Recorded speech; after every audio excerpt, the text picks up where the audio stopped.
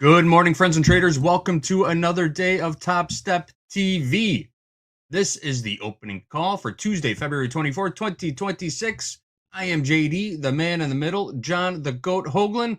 Over there on the right, Coach Ray, head coach of the Mindset Hunters, Topstep VIP. Good morning, gentlemen. Hoag, how you feeling this morning?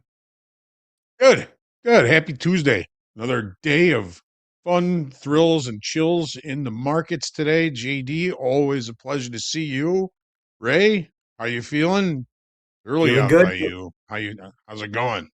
I'm feeling good, raring to go. Anxious to kind of take a look at the markets here and see what kind of context we can give our audience.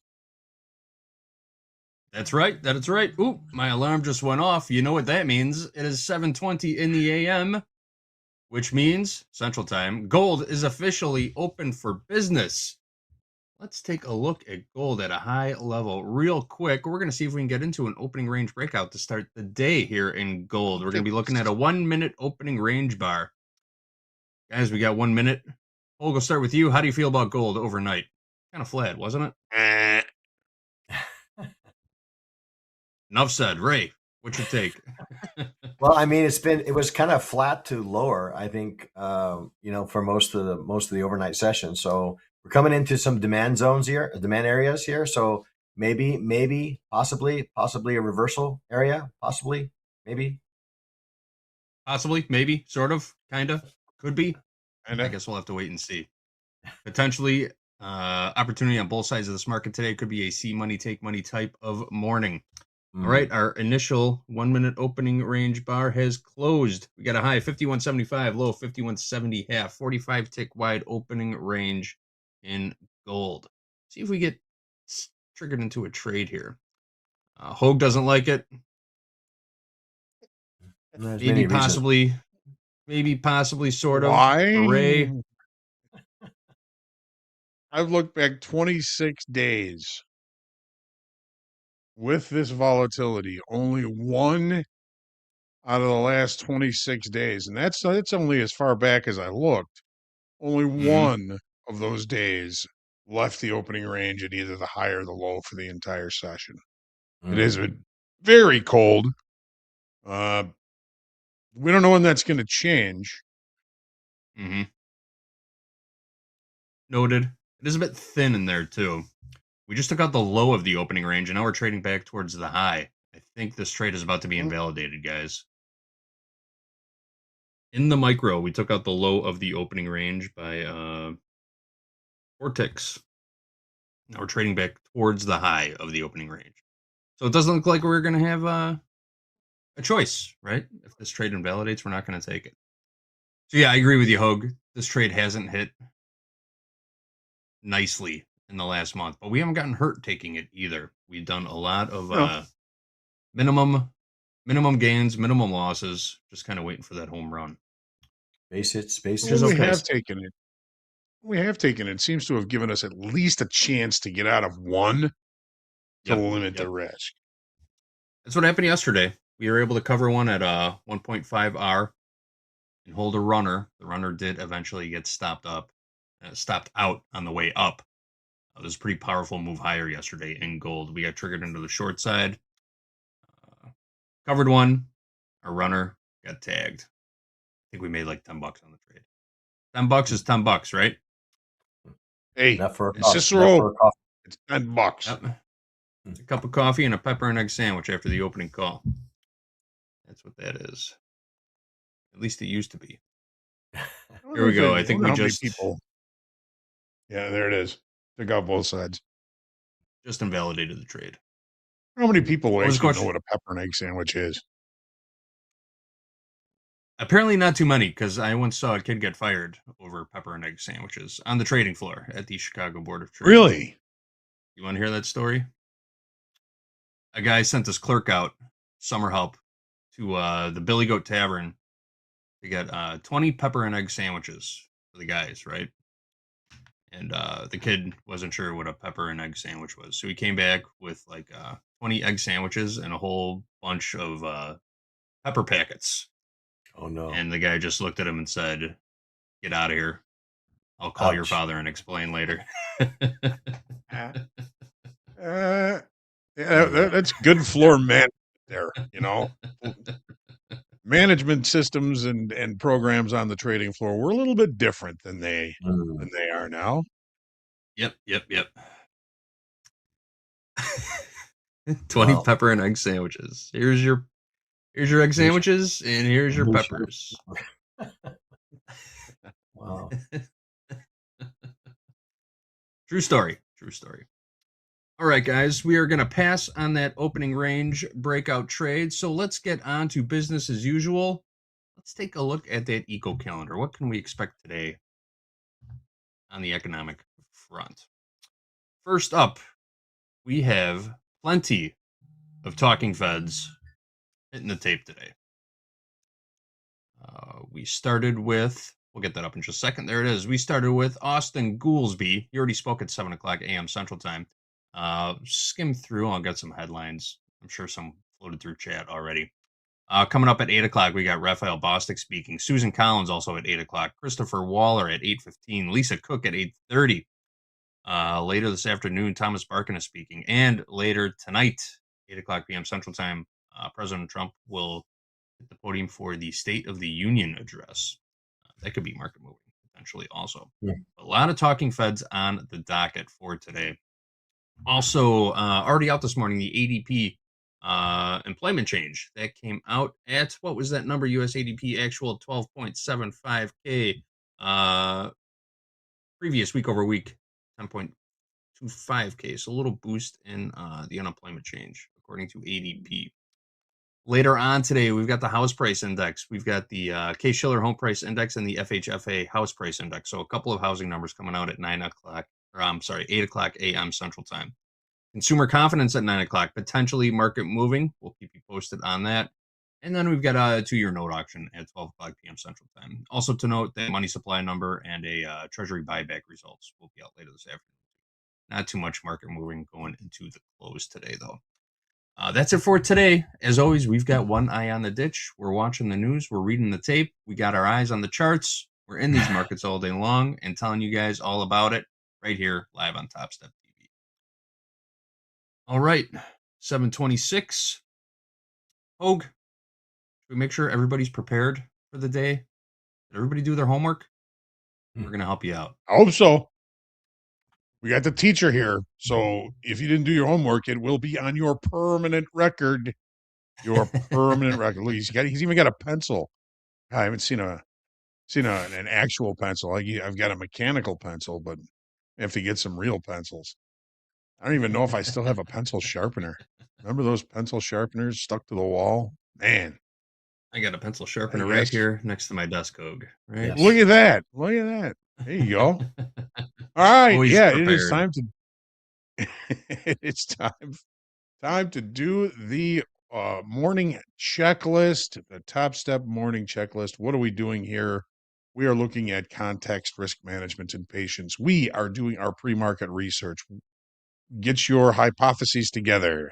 Morning checklist. You get your coffee, get your water, did you get fed? Did you get a walk-in? Did you do your meditation?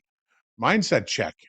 It's all about mindset check, folks. Your mindset will directly affect your decision-making process. Make sure you are in the right frame of mind for trading. Trade entry checklist. It's all part of your hypothesis. What do you think the market's going to do? What are you going to do if the market does this? Trade entry checklist. And make sure you write those trades down so you can do your post-market checklist at the end of the day. Review those trades. Review your psychology. Review your mindset during those trades. And always do your homework, or at least the beginning of it, for the next trading session, which 23.5 we are trading. So get your homework done, or you don't get to play. Coach Ray, the teacher, reminds us, you don't do your homework, you don't get to go to recess. You just don't get to go. Do your homework, folks. Remember when recess was a treat? Absolutely. Those are the days, huh? All right, guys. Before we get into these charts, we've got some news to share surrounding the tariffs. Senate Dems have proposed a bill to refund some tariffs. What's going on there? Nothing's going to happen just yet, but Something is in the works. Let's run that clip. I'll talk through it with you. A group of Senate Democrats unveiled a bill Monday to force the federal government to refund $175 billion in tariff revenue paid by U.S. companies. It comes after the U.S. Supreme Court ruled Friday President Trump may have violated federal law when he imposed sweeping tariffs across the globe by citing emergency economic authority. President Trump did then announce the next day he was raising global tariffs to 15% under the authority of a different law. The Tariff Refund Act of 2026, introduced by 22 senators on Monday, would require a full refund with interest of the previous tariffs. Reimbursements would go to small U.S. importers and businesses first, with all refunds processed within 180 days. After Friday's Supreme Court ruling, Treasury Secretary Scott Bessent said the High Court didn't address refunds, but remanded it down to a lower court. So according to Bessent, it could be weeks or months before we actually get a ruling on paying back tariffs. So we're still in the thick of this thing, guys. Not much has been resolved. It's going to take years. Years. If Nothing's going to anything happen. happens. Yeah. Not If in our anything lifetime, right? Eventually, we'll all just forget about it, and nothing will happen. That's what they depend on. Right? Anyway, I won't go too deep in the woods here. All right, guys. It is now 7:30 a.m. Central Time. We're going to take a look at that crude oil opening range breakout trade at the top of the hour, 8 o'clock. Until then, we're going to get into some chart analysis. Gold and silver are up first. Hogue, Coach Ray, dazzle us all with your charting knowledge, if you please. We will do our best to dazzle everyone. We've got gold and silver for the last 3 sessions has been one time framing higher. In other words, higher highs and higher lows. We've got ourselves a little rally going here. We've taken out the previous weekly high, which was 51.31 in gold. And how did the market perform? How has it been performing on this short time frame rally we've got going? The question for me and for everybody should always be, well, the market is attempting to go higher. How good of a job is it doing in that direction? So we're still seeing very low volume. It's improved just a little bit this week, but it's still below the moving average of volume. So are we bringing in a whole bunch of volume on this move to the upside? Maybe a little bit, but nothing impressive. What about open interest? Well, we added 4,900 estimated contracts to the upside yesterday. Was that impressive for the kind of range that we had? And overall, open interest has been waffling up one day, down the next, up a couple of days, down a couple of days.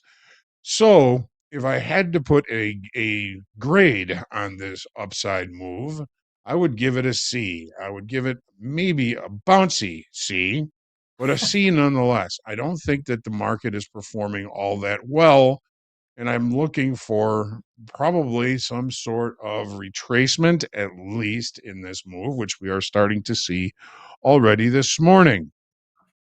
52.2560 was settlement, which was above the weekly kickoff high, 52.10.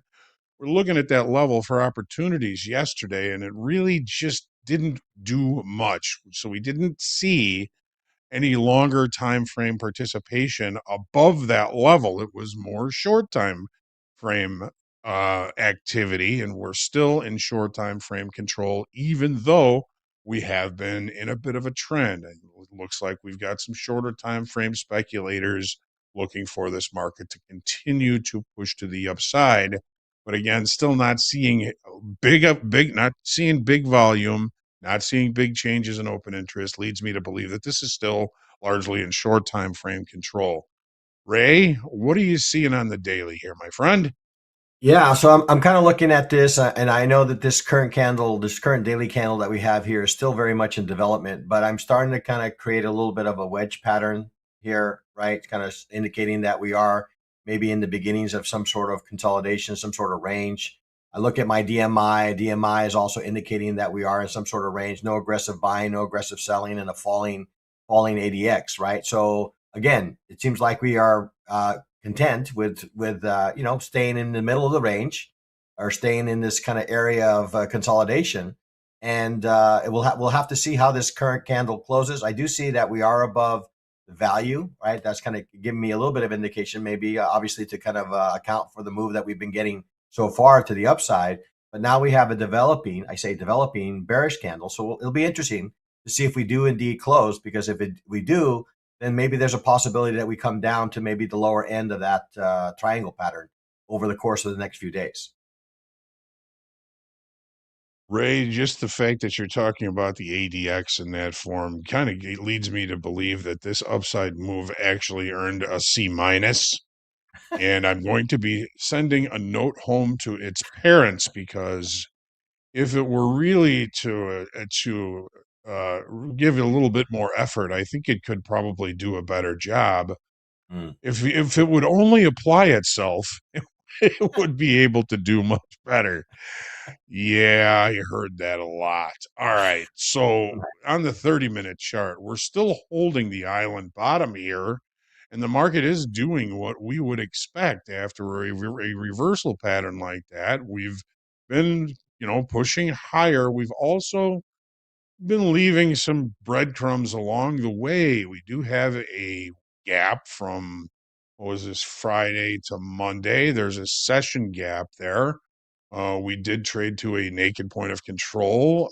We've got another naked point of control created from Friday down at 57.70. And these weaknesses in structure will become important when they become important. The look of that we took above the weekly kickoff high yesterday. So we opened, we rallied, and we just kind of held up here. And typically time is going to tell me that the market is attempting to accept pricing at higher levels. However, when we opened last night, the sellers came in and brought us right back down to and below that 52.10 weekly kickoff high, which then became resistant in the overnight session. We traded back to it. Look, opportunities were for sellers up against that level. So the market has been moving lower overall for the most part since the open last night. Where did we open? Somewhere up here. Where are we trading? We are trading down here, indicating short overnight inventory inside the range and value inside the range from yesterday, not the value area. And yesterday we did put in a double distribution trend day to the upside. Volume and time in that area, volume and time in that area. So if we were to be opening inside of between these two areas of volume and time, I would say we would be closer to being more likely to see a repair day. In other words, we would trade to the lower distribution as well as the upper distribution. But being that the market has opened in the lower distribution after rejection of higher pricing above the weekly kickoff high, and look at the volume up there yesterday, it wasn't all that great. So the market did expend its volume on its push to the upside, but did not maintain volume. It did spend time now showing rejection. I'm looking for this market to, if we can't get, back inside the range, back inside repair area or value from yesterday, then I can see this market kind of rolling and coming in, cleaning up some of the unfinished business, some of the weaknesses in structure in price down below here. ACH, anything can happen. I do like the idea on the daily chart that we're just not seeing a lot of participation in this. I think it would probably actually be healthier for an upside auction if this market were to pull back a little bit. Ray, what do you think of that? Yeah, well, actually, I'm looking at least on the shorter time frame. I see that price is below a lot of the things that we care about. We're a lot below all the moving averages except our 200. Our 200 price is still above it. I'm thinking right now is if we can get below this 51.65 level, I don't see any reason why we don't come back and revisit some of these areas down below. Specifically, the area I'm kind of looking at here is 51.45. and that's kind of this last area where we see some evidence of buyers. Taking a look at the DMI is kind of giving us some indication here that maybe it's kind of getting a little bit stronger here on the bearish side. We have a sloping ADX indicator to the upside. We have a reading of 29, so that's got a pretty healthy strength coming into the downside, I would say, in the gold market. So I would, before I can even say go, it's already there. So we're kind of making that advance, right? There it is, 51.45. So I would see that would be the next logical level for price to reverse.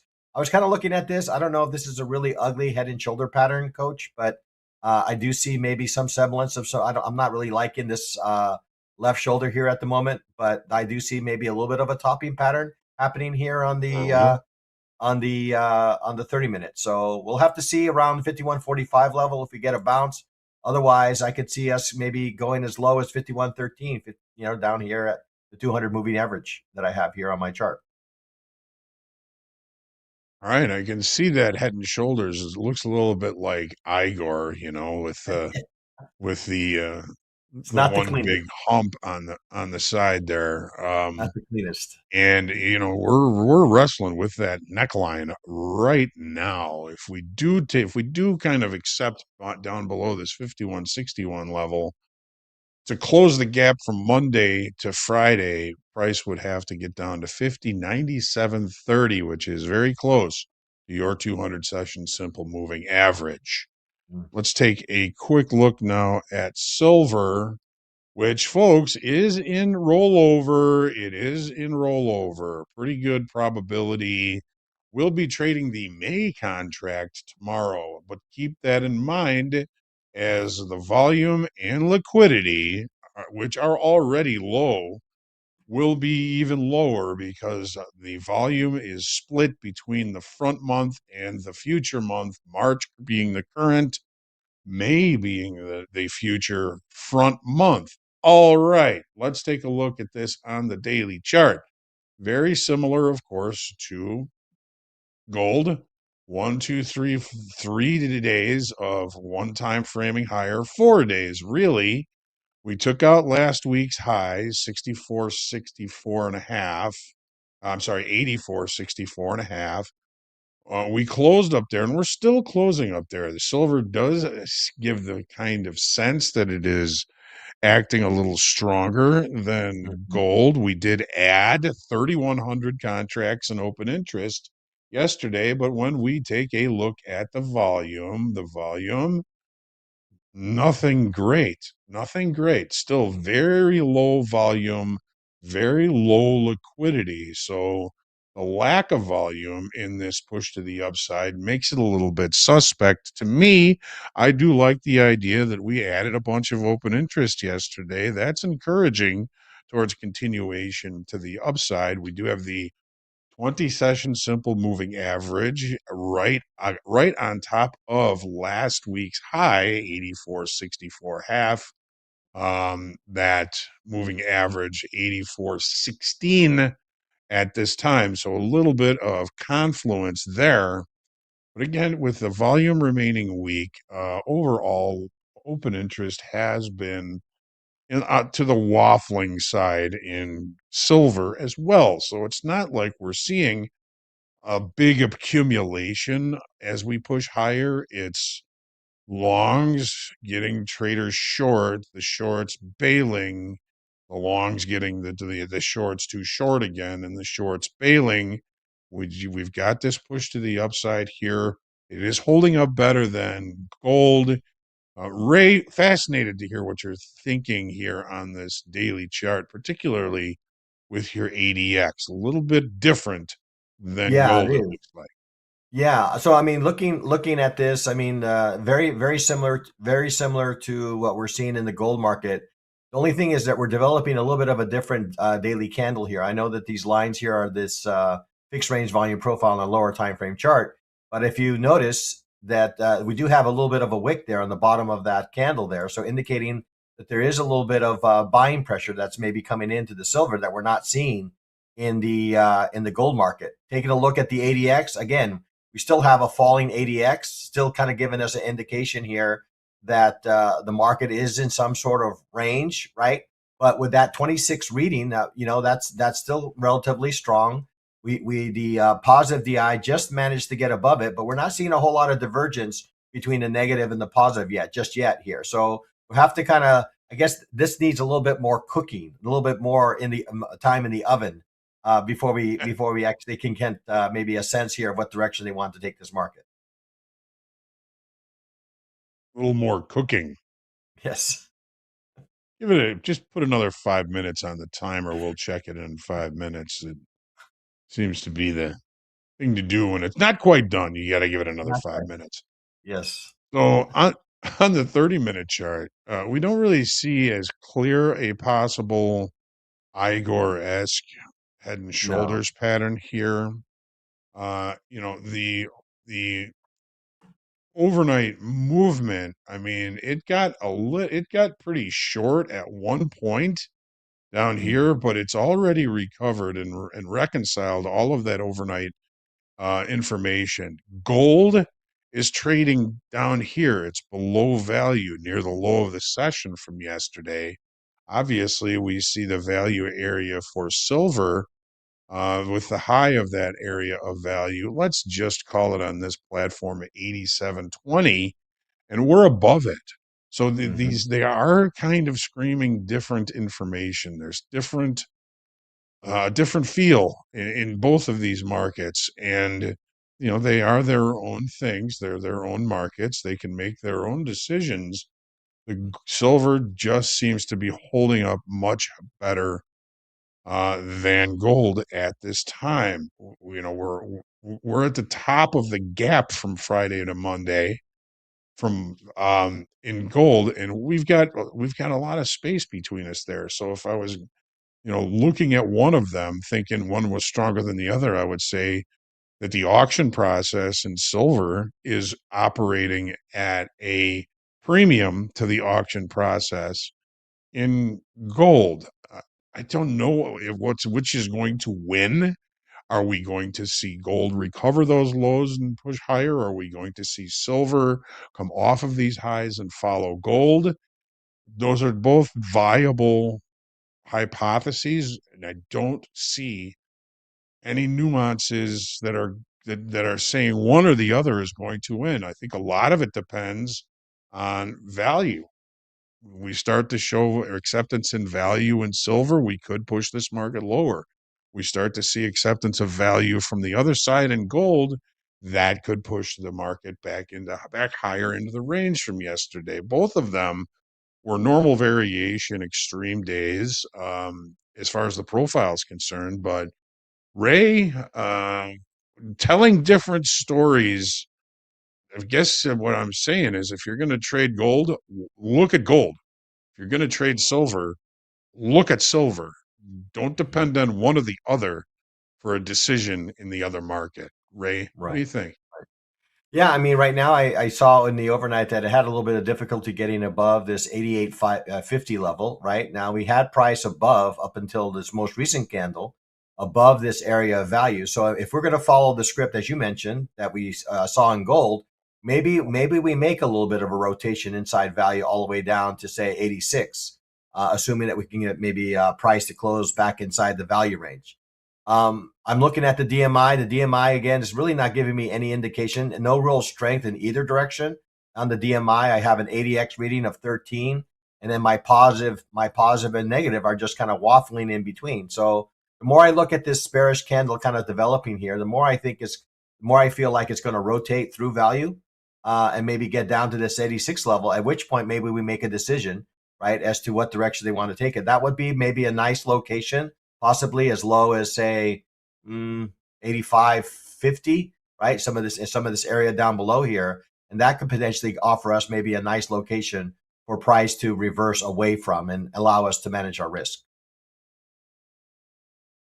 All right, thanks, Ray. Yeah, 85.50. You just mentioned that level. It's 85.48's the initial balance low from yesterday, also the high of the session gap from Friday to Monday. To close that session gap, we've got to get all the way down to 95.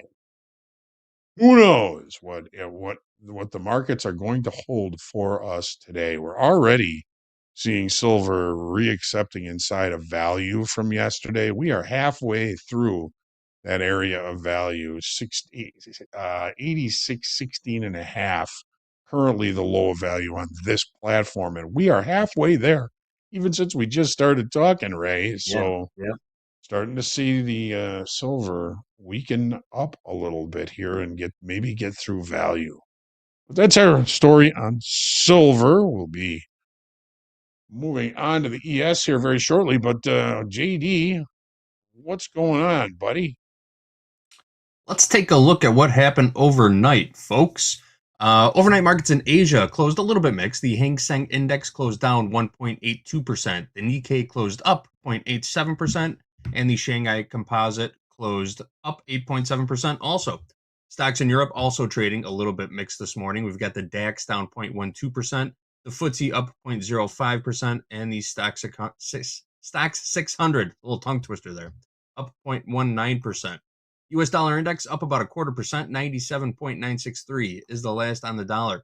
VIX is up about 0.25% also, 21.05, well over 20 to start the day this morning.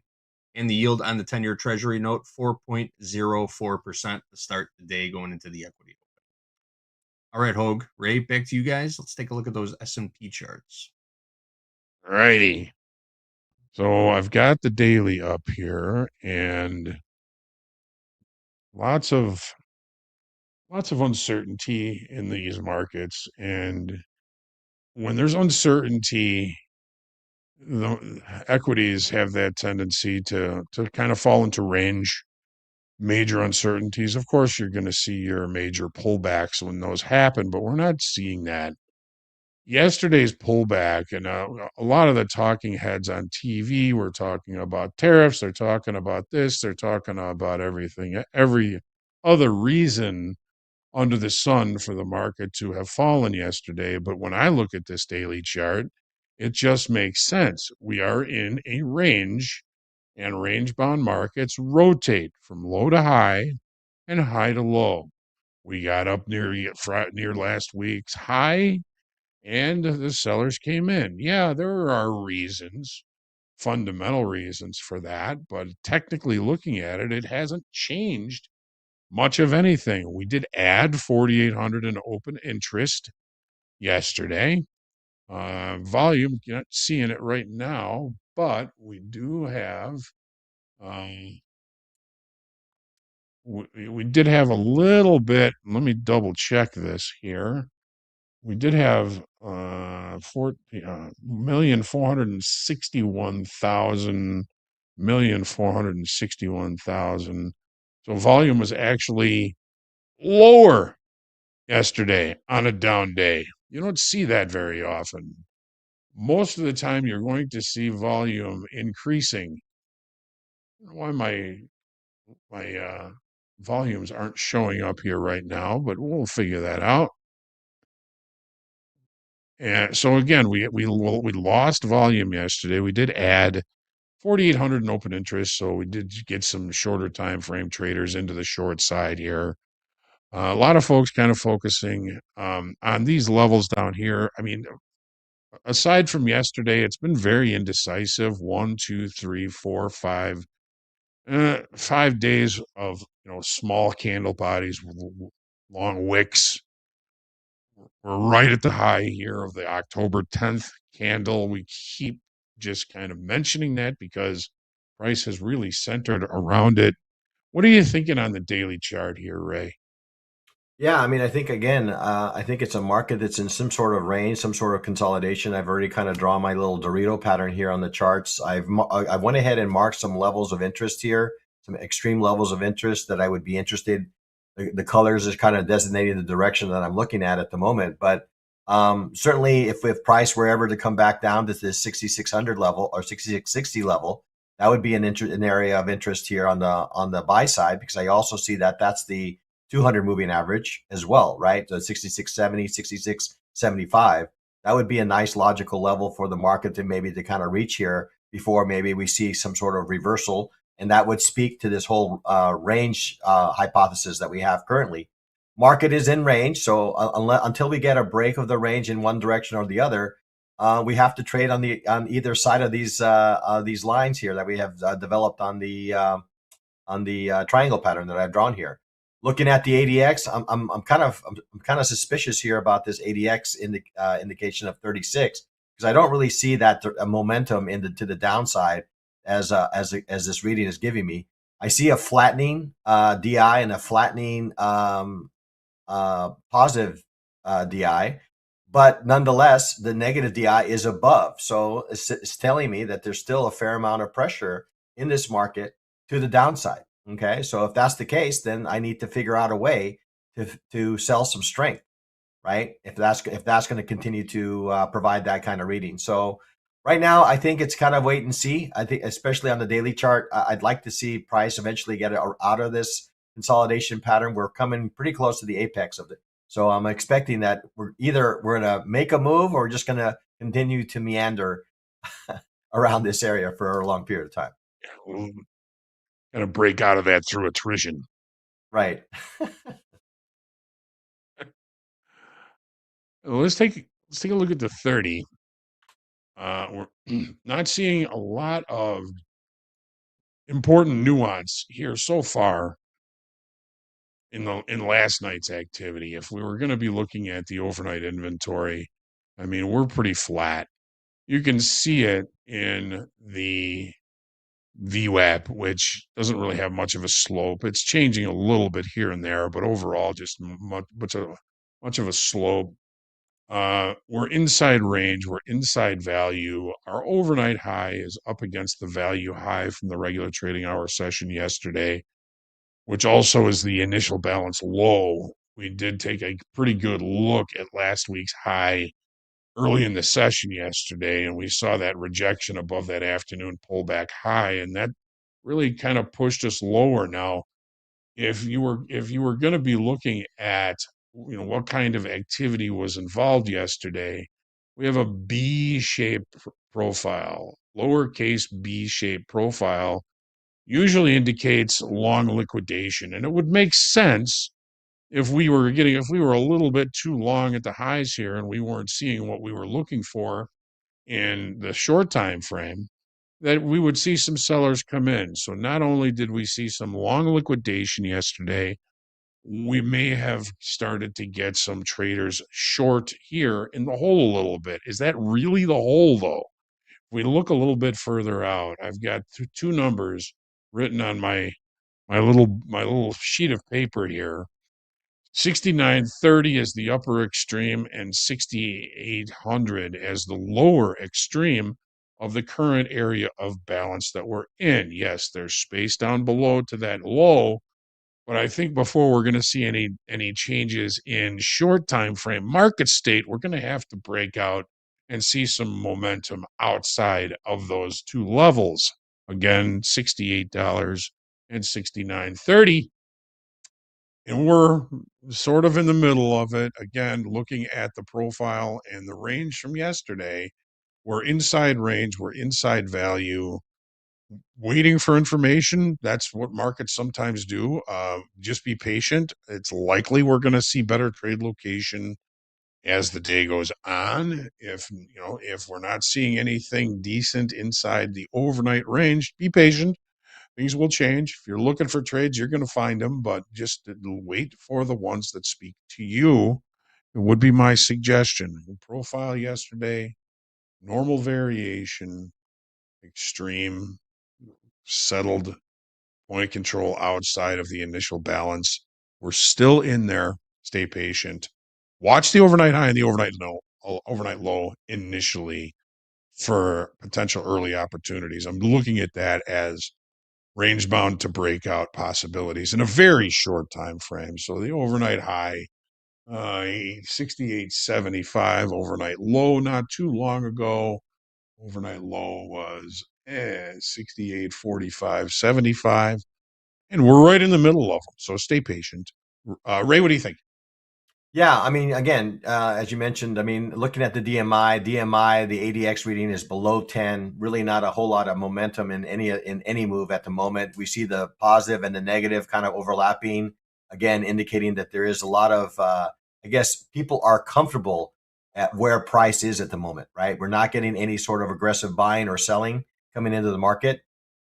Looking at these candles, you would indicate that maybe we would get a little bit better reading here. We're starting to see a little bit on the positive side, so maybe giving me a little bit of a lean on the positive, but we haven't been able to get above that 68.75 level that you mentioned earlier, right? So market just appears to be in some sort of range, some sort of balance. I've kind of identified this area here down below here at 68.46 is kind of the low of the day. That we got a little bit of a reversal off of that, but we have some more work to do if we are going to break out of this market. I've also marked this 200 moving average above here. I would expect that I would kind of serve as some sort of resistance here at around 68.80, let's call it, or 68.79. I'm gonna expect that if we do make a push up to that upside, because technically we're still below it, so I would expect that could offer us maybe a nice short term opportunity for a bearish trade up at that 200 moving average up above there, around 68.77, Nice. 68.78. So Nice. At least an opportunity to limit risk, and that's the name of the game, folks. We got crude oil opening as we speak. JD, what you got? Looking at this 1 minute crude oil opening range breakout trade, just like we did in gold. Opening bell for crude oil, 8 o'clock a.m. Central Time, top of the hour. So the bell has rung. We've got about 10 more seconds till this opening bar closes. Got a high at 66.88, low of 66.82, a 6-tick wide opening range so far, guys. Oh, make that 8 ticks wide. We could do 100. This will be right. This will be a very low risk trade setup if we get triggered into a position here. We'll wait for this confirmation bar to close, confirmation candle to close, I should say. See if we get triggered into a position. We did not take the crude trade yesterday. We had a special guest on, Jessica Inskip came and joined us for the opening call. So we just kind of glossed over the crude opening range trade. It was a good thing. It was a good thing. Possibly glossing over it this morning too. But let's see what happens. We got about 20 seconds. We're trading on the lower end of the opening range, outside just by about 2 ticks. I'm not calling 1 or 2 ticks confirmation on this trade right now. A little bit of selling coming in right there. Just a bit.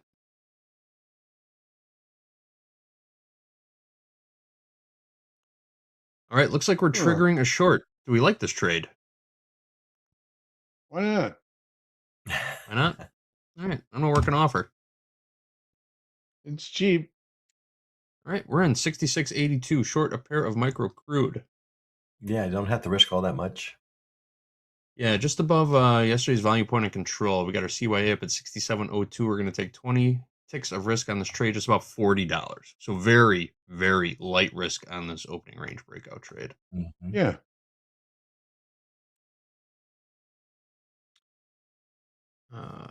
I will keep you That's all cool. apprised of how this trade goes. Awesome. But let's get into those crew charts and let's see what you guys are thinking. Maybe we'll adjust on this. All What do right. you have to say? Well, let's see if this helps. We're going to scare it lower. We're going to scare it. All right. Here we go. All right. So on the daily, we all know that the weekly and the monthly is very range bound. We have seen some market state changes in short time frame, and those market state changes have been to the upside. Yesterday we pulled back off that high a little bit. We took a look above last week's high, took a look back off of that, and we added 3,200 in an open interest. Is that a huge thing? Not necessarily. Volume, pretty low.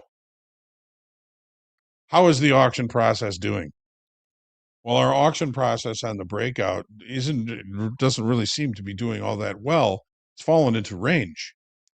So we're just looking at a market that has broken out of a range, has created a new range at a higher level, and we're still looking at range bound to breakout rules, if you ask me on this. So we had volume slow, just open interest is a little bit higher than it was. Still hanging in this trade.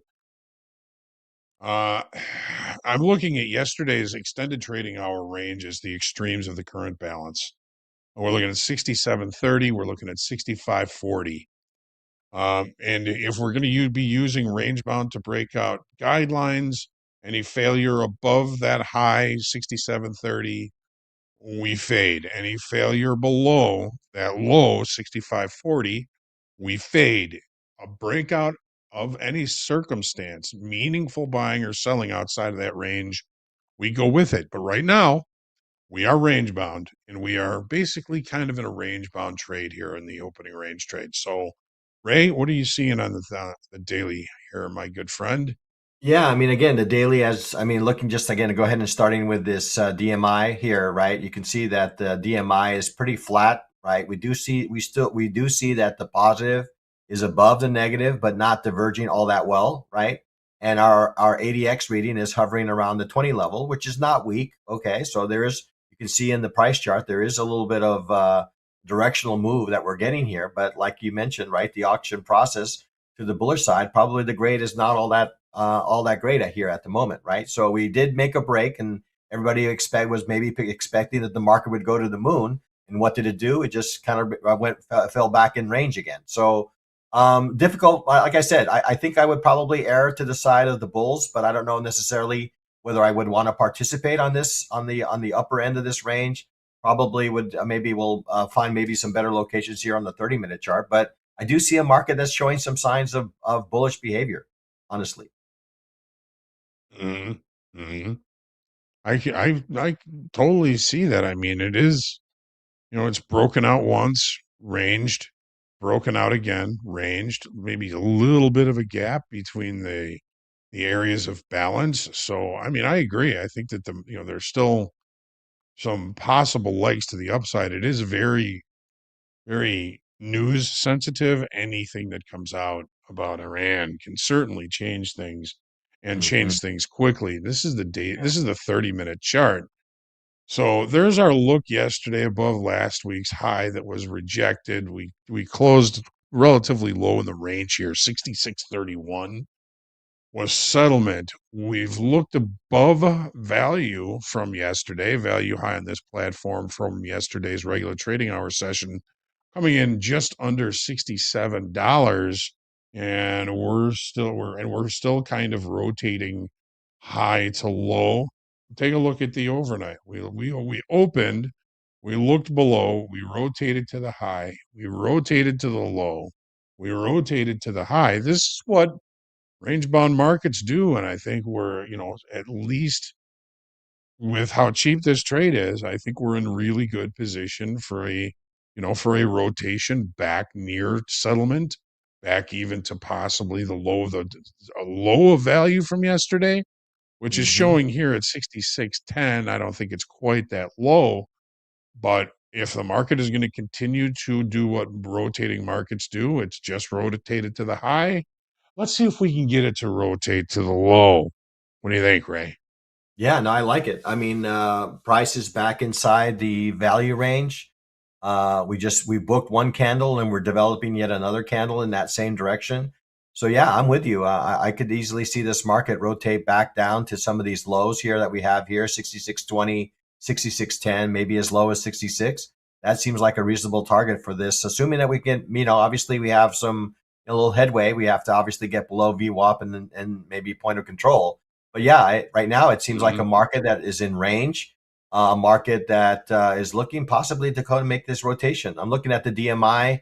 The DMI again is giving me that kind of same kind of range kind of look, right? We have both the positive and the negative kind of waffling, kind of similar to what we've been seeing on the VWAP in some other charts. Our ADX reading is 20, which is not weak. I mean, we had a pretty good move here to the upside, but we ran into some sellers here at the moment, right up around the 67 level. So it'll be interesting to see how we do around 66.60. Okay, these are kind of the first batch of moving averages that I'm looking at.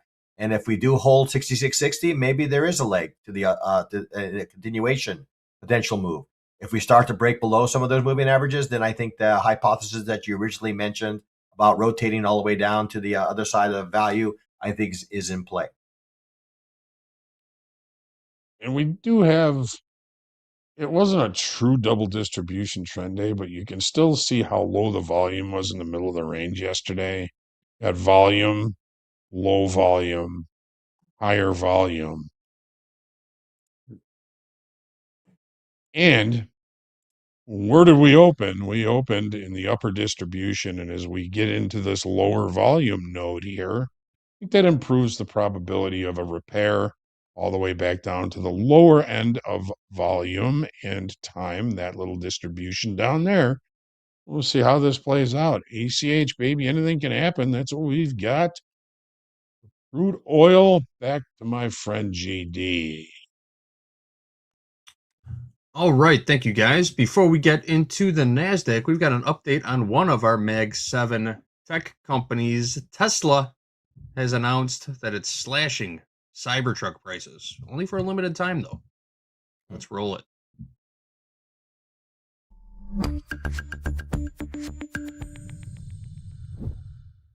The Tesla Cybertruck has dropped in price. The new starting price for the base model of the fully electric pickup truck is just under $60,000 now. That's a significant discount from almost $80,000. Tesla CEO Elon Musk announced the cut in price on social media, saying it's a limited time offer good for just 10 days. Despite the hype, sales of Tesla's Cybertruck haven't met expectations since its release in 2023. The Cybertruck's limited time starting price falls below rival vehicles like the Rivian R1T and the Chevy Silverado EV. Temporary 25% price cut on the Cybertruck. They still giving tax discounts for electric vehicles? I think that's over, right? I think that is over. No, I don't think they do that anymore. Yeah. Oh well, we had our chance, right? Well, get in there if you really want a Cybertruck. 25% off for the next 10 days. All right, guys. Let's give the people what they want. The tech-heavy NASDAQ. Let's do the thing. I wasn't going to buy one before. Still probably not going to buy one now. That's just me. Yes. That's just me. All right, NASDAQ. Everybody's favorite, the fair-haired child of futures trading, the NASDAQ. All right. Rotational trade. Imbalance. Yeah, we pulled back yesterday. You can come up with a million reasons why that happened. Technically, it was just what markets do. 1, 2, 3, 4, 5. 5 indecisive bars, one good up bar, and next a good down bar. This thing's barcoding, folks. It's barcoding. We had 1,200 in open interest yesterday, not a huge amount. Volume, just right about the average, the 20 session moving average of volume. So just okay volume. Price central in the area of balance. If you're using last week's high and last week's low as the area of balance, we're in the middle of it. ACH. Anything can happen. Ray, what are you seeing? Yeah, I mean, I see a little bit of a consolidating going on, a little bit of range kind of trade going on here at the moment. I got my little triangle pattern ready to go. I mean, if I take that pattern, well, and I look at what the swing that led to that pattern, well, I'm thinking downside. But I'm always afraid with, shorting America here, right? So, I think the 200 moving average here around 24,500 continues to be in a level of importance for this market. Right now, we remain above it, but not overly so. Okay, so we'll have to continue to monitor to this to see which direction, if at all, it could again do the similar kind of move that we discussed with the ES, just kind of continue to meander around this apex area. I would have expected to actually seen this break out in one direction or the other by now, right? We're already pretty much at the apex. So I don't know if this is just going to continue in that direction around 24,850, 24,860. I look at the DMI. The DMI is giving me a positive reading. If the direction is correct, it's saying it's to the downside, but the downside selling pressure is falling. So I'm kind of getting a little bit of a mixed message here on the DMI indicator as to which direction they want to take this. Right now, it's kind of giving me kind of a neutral reading. As long as we stay above, maybe above the 200, maybe there's opportunities to the upside. But otherwise, if we fall below the 200, there's I think there's some room to the downside. Ray, as the closer we get to the apex of that triangle pattern, the less powerful the breakout is likely to be. Right. So we may, just like we talked about a few minutes ago on another chart, just kind of leak out of that through attrition. It Right. happens. Right. It happens. All right, let's take a look at the 30. All right, so 1, 2, 3, day 4 in this range. I'm still including this low as part of our area of balance. Haven't been there lately, but what about overnight inventory? Do we have any overnight inventory? Market opening here, maybe seeing a little bit of longs here, but nothing to base any opportunities around. What about value? Well, we're sitting here at the high of value. Our overnight high right up against the 200 session simple moving average here on the 30-minute chart. Overnight high, and that level looks important to me. What about the low? Well, our overnight low basically right at settlement. So, if I'm going to be looking for early opportunities, I think my focus, and this is just me, not telling anybody what to do, this is not financial advice. Mm-hmm. But my focus would be on the overnight high and the overnight low, overnight high as well as the 200 session simple moving average. Saw resistance earlier, saw resistance again. Will it see resistance again? And settlement are overnight low. The closest references that I can see to be able to limit risk against. Here we are. We're going to open high of value. Do we reach low of value? Do we reject value? Do we move higher? All of these valid hypotheses. The question is, how soon can you recognize one of those hypotheses coming true? Mm-hmm. And are you prepared with the strategy to take advantage of it? Ray, what are you seeing here on the 30-minute chart? Yeah, well, I'm seeing price is having a difficult time getting above this 200 moving average here, right? We've come up to it once and failed. We've come up to it again with a little bit of more vigor, failed again, and now we're developing a bearish kind of engulfing candle here, right? So maybe we rotate to some of these lows that you mentioned on the overnight here, maybe as low as 70 to 24,760 level. That would also kind of align with the point of control of the visible range volume profile, as well as this triangle pattern that I drew on the daily chart. So looking at that candle there, I'm looking at the DMI and seeing, okay, is there any strength behind that? Well, that didn't even give it a little tick to the downside, right? Selling pressure is falling, as funny as it may sound here, right? The ADX indicator is really not giving me any strength in any direction. I see both the positive and the negative. So it's a market that's in range. So I think when the market's in range, we need to continue to focus on the extremes of levels. So we are at a level where relatively extreme in the short time frame around this 200 moving average. If we wanted to entertain something to the downside, we don't have to risk all that much to find out that we're wrong, right? Again, it's not advice, but I like the fact that we're kind of hovering around this value area high, and that could give us maybe a little bit of a rotation back to the low of value. That's kind of the play that I'm kind of seeing. I don't know if that was a similar play that we talked about in the ES, but it seems to ring a bell. Awesome. The profile, like the S&Ps, B shape, lowercase b shape, low volume to higher volume at the bottom. Long liquidation. With the increase in open interest, again, possibly adding some new shorts down to that level. So long liquidation, has a tendency to take selling power away from the market temporarily.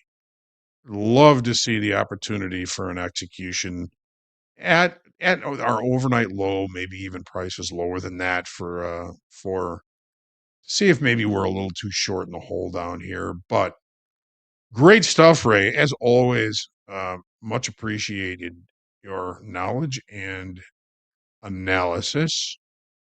Welcome. And that's what we're looking at here for these markets. The sooner we can figure out the day type, the better off we're going to be. All right, guys. Thank you, Hogue. Thank you, Ray, for that context on the markets this morning going into the 8:30 Central Time Equity Open. The next question is, what's going on for the rest of the day? Well, I just happen to have the answer to that question right here. Coming up next in Fast Markets, the triumphant return of our good friend and colleague Andre is back this morning. Maybe he'll talk about where he was, what he was doing. Maybe he won't. I don't know. Let's press him for questions. He's going to be joined by Jack and Hogue, our rotating guests for the morning. Aaron Trades will be on from 8:30 to 9:30. Dakota from 10 to 11. And we might get a special drop-in from the trader-in-chief himself. Stay tuned for that. 11 o'clock Central Time, Hogue will be back for the morning highlights. He's going to go over this trade that we took here in crude oil and potential trades we take during fast markets. 11:15, power players. I'm going to be here with Mandy and Dolby time. That'll be a good one. I guarantee you we're going to be trading up for the 11 o'clock hour. Just popped up on the schedule that President Trump will be speaking at about 11:30 a.m. Central Time, too. So you can do to pipe that in. But we might get some headlines flying around that time. So we will be in the markets. 12 o'clock group coaching. Hogue will be here with Anne-Marie and Hoop. We will pin a form to the top of the chat in a little while. Grab that form, fill it out, click submit, and we will answer your questions live right here on Topstep TV. 1 o'clock trade with Topstep. I'll be back with Gabe and Enrico. We got a new guest coming in for trade with Topstep at 1 o'clock Central Time. Make sure you're here for that. Then we're closing out the day in Power Hour with Andre, Dakota, and Dolby time. Plenty of tradertainment coming your way all day, bell to bell, right here on Topstep TV. All right, guys, we've got one more piece of news to share. We've got a public service announcement for everyone. It's that time of year again, right? Spring break season is around the corner. I know a lot of us are going through, or a lot of people, I should say, are going through some heavy blizzards, but it's time to start thinking about fun in the sun, right? Around the corner. If you haven't booked a getaway yet, there is still time. In today's Consumer Watch, Jen Sullivan has tips on how to still score some hot deals for that spring break. Let's run it. Are you tired of the snow and cold weather? It's not too late to book a spring getaway. There are loads of places that still have availability and places that you can find great deals. Emily Kaufman, known as the Travel Mom, says if you're looking for somewhere warm, all-inclusive resorts are great for families. They're a great way to stick to a budget, and you get so much value. Your accommodations, your meals. Looking for something adventurous like skiing? If you book at a Vail Resort, which are located at various ski towns, you can get $100 or more off per lift ticket if you book at least 4 weeks in advance. That's a savings of 30%. Kaufman recommends Keystone Resort for families. There's one located right outside of Breckenridge, Colorado. If you don't want to splurge on a long hotel stay, Kaufman says check out Resort Pass. They sell day passes to hotels and spas at more than 2,500 locations in the U.S., Caribbean, Mexico, and parts of South America. When you're planning your trip, check out the community's Convention and Visitors Bureau because they'll often advertise special deals on local activities. Kaufman says being flexible with your travel dates will help keep down the cost, but that can be tricky when you're tied to the school calendar.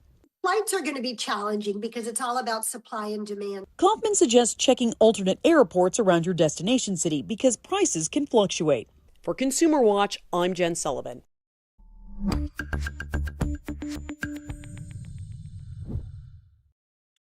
Jen Sullivan is not AI. I know that's a popular opinion around here. All right, guys. We've got crude oil on the move. We almost rallied back to our entry price. There was one small headline coming out from the Canadian Defense Minister saying Canada is imposing sanctions on 100 vessels from Russia, from the Russia Shadow Fleet, lowering its price cap for Russian crude to about $44.10 per barrel from $47.60 a barrel. You think that would be? You think that would lower crude prices, right? You think we'd be going down? But we popped on that news. We did pop on that news. So we'll continue to monitor this crude oil trade. We're now back to a scratch on this trade. We rallied from a low of 66.64 all the way back up to 82. Almost 20 tick, 18 tick bounce in just a matter of seconds there. Took away all our profit in just a couple of seconds. It's the only crude oil headline I see right now, though. We'll keep you posted. Cheaper Russian. I mean, you would think it would help us look to the downside. One would think, but crude oil just seems to have a mind of its own sometimes, doesn't it, JD? Never likes to do what we want it to do, does it? Mm. You always got to think contrarian when you're trading oil. Oh well. Every day we learn a little something new about our favorite market. All right. I think we are just about ready in the back. Kicking it over to Hogue. Ray, thank you so much. We will catch you again real soon. Everyone else, I will see you in a little bit. Hogue, you're taking over. Do the other thing now. Do the Let's do thing. the other thing. Good thing. We'll do the thing. Still working on that, folks. JD, Ray, always a pleasure spending the morning with you guys, and always a pleasure having all of you here. Thank you all again, all of you, for trusting us with your time. I've got the top of the chat here. We got Shubham, who is a frequent flyer at the top of the chat here. We got Anastasios. We got Big Country. It's a good chat name. I like this one. Built Different. Welcome, Built Different. That's the first time I think I've called you out here, being one of the early birds in the morning.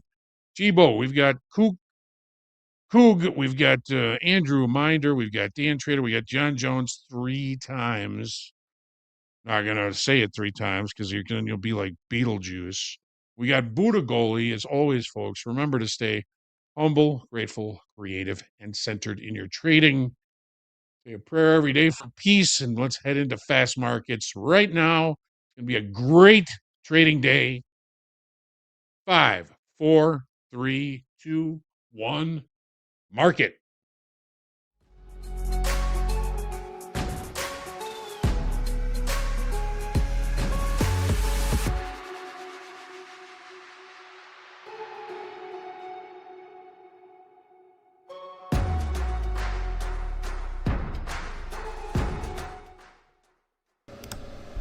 Good morning, everybody. It is Tuesday. It is 8:26 p.m. Central. It is fast markets. Ooh. And of course, so much news flying around. But the biggest is that our man Andre has Nope. returned from his stint at the Board of Peace. We didn't want to say while he was on air, but he's back now. Thank you for your service. dedication to making the world a better place. Oh, Jack. I missed you. Yes. Welcome, everybody. Topstep TV. This is Fast Markets. For better or worse, I am back. Giorno. With that being said, we got the man to the right. We got Aaron Trades in the house. Star of the London Open, 1:30 a.m. Central, Monday through Friday. Let's get right into it. 2.5 minutes till opening bell. Aaron, thoughts coming into this Tuesday? We got headlines. Gold's volatility is back. What's up, Aaron? Yeah, good to see you guys. Good to be back on. Big sell-off on gold, actually, before we've even jumped in here. I did take some pre-London longs. Did take an initial loss.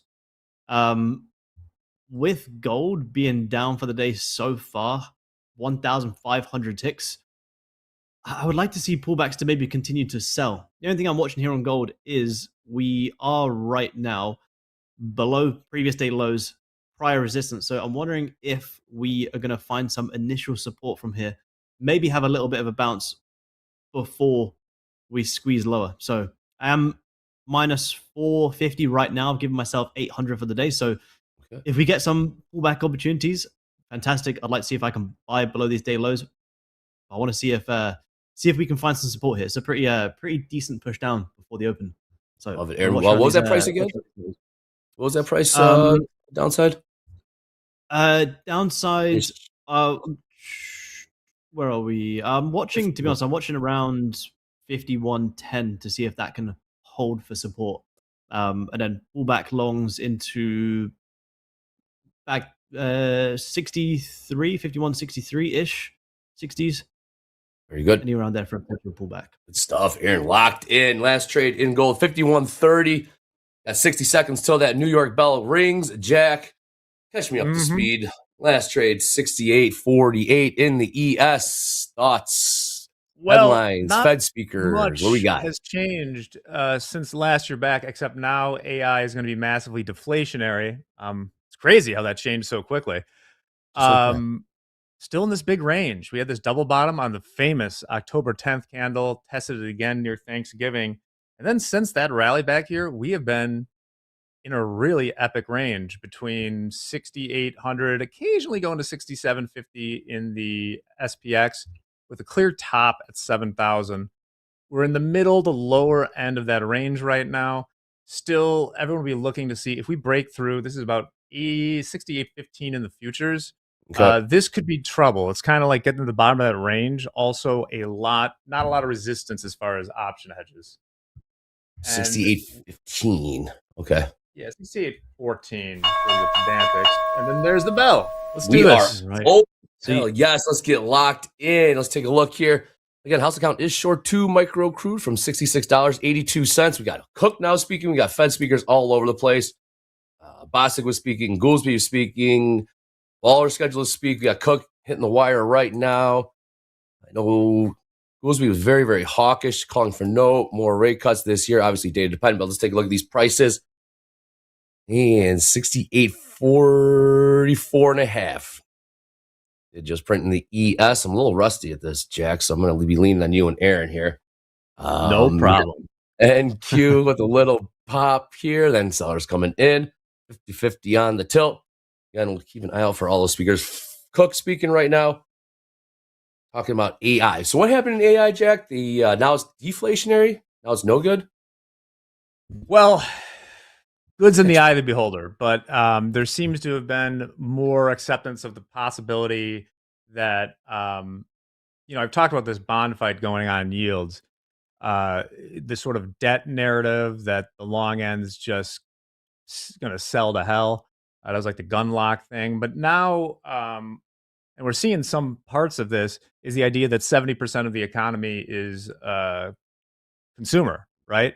And if we start losing jobs or cutting back or dedicating too much to the AI spend, we're going to lose that part of the economy, which is deflationary. So since you've been gone, as Kelly Clarkson would say, Yeah, love that jam. yeah, best pop song of all time. You're The saying? 10-year rates come in quite a bit. Let me go to my day chart really quick. Since the beginning of February, we've sold off now 27 bips. 10 years at 4.03 right now. Interesting. Does that have to do with some of the uncertainty piling into treasuries? I'm not sure. Well, that's what I lean on Jack and Aaron for. But we're seeing some selling right now in the equities. New session lows in the NQ. That would be 24,753, call it. ES, look out below, 68.35 quarter. Got about 20 points in the last 2.5 minutes since that New York bell did ring. Take a look at crude selling off. And house account short 2 from $66.82. About 30 cents in the money right now. Gold, bit of a holding pattern. Just digesting, trying to figure out which way it wants to go. Aaron, if we stay here, still looking for longs, perhaps. We're seeing that sell off. Yep. Last couple of days. I do like the longs. It's kind of hard for me to now want to be a seller below yesterday's low after the big push that we have been. So, yeah, I would like to look for longs. I think as long as it's risky because intraday we have sold off. So intraday we big sell off, but higher time frame is still overall very bullish. And where does gold love to find support? Below them previous daily highs and lows. So, yeah, I would like to buy this. I just want to see a little bit more bullish signs before I try and catch the bottom just yet. I don't want to be the first one in here, so I just want to see a little bit of volume kick in and see if I can follow up. Very wise, disciplined. His approach. Look at the Dow. Dow popping here. NQ selling off. New lows. NQ 24,721. Call it now 720s. Jack ES kind of taking its lead from the NQ. What do you got, Jack? Dow popping here at ES selling? Yeah, we got some contrarian Mag 7 action going on again. Uh-oh. Apple's up 2%. Everything else is down, some quite a bit. Broadcom's down 4.4%. Actually, Tesla just barely flipped green there. Software continues not to catch a break. Microsoft, once again, is within $7-8 of its 200-week moving average. Don't see those too often. Discount prices? If you More see another, discounted. Again, 50-50 on the tilt. Gold quite tame right now. Still right around 51.34. Take a look at silver. $86.30 there.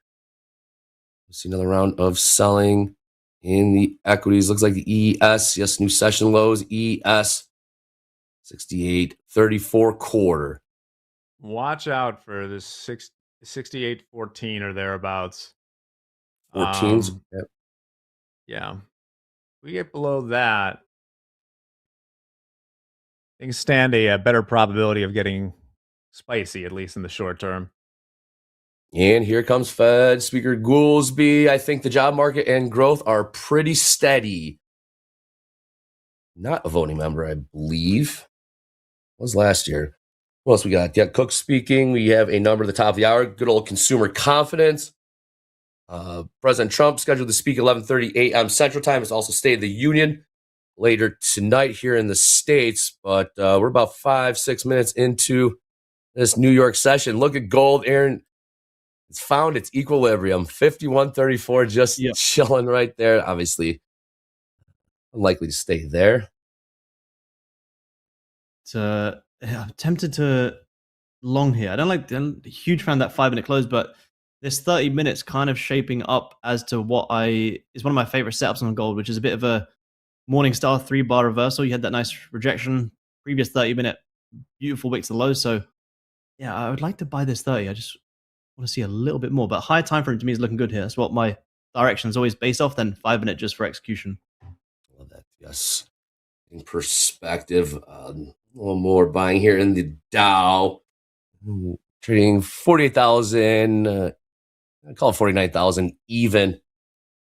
See some more selling here in the NQ. What's going on in MBT, Jack? How's the crypto bros doing? Is it still look out below over there? Not good. Not good, Andre. Not good. Oh boy. The spot market crypto or Bitcoin is trading 62,962. 62. Oh, okay. Yeah. Okay. New lows NQ 24,696. Call it same story in the ES 68.28 half. About 13 points from that price of interest that Jack was talking about. Speaking of price of interest levels. Oh, into the top of the chat, you got those tops. Oh, really quick. I just want to say on crypto, on February 5th, we had a puke print down in the spot market that just got under 60,000, but we're within striking distance now, 3,000 away from that dreaded 5 handle. Well, we see it today. And those levels pinned at the top of the chat. Update and refresh before every New York Open. What's up, Grillionaire? Do you one better? Click on the indicators tab at the top of Topstep X, type in Topstep daily levels, have them slap overlaid right there on your charts on Topstep X. And speakers hitting the wire. Number at the top of the hour. Stay locked in. A little bit of a bounce here in the equities. We got, I know. Are you buying it, Jack? Is it selling over? Maybe another push to the downside. So you're looking at those 68.15s, 20 points from there. Dow, new session highs, 49,054. Watching the gold here. 50-50 on the tilt. Yeah, nice.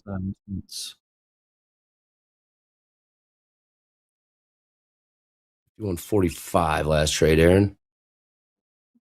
Yep, I think I might get a nice 5-minute breakout here. I may see if I can get it. Okay. It seems so thin in the market. Well, what's going on in silver? Still $86.79. No, $86.89 last trade there. And there goes the Dow. Dow new highs, 49,000. Wow. 123. Check out what's cooking in the Dow. Yeah. Oh, look at you. Look at you. Finally. I look at Love the it, Jay. components.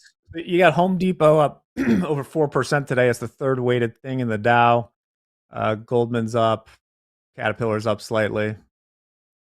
Leave Home Depot had earnings before the bell today.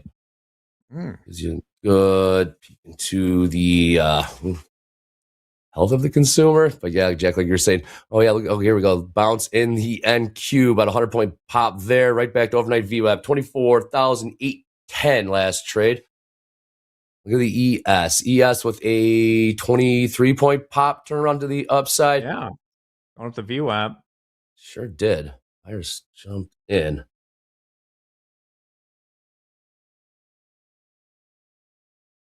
How about that, man?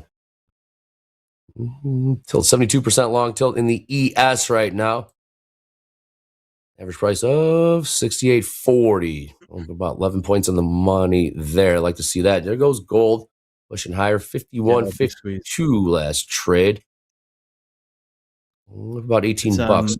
Go ahead. It's a good reminder for people, you know, when you're watching these intraday timeframes, you know, you see these huge sell-offs.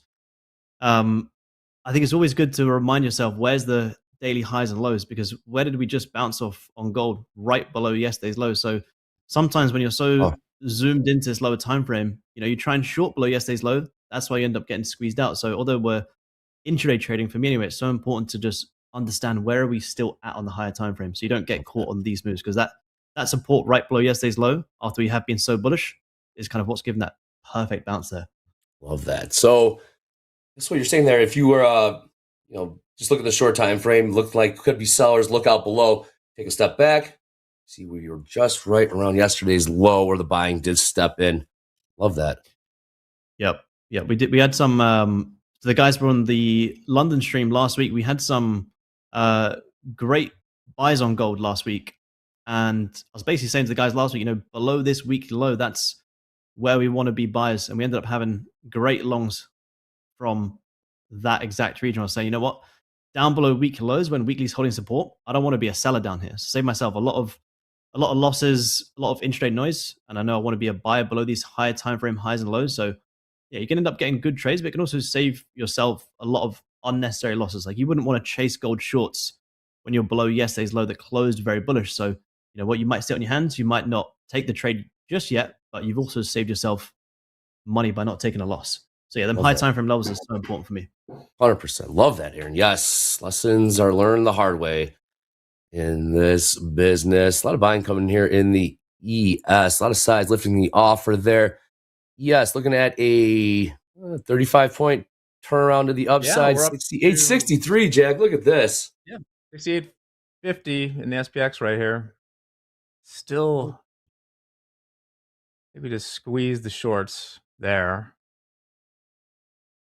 Yeah, and take a look at NQ. NQ with about a 150-point turnaround. We trade 24,850. About 5 minutes ago, we did bottom out at 24,694. I'm about 160 points higher right now. There goes the Dow, new highs, 49,210. Last trade there. What's going on in crude? And how's it going? Is short two from $66.82, about 35 cents in the money. Jack, what do you like upside target wise? I got overnight high is about 10, 12 points higher from here. Hell of a turnaround. Yeah, I mean, upside, I like 68.95 or something like that, or maybe if you're more conservative, like 68.80 maybe. Although I think it's gonna have to work to get through here right now. I'm still eyeing up the short. And here comes Waller. Waller, I don't think AI is going to substantially displace white collar work. We got Waller, we got Goolsby, who else? We got Cook. All speaking, hitting the wire right here. We'll be bringing those headlines on Topstep TV. I'm going to turn around there in the equities. We're buying here in silver also. Let's trade $87.08. What's this gold here, Aaron? Looking at what's it looking like here, the setup? It's had the bounce that I would have wanted to see. So which is okay. To me, it's not really missed move yet. Maybe this is the confirmation that I want to see after having, being down 1,500 ticks there. So maybe this breakout is what actually gives me the confidence to want to take the trade. So right now, if we can still hold above, I think any little pullbacks back down into this very minor intraday level, and I would still like to buy. I kind of didn't want to get in too early just because we have sold off so much, but now that the markets have showed me cool, daily lows are holding, we're finding support. Fantastic. That's the markets telling me that what I'm thinking is correct. So any pullback, and I'll see if I can get it. I like that. And new session highs, NQ, looking at a 200-point turnaround. Let's trade NQ, new session highs, 24,913. How about the ES? Do the same. Yep, new session highs, 68.74. Almost a 50-point turnaround. I did not see that coming, Jack.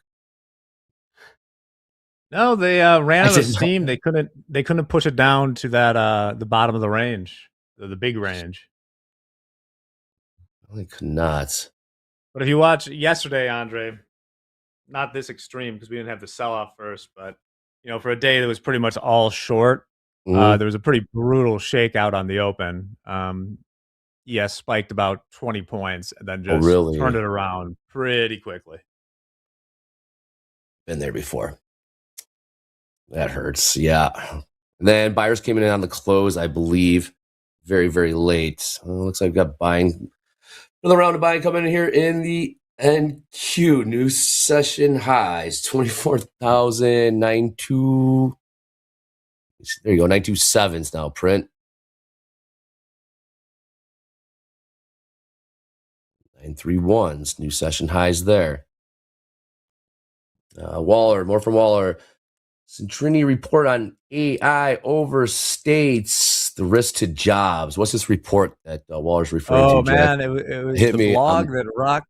It was the blog that rocked financial Twitter. Come on, this weekend. Yeah, that's some goated stuff, some Hall of Fame stuff. But it was basically, it was less a research paper and more a thought experiment about what it might look like if AI works, but 2 years from now, it still leaves the economy and not in a good place at all. Amazing. And it makes some compelling points. Now, there are things that I disagree with or it doesn't include, i.e., the reaction of the government to that. So we'll see. Shout out to Centrini, man, pronouncing that correct. Well done on that, getting caught up there. We got news. Look at the ES go. About a 50-point turnaround in the last 10 minutes. New session high 68.77 in the order. Now 78's print. Buyers in the house. Oh, there's a reminder. Thank you, James. Upper left-hand corner of the screen. See, called Fast Markets. Hashtag Fast Markets. Hashtag Power Hour. Hit us up at Topstep TV on the X. Send us your trader wins, trading setups. I like that. Trading buddies and whatever else you want to show off by tagging Topstep TV on the X. Thank you, James. Woolsby has concluded for now. And number at top of the hour, 13 minutes. Consumer confidence.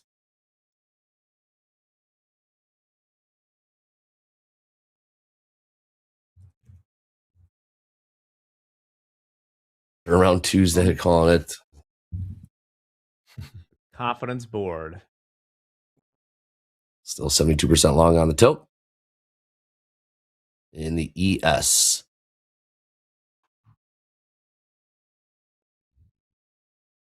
New highs, ES, new highs, NQ.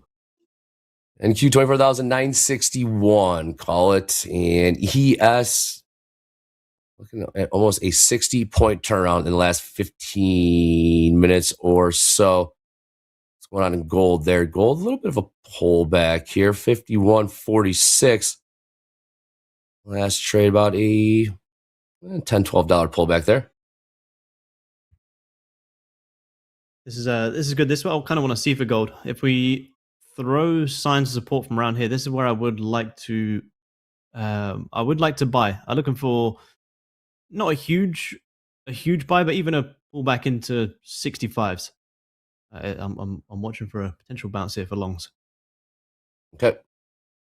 All right, back now 73% long tilt in the ES, 71% long tilt in the NQ. What's going on in the Dows? Dow continuing to close in on 50,000. Still got about 700 points to go. Definitely can get there.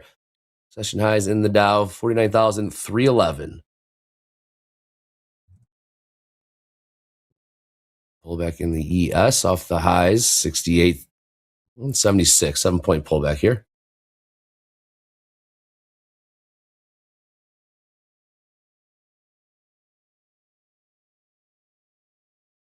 Another push here. And the buyer's going to jump back in and test the highs in the NQ. Sure looks like it. About 5-6 points to go.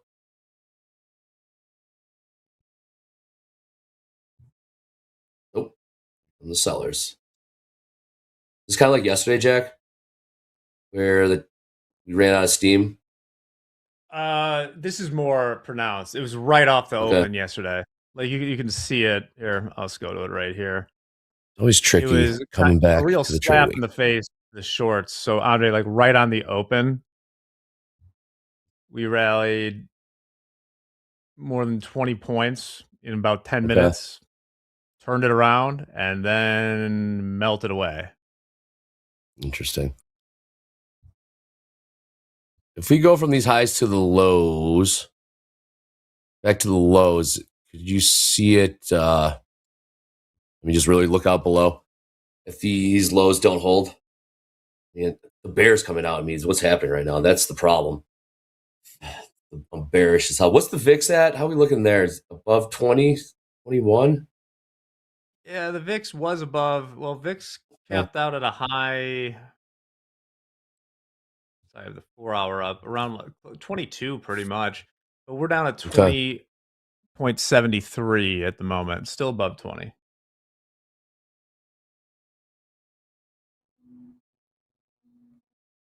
And silver, bit of a holding pattern. Gold, bit of a holding pattern for now. But you blink, you'll see a $10, $12 pop or sell off just like that. Aaron, when you see a bit of a lull, if you will, or just a little bit of a digestion in gold like this, does it? Yep. For the new trader, would it bait a trader into taking a trade, or is this something they got to learn to just wait, stay disciplined, wait for the move, let the market tell you where it wants to go? Because you see the market, like sometimes FOMO will kick in when you see, gold on the move, and then you see it kind of pause or hold right here, and there could be temptation to jump in. At least that's how it was for my early days as a trader. It's like, okay, now the market has slowed down, I can get in. But taking a step back with time frame, that help you kind of take a pause and have perspective, because you see gold chill right here. It's like, okay, I can get in now. 100%. I honestly think the best way that I've found to trade gold is hourly and 30-minute, but not just them time frames. The candle closures are so important. So one thing I'll do is like, I'll always be looking down here at the bottom of my chart. I'm like, okay, cool. It's 8 minutes until we're going to get this hourly candle close. So could we stall for the next 8 minutes until this hourly candles confirm something and then we have to move? Very likely. To me, candle closures on gold are so key. And gold does require patience. It doesn't move as crazy as NQ for the NQ traders, but it moves very well. So for me, that's why my average hold time on gold, I think, is around 45-ish minutes, because I'm typically taking on a 30-minute and letting that 30-minute candle actually play out before I make my decision. So candle closures on gold, 30-minute hourly, to me is so important. So that's what, although I'm watching the 5-minute here, all my trades are based off what my higher time frame is doing. So hourly, finding nice support. This next hour could easily pull back a little bit and continue buying. So now when I drop down to the 5-minute, that's why I'm looking for a little bit of a pullback before going long. because I'm anticipating this hourly still going to close nice and bullish. So 5 minute is where I'm buying. But yeah, candle closures on gold are so key. 45-minute hold time in gold. The Yep. reversal. I love to just take it and walk away. Love it. Yep, I see that, Jack. Looking at a 10-point sell-off. Now 13-point sell-off in the ES off those new session high print. Let's trade ES 68.70. NQ selling off as well. 73% long in the tilt. In Just ES. that.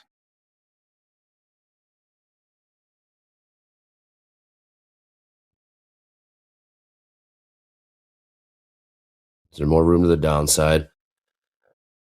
Yeah, we went from lows to highs in the first 25 minutes of this New York session. About almost a 60-point range in the ES and Q. Almost a 300-point range. Call it 270 points. Lows to highs in first 25 minutes of this New York session.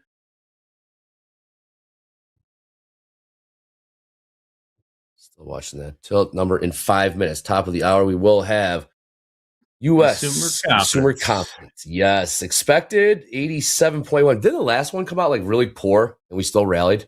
I believe it came out. It was like a big miss. Yeah, real bad. Previous was 84.5. Expected 87.1.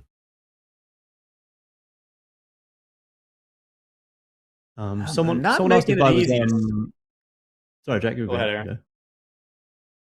No. So I was going to say, someone asked if I'm drawing them lines manually or it's indicator. Yeah, it's just I'm just drawing them manually. I'm marking on previous highs and daily lows, previous hourly highs and lows. So I know when I drop down to the 5 minute, look, if we're below previous daily lows, I don't want to be a seller down there. So no, I just draw them all manually. It's just the trend line tool here.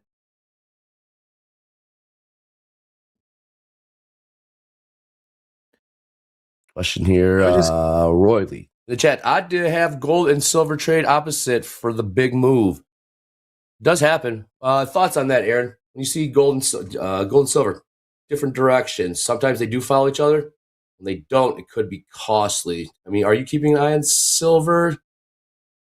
I definitely do. I've actually had some pretty good silver trades last week. Had some great silver trades. I don't really correlate them that much because sometimes I've seen them move together. I've seen them move complete opposite. So for me, I just like to treat them separate. I mean, they kind of. I wouldn't want to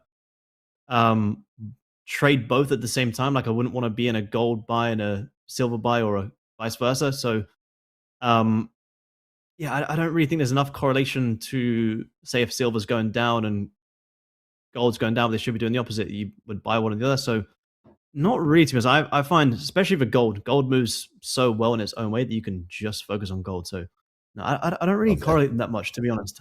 Not for trades anyway. Aaron trades the OG of gold, trading around here at Topstep. Again, my bad joke. He's been trading gold before it was cool. Yep. So make sure. We got 3 minutes, less than 3 minutes till that consumer confidence number. We do have almost 4,000 people watching all across the globe right now. How many subscribers do we have? 203,000. If you'd be so kind, please click like, please click subscribe and notify. Top of the hour, 2.5 minutes.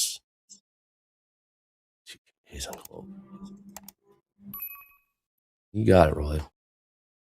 All right, Jack. The buyers have not been making it easy to short. Like I highlighted an example yesterday, but you have this. I'm still a little biased short today. I think we want to explore 6,800 SPX and beyond, but the buyers haven't made it easy, right? Like because so many people are looking for the V bottom, and then you squeeze some of the early shorts out, and then just kind of like. I didn't really have any area where I saw where it kind of turned around there. Like there wasn't too much to see besides, the buyers just kind of petered out. It reminds me, it's another reason why I have more confidence when I'm long. If you had shorted the top of the .com bubble, right? Some of the bear market rallies. So yeah, if you shorted the top and then just never touched it for a couple years, you would be golden. The problem is everyone loves the trail stops, etc. I mean, there was at one point, there was a 42% bear market rally after the initial drop off. So it never reached all-time highs, but you would have had to see that position go 42% back against you. Shorting is hard. Yes. When you say bear market rally, what does that mean? It's kind of like a more extreme version of the dead cat bounce, right? Is if things get cheap enough, like every down move always has, there's still opportunities. I would say the opportunities to long are easier in a bear market than they are to short in a bull market. Because look at anything, look at COVID, look at April. There's always just like you get over your skis, and then there's a rip and move to like squeeze some people out, and then we continue down. But a bear market rally is what it says. It's a rally within a bear market. Perspective, yes. All right, we got 15 seconds till consumer confidence. Any speakers scheduled at the top of the hour? Nope. We also have wholesale inventories. Same time. And Richmond Fed. Consumer confidence expected 87.1. Actual is better. 91.2. Very thin on the NQ ladder. I'm going to take just a 1 micro buy here on gold. Risking about 200. I like this. I like that hourly close. I like this open. So risking about 170. My entries at 45.9. Risking about 28.8. All right. What? You buyers, why do you I know. Wow.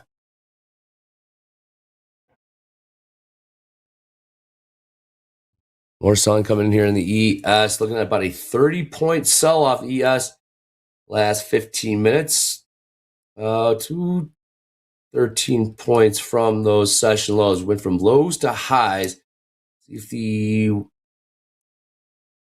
sellers want to keep pushing this down. Wow. Aaron, what price did you get? Long one. MG. Full 45.9. 1 micro. Okay. I will scale in if it breaks out in my favor, but I'm only going to start small here. Very good. Until it did level off 50-50.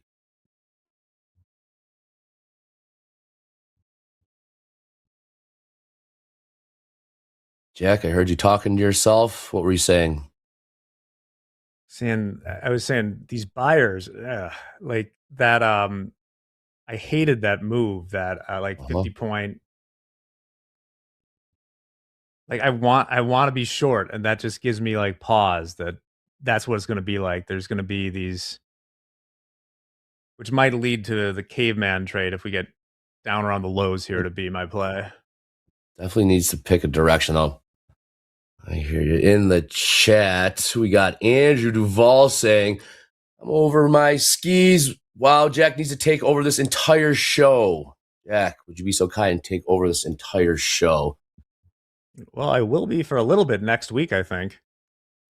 Oh, yeah. More to come on that. 50-50 tilt in ES and NQ and Crude also.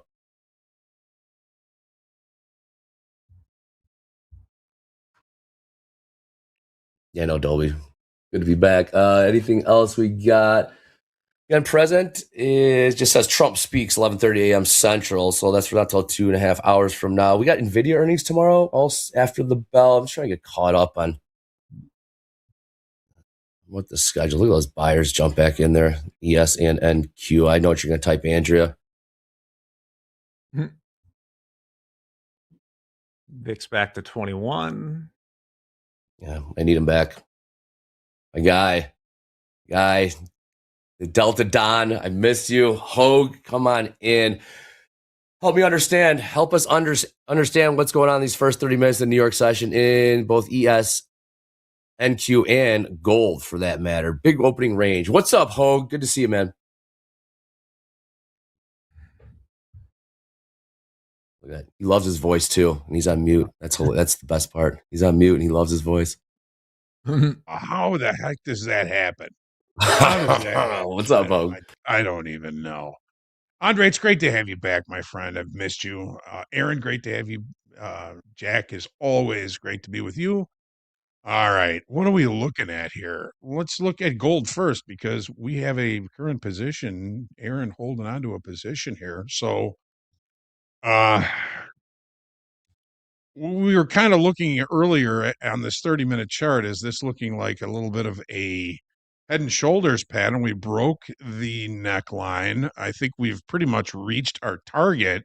So I do, Aaron, like the idea for potential longs. We weren't able to close the gap from Monday to Friday.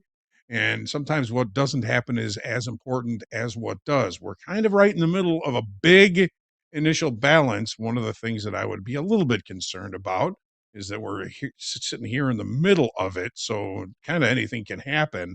I know you're looking at things at a little bit shorter of a time frame when you're looking at some of your entries. But I do like the longs here. It is a large initial balance, which means it's going to be more difficult and take a lot more energy to extend outside of it. What is that initial balance? It is about $68, $68 initial balance. So we get near those extremes, maybe some decent opportunities there. But again, Aaron, I do like your current position. As far as the equities are concerned, nothing has changed. I mean, yeah, we've seen some pretty good movement here. We talked this morning about the 200 session simple moving average on the 30-minute chart here being an interesting area for an execution. We also looked at value and value low as being an interesting opportunity for the opportunity to limit risk, and that has pretty much kind of enveloped the trade so far in the S&Ps. NASDAQ similar. NASDAQ looked pretty far above that overnight high we were looking at, as well as the 200 session simple moving average. But the sellers came in and brought us near value low. Not as clean a price action in the NASDAQ, if you ask me. But what has changed? Nothing. We're still in range. We're still in value. We're still inside the range from yesterday, and we're still inside the short time frame area of balance that everybody has been talking about. One of the things that you guys were just talking about as far as gold and silver, we discussed during the opening call. They were saying different things before the open this morning. And one of the last things we said about trading silver and trading gold is if you're trading silver, focus on silver. If you're trading gold, focus on gold. Don't depend on them to help each other in either direction. And it was one of the things you guys were just talking about that I completely concur with. So, looking good, Aaron. Looking good in your position here, looks like. And anyway, that's the story, and I'm sticking to it. I know folks kind of looking for some pullbacks, maybe deeper pullbacks in the S&Ps, but we've just been unable to do so. The buyers keep coming back in and picking up bargains near these lows.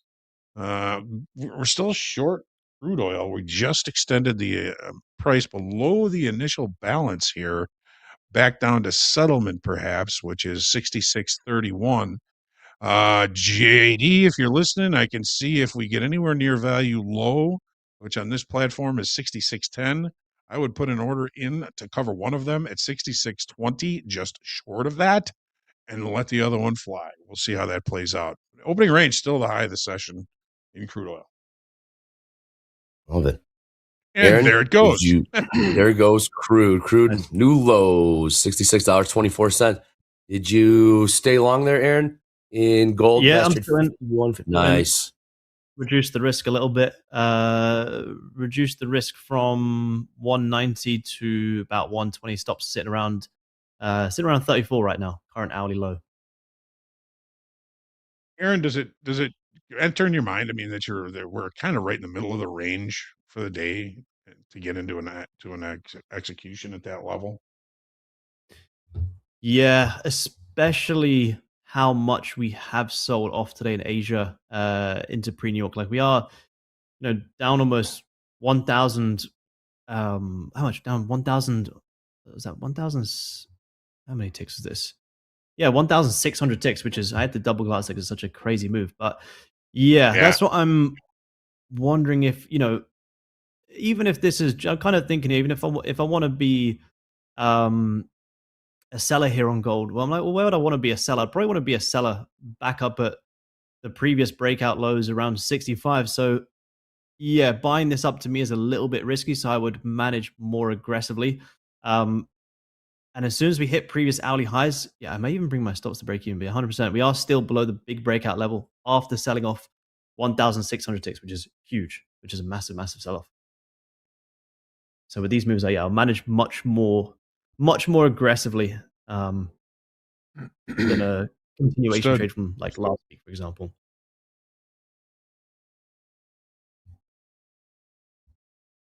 There was an 800 lot on the offer in the ES at 68.65. It was filled 800 times on the S. Last trade, 68.65, call it. We'll pop there in silver. Same with gold. Long one might go from 51.45, about $10 in the money right now as we trade 51.55. Nice. Yeah, anybody trading silver, it is in rollover. Odds are we'll be trading the May contract tomorrow. The open interest has largely moved into the May contract, but so far volume remains in the March contract. But keep that in mind. If you're trading silver, it's going to be even a little bit less liquid because we've split the volume between those 2 months. This stuff is silver. Is this cereal? Is it every month? No, there's kind of, they call them bastard months. I hate that word, but that's from the floor. That's a pit. That's from the pits right there. Yeah, it is. It is. I know, like what, 8 or 9 of them. Yeah. So like April, while it's a very important, contract month in gold, it's a bit of a bastard month in silver. So we're going to go straight from March to May. Then from May, we go to August. It's kind of every other month in silver is the way it works.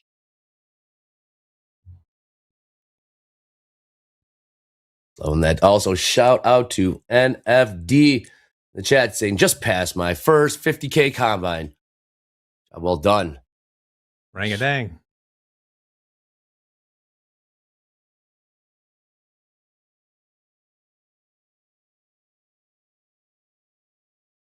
Struggling a little bit around the 6850 SPX here.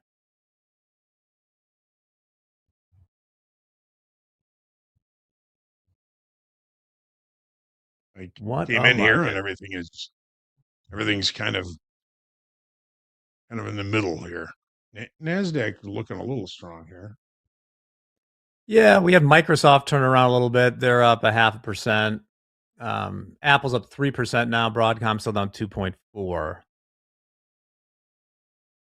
Nice little rip off the low in Nvidia too. Yeah, we're gonna lower, rip but in some of the stocks that have been beaten down the last couple of days. We got Adobe. Hey, software finally catching a break. Adobe's up 3%. Figma's up 4.8.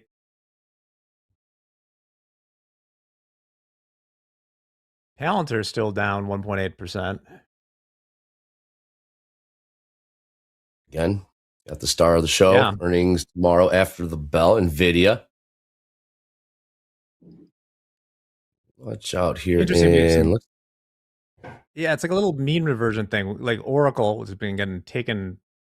Oh yeah. Used behind the woodshed yesterday. Where are they taken today? I don't know. Taken to the tree with the willow switch. They're up 2% today. And SanDisk is down 2.6% after making a lot of money the last few days.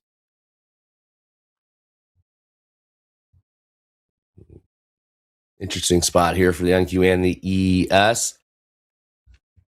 NQ about 60 points off the session highs, right around 24,900. ES 68.64. Last trade about 20 points off the session highs. Chat was loving that one. Jack, let's take a look. I just took a peek at some of our live funded trade of the leaderboard. Take a look at this. See some big numbers already. We got here Shield up 38,000, Eric up 29, Jaden up 14, Peter up 14, and apologies for butchering that, up 11,000 bucks. All right, stay tuned. We'll keep an eye out and see how those numbers change. New names on the leaderboard. Most important thing, make sure to keep a green day a green day. Yes, Mr. P will be joining us. Mr. P will be joining us in Fast Markets. Get those questions in. I saw the link in the chat. 74% long in the tilt in, was it ES? 73% long tilt in the NQ.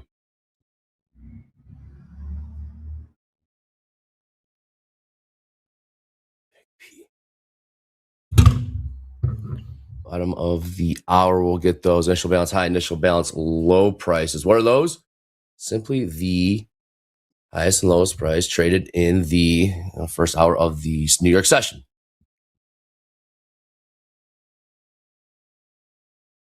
They said 66.20 to get out of one of those in crude oil. 66.21 was the low. That's why we 10% it. I got 66.15. Was it 20? Okay. Yeah, 21s. I see that. 20s. Yeah.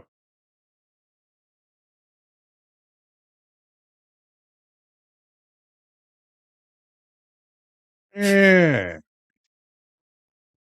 We got to see some size. 500 on the offer, 68.74. Yep, nice call there. About 13 points higher, 500 on the ask up. They're using that level 2 data. Topstep X, very, very handy.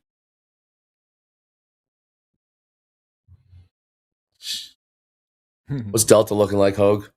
Looked like they're lifting the offer a lot in the ES. It's a lot of green time in sales. Yeah. You're right. What do you think? Plus 3,800. A little more than that. $9 grand. 5. 9,000 plus 9,000. Okay. Yeah. And NQ? Plus NQ just up 350. Nothing tremendous there. 9,000. Take a check back on gold. Last trade 51.55. Aaron moving. Showing that 45-minute hold time. What are we about halfway there? More buying stepping in here. Oh, there you go. There you go. It spoke too soon. There's the push. So this for me, like I was saying earlier, this line that I have marked on the 5 minute, the reason I have this line marked on is because this is previous hourly highs. Well, previous hourly highs back the resistance could be a potential level where gold finds resistance and pulls back. So therefore, a level where sellers may step in. Therefore, it's a reason for me to manage my risk on my long. So I'm going to move my stops to break even there. See if we can break the highs, fantastic. But what I want to see and what are going to happen are two very different things. Previous hourly highs could be a reversal level, so there would be no reason for me to leave this trade open. Well, everybody get out and push. Let's go. Yep. Still 74% long tilt in the ES. Last trade, 68.66. First 30 minutes of New York session, we saw new lows made within the first 10 minutes, then new highs made about 5-10 minutes after that. ES with a range of almost 60 points. NQ, range of about 270 points, call it. Kevin on the ledge in the chat says, really, really love how Aaron breaks down a trade. Same. Appreciate it. Where are you? What country? What's your location? I am still in Spain. Okay. We have our visas, so as of April, I will be back to the travel trading adventures. So when I join you guys from April onwards, we'll be in lots of different countries in Europe, which I'm really looking forward to. You're loving Spain, aren't you? You've been there for quite some time. And it's February European winter, and it's like 20 degrees outside. It's beautiful. I love the heat. I'm chasing the sun. Wherever I go, I'm chasing the sun. Love it. Old man loves Spain in the chat. They're saying another grind higher here in the silver now. $87.52.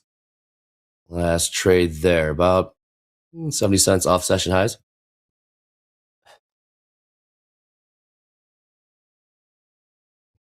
Gold also taking a peek higher now, 51.58 last trade. What's your upside target on this, Aaron? How do you manage this?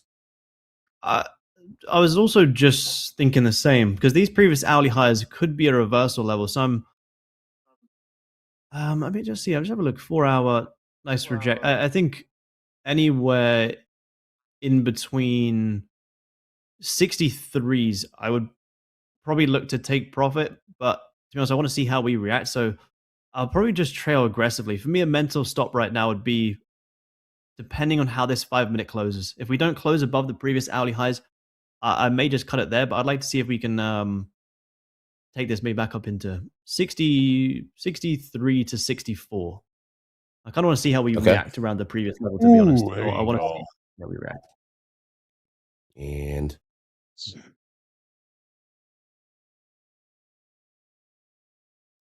why 63s, Aaron? What's significant about that particular price? $5 or $5 from there. It's just the previous breakout level that we held really nicely. Nice support. We're trading below it, therefore it could act as resistance before potentially going lower. So if we break above it, great. Maybe we can hold, but again, I'm remembering we are down over 1,000 ticks today, so we could easily hold this level and you may get some sellers stepping back in. So yeah, that's a previous breakout level, held as support, could now act as resistance. Keeping it super simple. Excellent. On the comeback. Yep. We'll make another run for the highs here, Jack, in the ES. That 600 lot up at 68.74 on the offer, about and filled 500 times.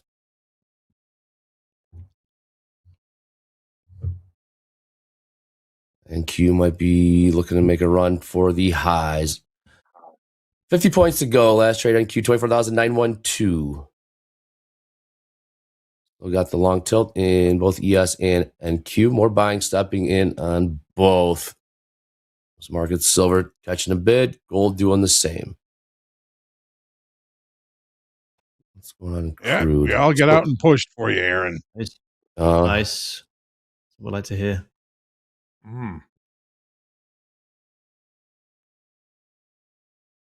Even from a tick perspective, only this one micro, but from a tick perspective, it's a nice 140 tick bounce. Like that's still, I think we keep forgetting how much gold is actually moving. 140 ticks in the past 20 minutes is huge. It's huge.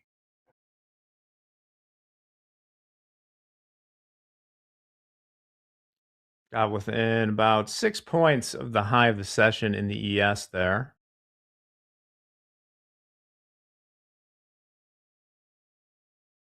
Long, I'm looking for a target at like 93.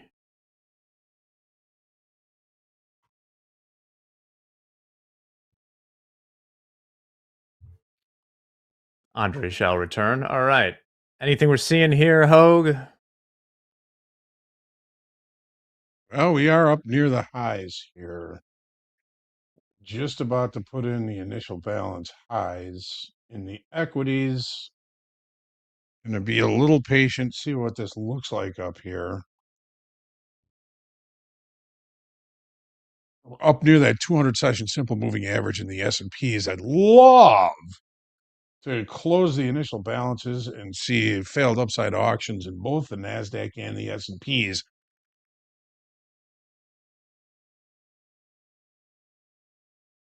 Looking at the tilt, still 74% long. In the ES, 73% long NQ. Watching our crude position here. Want to see us close below the initial balance low, 66.37. How's it looking? It's right there. We got a few minutes left here, so we'll see how this plays out. I'm out of my gold trade there. Hey! Oh. I've closed it. Locking it in. Not the biggest dollar amount, but from a trade perspective, it's a nice move. So I'm locking in about 120-ish ticks. Nice I'm job. locking it in.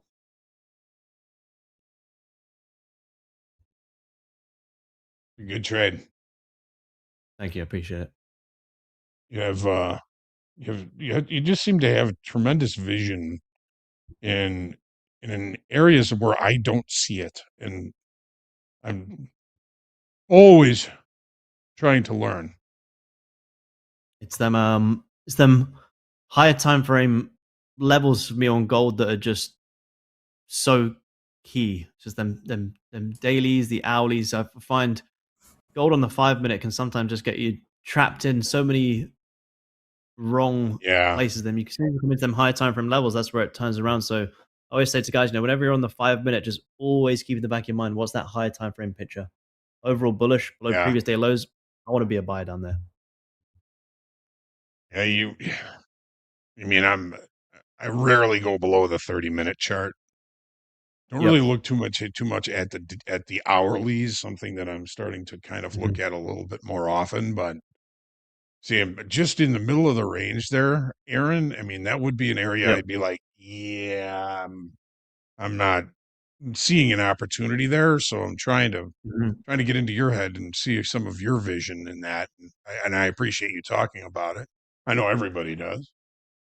That's a good point. Like, I think where gold comes to right now, this is where it does kind of get into the level where we either find some resistance and pull back, or we break it and push above. So when gold's coming into where it is right now, this is kind of where we should be sitting on our hands to see if we are going to hold this and sell off, or we break above and keep pushing up. So buying into these levels is great, but now we are here. This is where I think the patience should pay. So this is where I personally right now I would be sitting on my hands. I can see where I can see what you're seeing here. I mean, that's yesterday's session low. Our overnight low prior to the open is right here, and it's also presenting as the value area high from the session today. So the question is, does it reject value? Does it reaccept inside the range from yesterday and continue the push higher?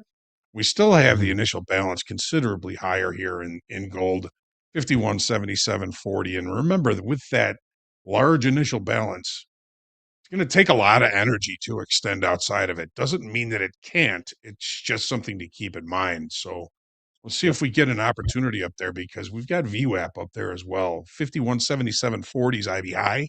Currently, I'm seeing overnight session VWAP up at 51.79 even. So a little bit of confluence there, as well as the 20 session simple moving average at 51.8090. So looking forward to seeing if we get some opportunity up there. We're starting to see some extension. Yes. Yep. In the ES and in the, well, not the NASDAQ just yet, but we're going to get these initial bounce highs. We'll see how things play out up here. More buying coming in. Up there. Yep, closing down 25,000 even in the NQ, about 25 points to go. ES, session high 68.87. Crude just took, just puked pretty good new session lows, and crude really selling off. $66.01 just printed. Look at a 50-cent. Wow, equities with another pop there. What's the headline? Nothing that we can see. I think it's just stocks like to go up. We're kind of testing in near the open of yesterday's session in the ES. Some levels of interest I have over there. So we talk about 68.93 could be some resistance. 69.13, the big one, if we really start moving, is up at 69.64, which would be 69. Sorry, the big one is this one right here, 69.13. That's 6,900 in the SPX.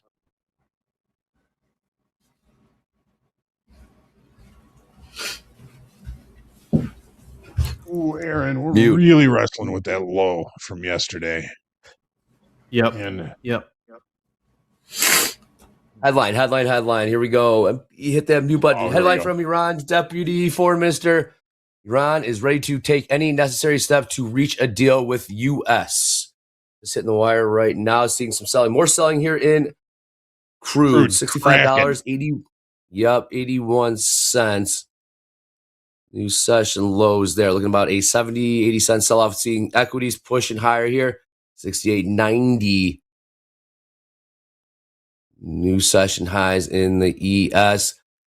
NQ about to, there you go, 25,002.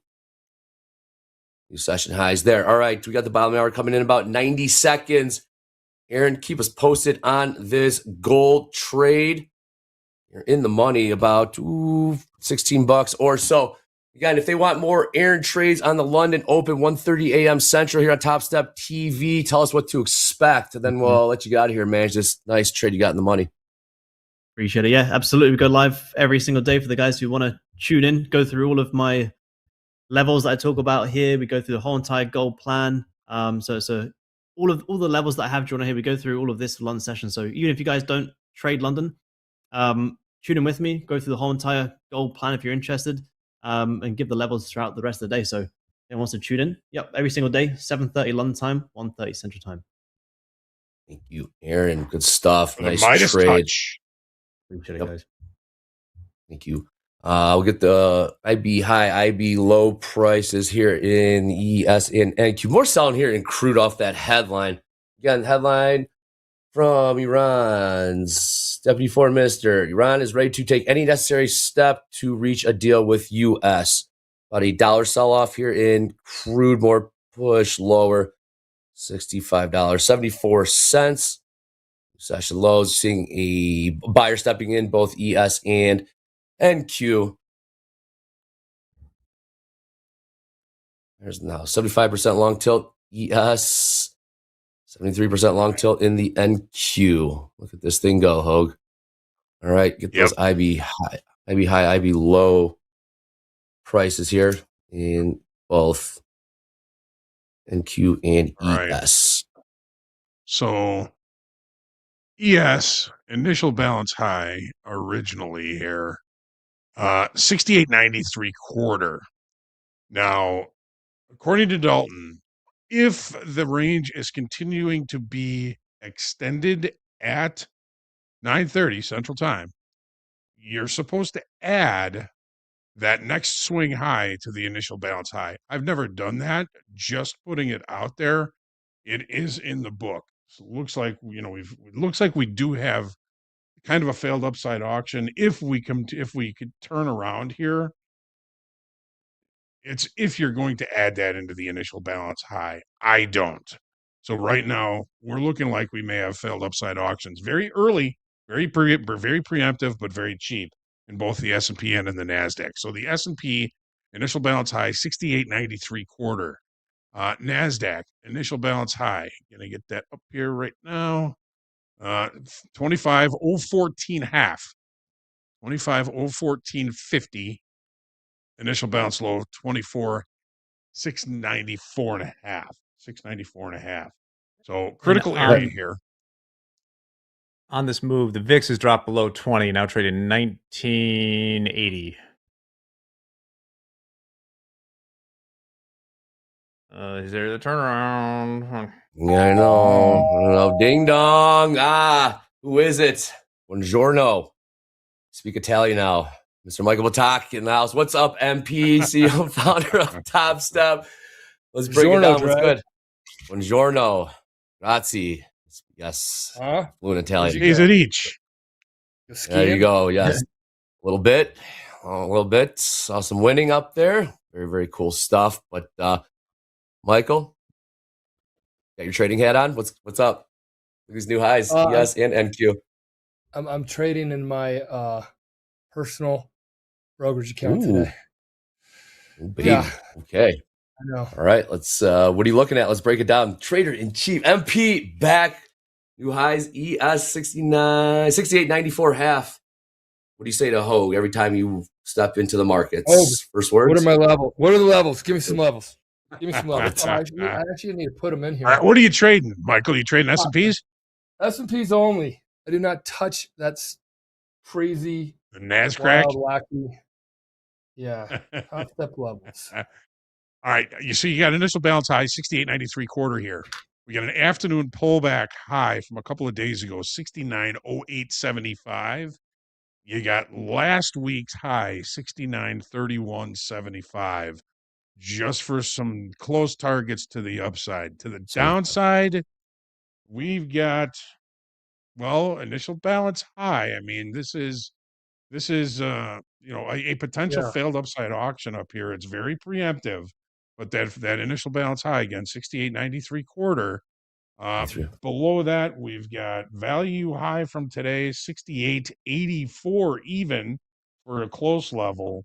You got point of control from today, 68.61 half. And you've got value low from today, 68.45 even. If we do end up with a failed upside auction, the target would be the initial balance low for the day, 68.28 68.28 and a half. Okay. All right. 75% long tilt. And the ES, average price of 68.69. What's the macro news going on right now? You said Iran is looking for deals. Jack, that is what they are saying, at least. Iran's deputy foreign minister, that Iran is ready to take any necessary step to reach a deal with the U.S. That's what got oil selling off, kind of led to this stock pump here. We are running to, Hogue was talking levels above here.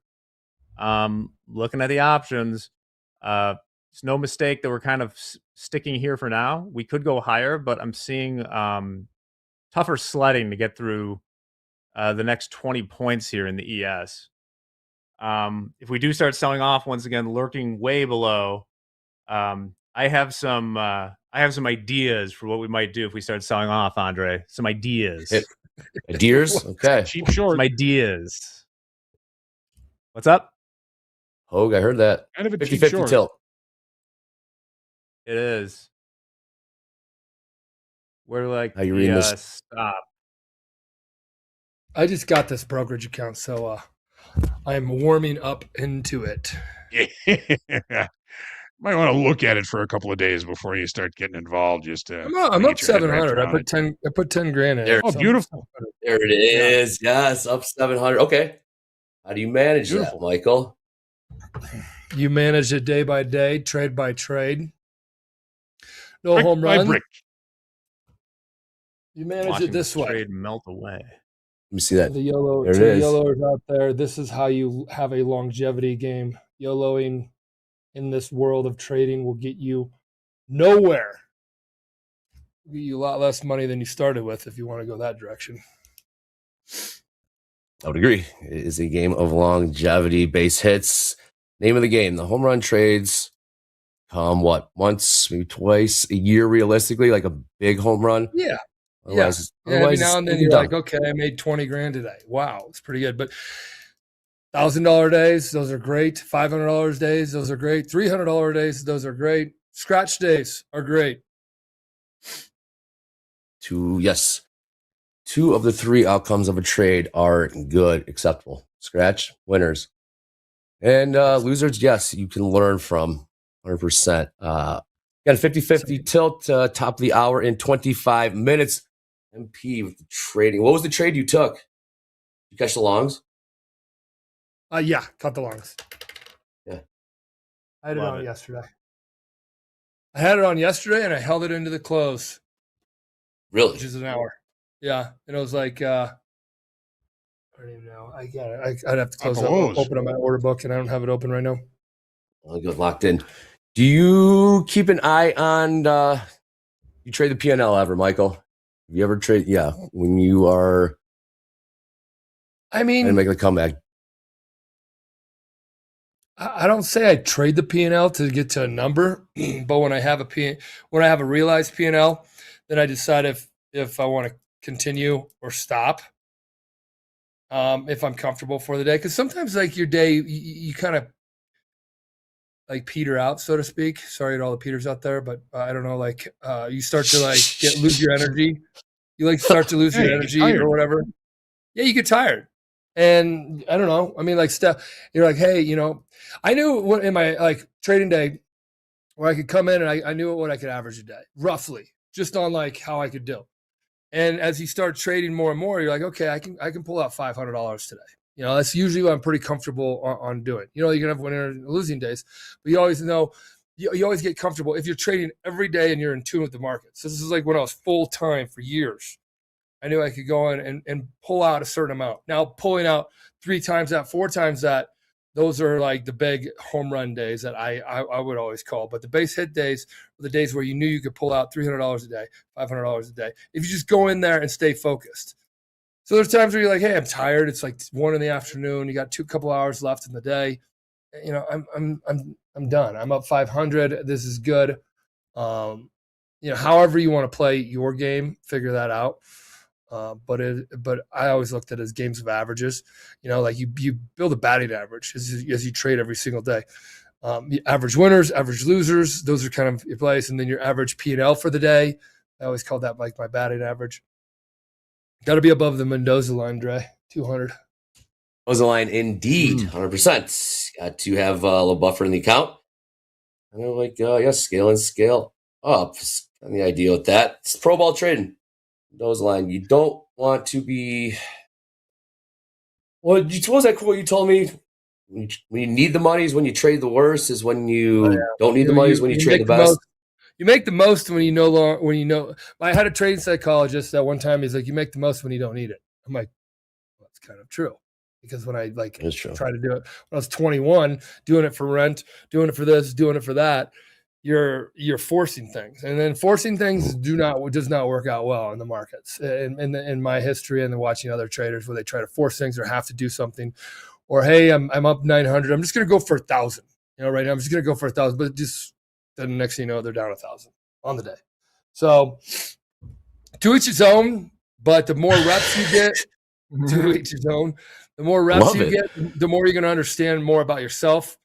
That's why play the markets in a way that you would actually trade them with your own money. I threw some stuff on Twitter. There's, like folks that playing, they're playing the prop firms. They're not playing the markets. I think that's going to come to an end. That's going to, I know we're doing things that just make sure like you're playing the markets. It's just one of those things that people that like full port count churning over and over and over again, that's not really playing the markets. I threw it out there yesterday. I don't know if you want to throw the tweet in there or anything, but like I got a question to the community. If you have 10 accounts that you ripped through today, and it was they're 150 accounts, so they're $4,500 downside. 10 times 4,500 is $45,000. So on your 10 counts that you went through $4,500 of downside, like poor trading. $4,500 gone. $4,500 gone. Not whatever you paid for it gone. Not whatever you paid for it gone. Not whatever you paid for it gone. $4,500 gone. That's how you have to put your mindset in. You lost real money. You sim money, but those are wrong decisions to the tune of $45,000. And then in your 11th account, it pops, and you make $5,000. I mean, is that good trading? Is that trading responsibly? Is that now teetering on, like, is a prop firm setting you up for success if you go trade your own money? I think that's kind of like the thought that the industry is in right now too. Is like, hold on, are you helping these folks prepare themselves for live trading? Because live trading, you lost $45,000, and if you made $5,000 on that last trade or that last quote unquote account, consider that last trade, you're still down $40,000 for the day. But in the prop world, you might be feeling good because you're up $5,000 and you went through 10 accounts and you're doing this ROI game. That's kind of like the things that I'm noticing, that I don't know if it plays well into the future of actual trading live, your own capital or ours. Does that set you up? Does that create good habits or does that create bad habits? These are all just things that are like going through my head when I'm looking at the industry and what it has. So it's like, well, how do you help somebody in that situation? Some people don't need it because they're grinders. Tough love. Sometimes tough love. Sometimes it's people don't. Yeah, I don't know. So there's a ton of great ideas. Share the Twitter post. You can see what other people are writing. It's I don't know. It's helpful. It's insightful in what other people think as well. People don't think about that. I mean, you lose $4,500 in a trading combine. It costs you $150. But if that was real money, that's $4,500. That's real money. Remember that times 10, money. Times 10. It's 45 G's. And then you have 1.5. Not you're still down $40,000. Yes. No, you're still down 40. I agree. Hulk, remember that one conversation you had? There was somebody that like got really upset and like, just take me live. I've been trading here for whatever. And you said, hey, hold on. You put him on hold like 15 years ago. Put him on hold. Yep. Added up. You went to his thing. Add up all his accounts that he just blew. And guys, it's okay to blow accounts, but you need to understand that like that is actual real trading decisions that you made to the tune of that simulated dollars would have been real dollars would have lost. And you're like, well, I didn't lose that. But you got to put yourself in that mindset if you're going to really prepare yourself to trade your own capital live. Hopefully you want to trade your own capital live, pull money out of the props, you go trade your own capital. So you added it up, it's like 300 grand he had lost in like a couple weeks, something like that. Huh? I don't know. Yeah. I mean, it was. And you're like, man, like you didn't even think about that. Yeah, he says, people kind of overlooked that. Hey, yeah, I they went through do. 10 accounts this week. Okay, well, 10 accounts. What was the max loss limit for each one of them? Well, they're 4,000. Let's just say that's 40,000 that you lost in a week. That's a tough trading week. It's a tough trading week. 100%. Yeah. Did you make 40 grand this week? No. Well, then there's a little weighing it out there and kind of putting it in perspective. 100%. If you don't put it in perspective, then you're just really playing this as a game. And if that's how you want to do it, I think that's more firms are going to be kind of squeezing that game out of the system because it's not really. What the edge is the markets. The markets. That's what the prop firm's there for. Help you compete with. Michael, sometimes we're swimming with sharks, right? When you're newbie into this thing, you need technology, the data. You need mentors, learning, all that really helps get you up to speed with what's happening in these live markets. Just made some new session highs for about a tick there, 68.95 in the ES. Still leveled off to 50.50. Watch the NQ will make another push higher here as well. Michael, got a question for you. You put out the link. What are you laughing about? What caught your eye there? Something caught his eye. He is laughing at something. Crypto trades 177. My goal was to make 100K a year annually. I have 189,000 to go. That's a good trade. Yeah, that's a good trade.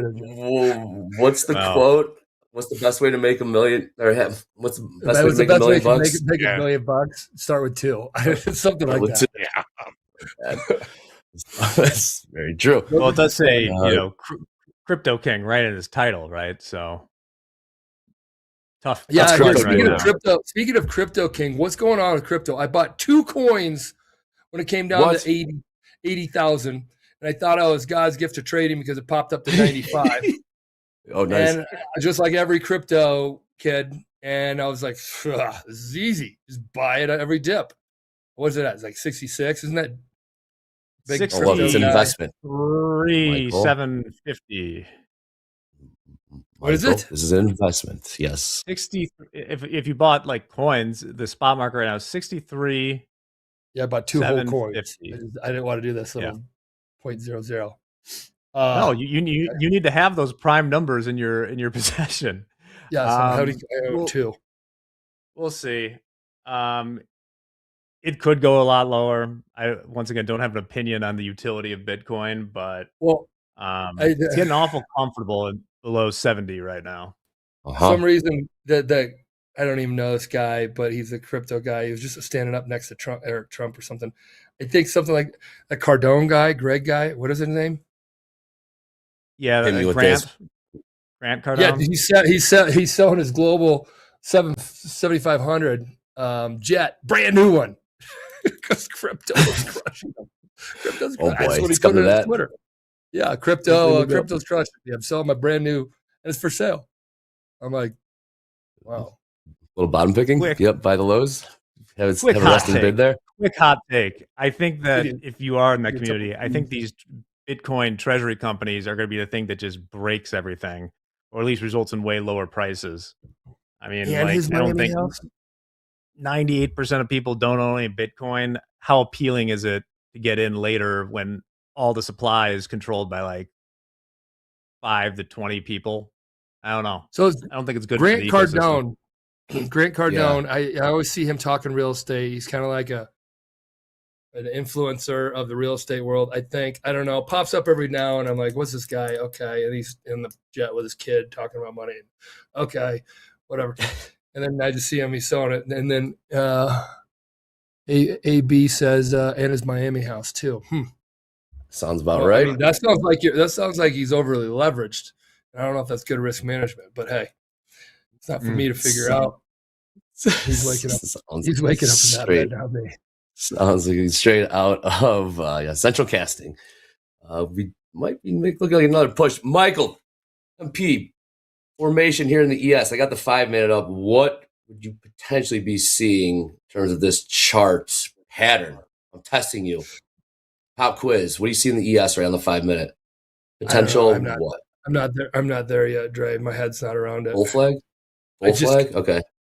I say a bull flag. I was trying to set you up there. Yeah, well, I have not given.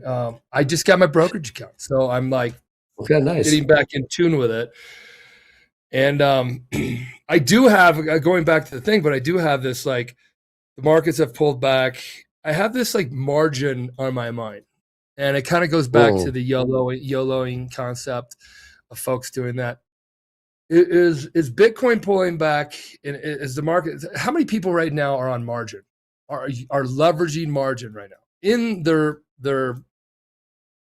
not futures, of course it's on margin. Yes. Yikes. In your equities, in your stocks. I go to like Robinhood, hey, bought something, and then it pops up. Would you like to use margin now? I'm like, man, I remember when I first started trading, I got smoked on trading on margin. And it was so easy to get margin back in like 1997. That's when I started trading, 1997. So like, I don't know, like, are people right now on margin? And is the margin going to have a flush out? And these are when the corrections happen. Is it happening in Bitcoin? A lot of people are like up a bunch of money.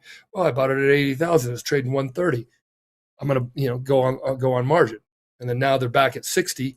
They're upside down on everything. They'll get margin called. Yep. So that accelerates a flush out. Could be a correction. If you're down there, then maybe that's also a great buying area, if assuming it's still a good asset. I don't know. Can't talk about the 5-minute, Trey.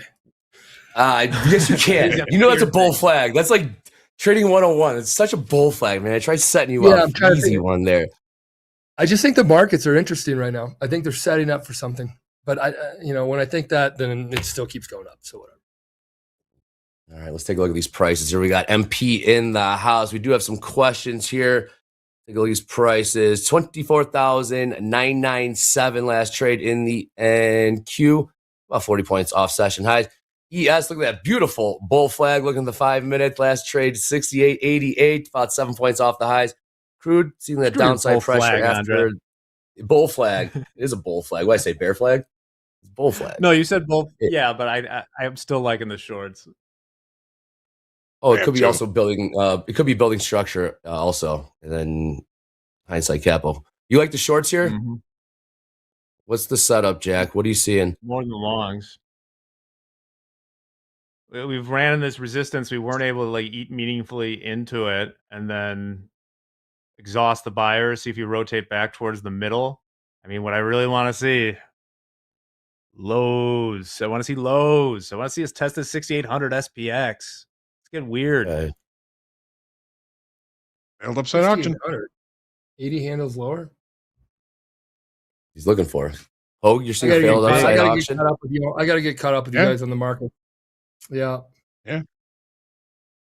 Got my system set up, and now it is getting in tune. How do you get in tune? Hang out with you guys. I'm not taking it because the boss is here, but it's a short. Well, for now. I'm gonna take that hat off. I got my trader hat on, Jotty. Let's go. There he is. I know that voice right there. 68.86. Okay, where would the risk be if you take the short here? Aye. Prices? We're already losing trade locations. There we go. Thank you, Jack. What do we get? What price we short from, Jack? 86. 3 MES to begin with. All right, sure. From 68.86 last trade, 68.85. I did see the 4 handle just print. We do have MP going to answer the questions submitted. Yes, he will. You can fire those as we talk markets. We weave them in here. Okay, Dre. sounds.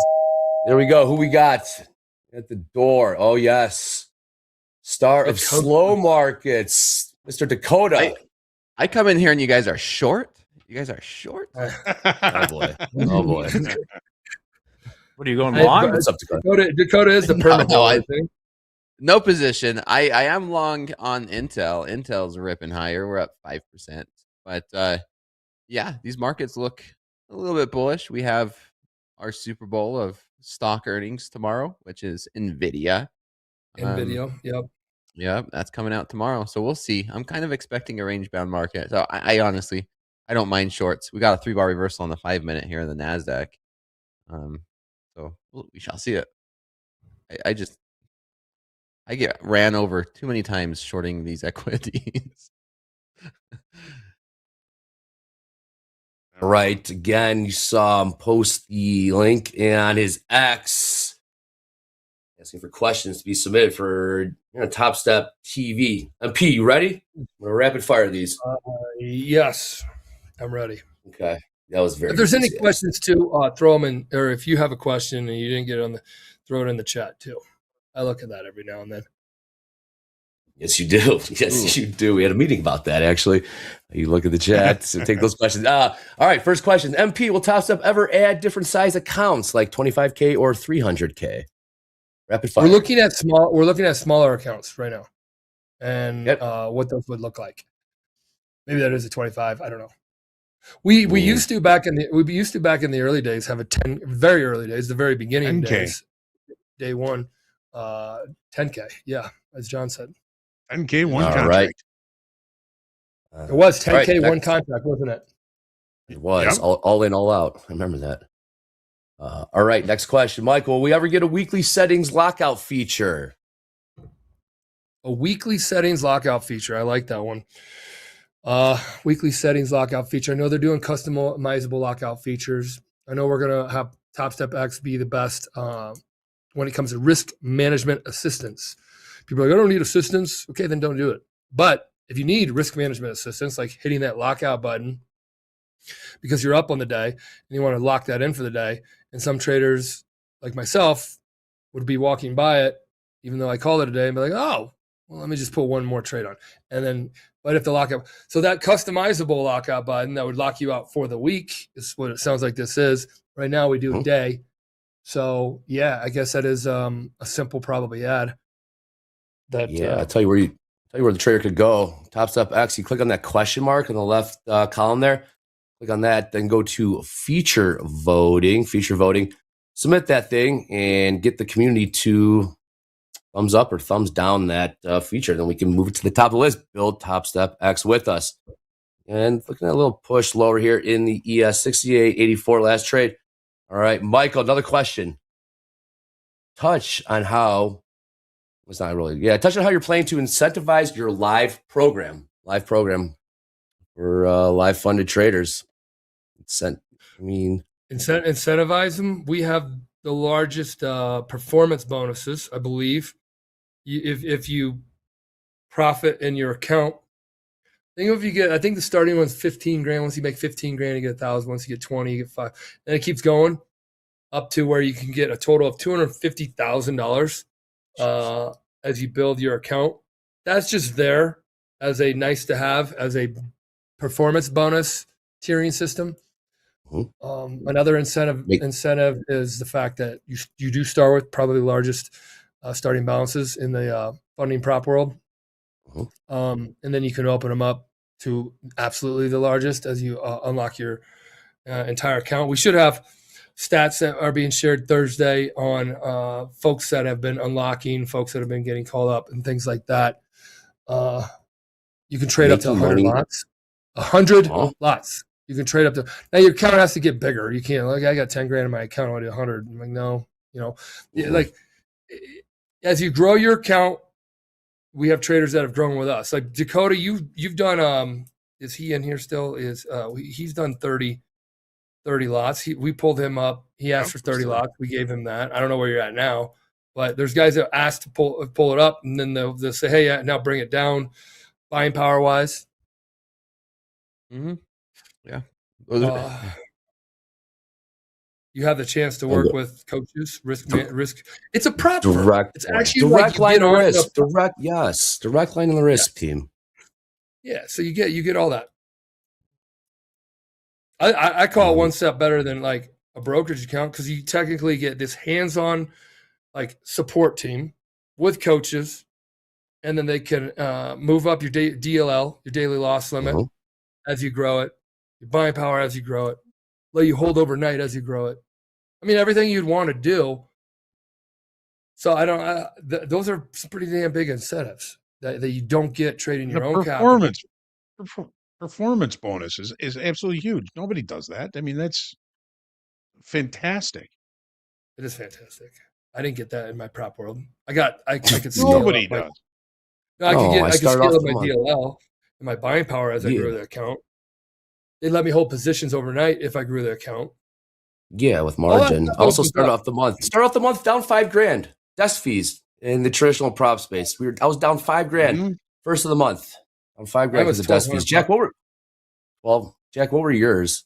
I know you had some hefty desk fees. It was like $10,000, I think. Yeah. On mute. 12 grand. $12,000 every month. That was in crazy. like 2009 through 2015 or something like that. So, yeah. Yeah, that's a tough one. You got to come $12,000 out of the hole just to break even, start making money. Yeah. Yep. First 12,000 is theirs. 12,000. I had to come $1,200 is yours. out of the hole. That's a lot. I mean, like, it's a lot. You got to make money. Trading's hard enough, and then you have these desk fees that prop firms charge. Data fees, commissions, yes, exchange fees. Sitting in the office. Yeah, you want to sit in our office? It costs you money. That's right. Yeah, you got to think about what you're getting for these things too. Like, obviously, there was a lot of because we only took home, like, even beyond those desk fees, we only took home about like 30 to 50% of what we made beyond that. But then there's the profit split, 90-10. Yes, the good old profit split also. Unheard of before. Oh yeah, how about that profit split? You can't go over 90%. You can't go over 90% on a profit split. So like I was 60-40. Yours was 50-50. Yeah. Also. Yep. All right. Yeah, pretty quiet on the wire for now. Again, Trump is the headline just said, or the calendar just says Trump speaks 11:30 a.m. Central. So about an hour and a half from now, let's take a look at that house account trade. Money, couple points here, Jack. Last trade 68.84 half till 50-50. What are we looking for to the downside? I know Hogue was looking for perhaps an initial balance low. You're looking even lower than that. Yeah. Okay. So this is sort of a low risk, extremely high reward possibility. It's unlikely to play out, but actually down there, those aren't covering positions. Those are sell stops, because I'm really looking for like my ideal thing to happen, which will probably be just us getting stopped out for $123. But if we do start going down there, I see it as being really slippery below those lows. Now it's looking more like a bull flag, Andre. Yeah. Hindsight. It's all hindsight. All right. Dakota, you're watching the NQ. We're above 25,000. I have a hard time shorting these equities, man. I just do. We did get Iran news, right? There's Iran news an hour ago hitting the headlines saying that they're looking to make a deal. I think these equities could just break through session highs today. I'm watching these major, we called them the Tech 9 stock, right, Jack? And Tech 9. Broadcom and Google's the only one that's down right now. Google's down 0.25%, Broadcom down 1.5%. The rest are pretty solid green. Apple's up 3%. We're still seeing a lot of volatility in gold and silver, which I trade during slow markets. I know MP was asking that question about 30 minis. micros is where it's at when it comes to the metals, especially during the Asian session. We're still God, seeing yeah. tons Yeah. of volatility, especially during the Asian session now that Chinese New Year's over with and we're back on normal schedule. All right, rapid fire. MP in the house. Keep it coming. Yeah, I'm this looking is really at question. Mix share with me the live. I know. Somebody Hold up on. at Stand by. 35. Stand by. We got the graphic for it. I don't We got- have all the stats. Mick will share that next week. But some kids up 35 grand. I don't know why I said kid. So Bring it in. 35 grand. There it is. 35. There you go, MP. There you go, MP. There you go. Look at that live under Whoa, leaderboard. 37 grand. I got the boards. How about that? I got a screenshot of the board. I know. Yep. Eric. We got There we are. Eric I'm up seeing 'em. 29, Jaden up 14, Peter up 14, and we up $11,500. Again, Figure. most important thing is to make sure keep that green day a Now- green now- day. When we talk about YOLOing and trading that isn't indicative that you can't take the live markets. The reason why we're talking about all that, put that board back up. The live is where it's at. Whether you're trading our money or your money, that's where the real performers perform. Is that live P&L? So you guys had it up there. Those are the folks that are trading live markets. They are in with the actual real sharks of the water, the big players, all that kind of stuff. It's just like set yourself up for that is my whole point. Set yourself up so you can trade your own money very well live. Because when you take a payout in XFA, like if you do like ever take that payout and eventually goes to your brokerage and you're trading your brokerage, like it's just, I know we did a survey and like 40% of the people say they do that when they take a payout. And like, then you're setting yourself up. You're setting yourself up to be able to trade live markets. And those are whatever you want to do over there. So whatever you want to do over in the live markets is your capital. Like be kind of like in that mindset and habit formed that when you're trading your own capital, you're even better at it than you ever were. And you're growing that account.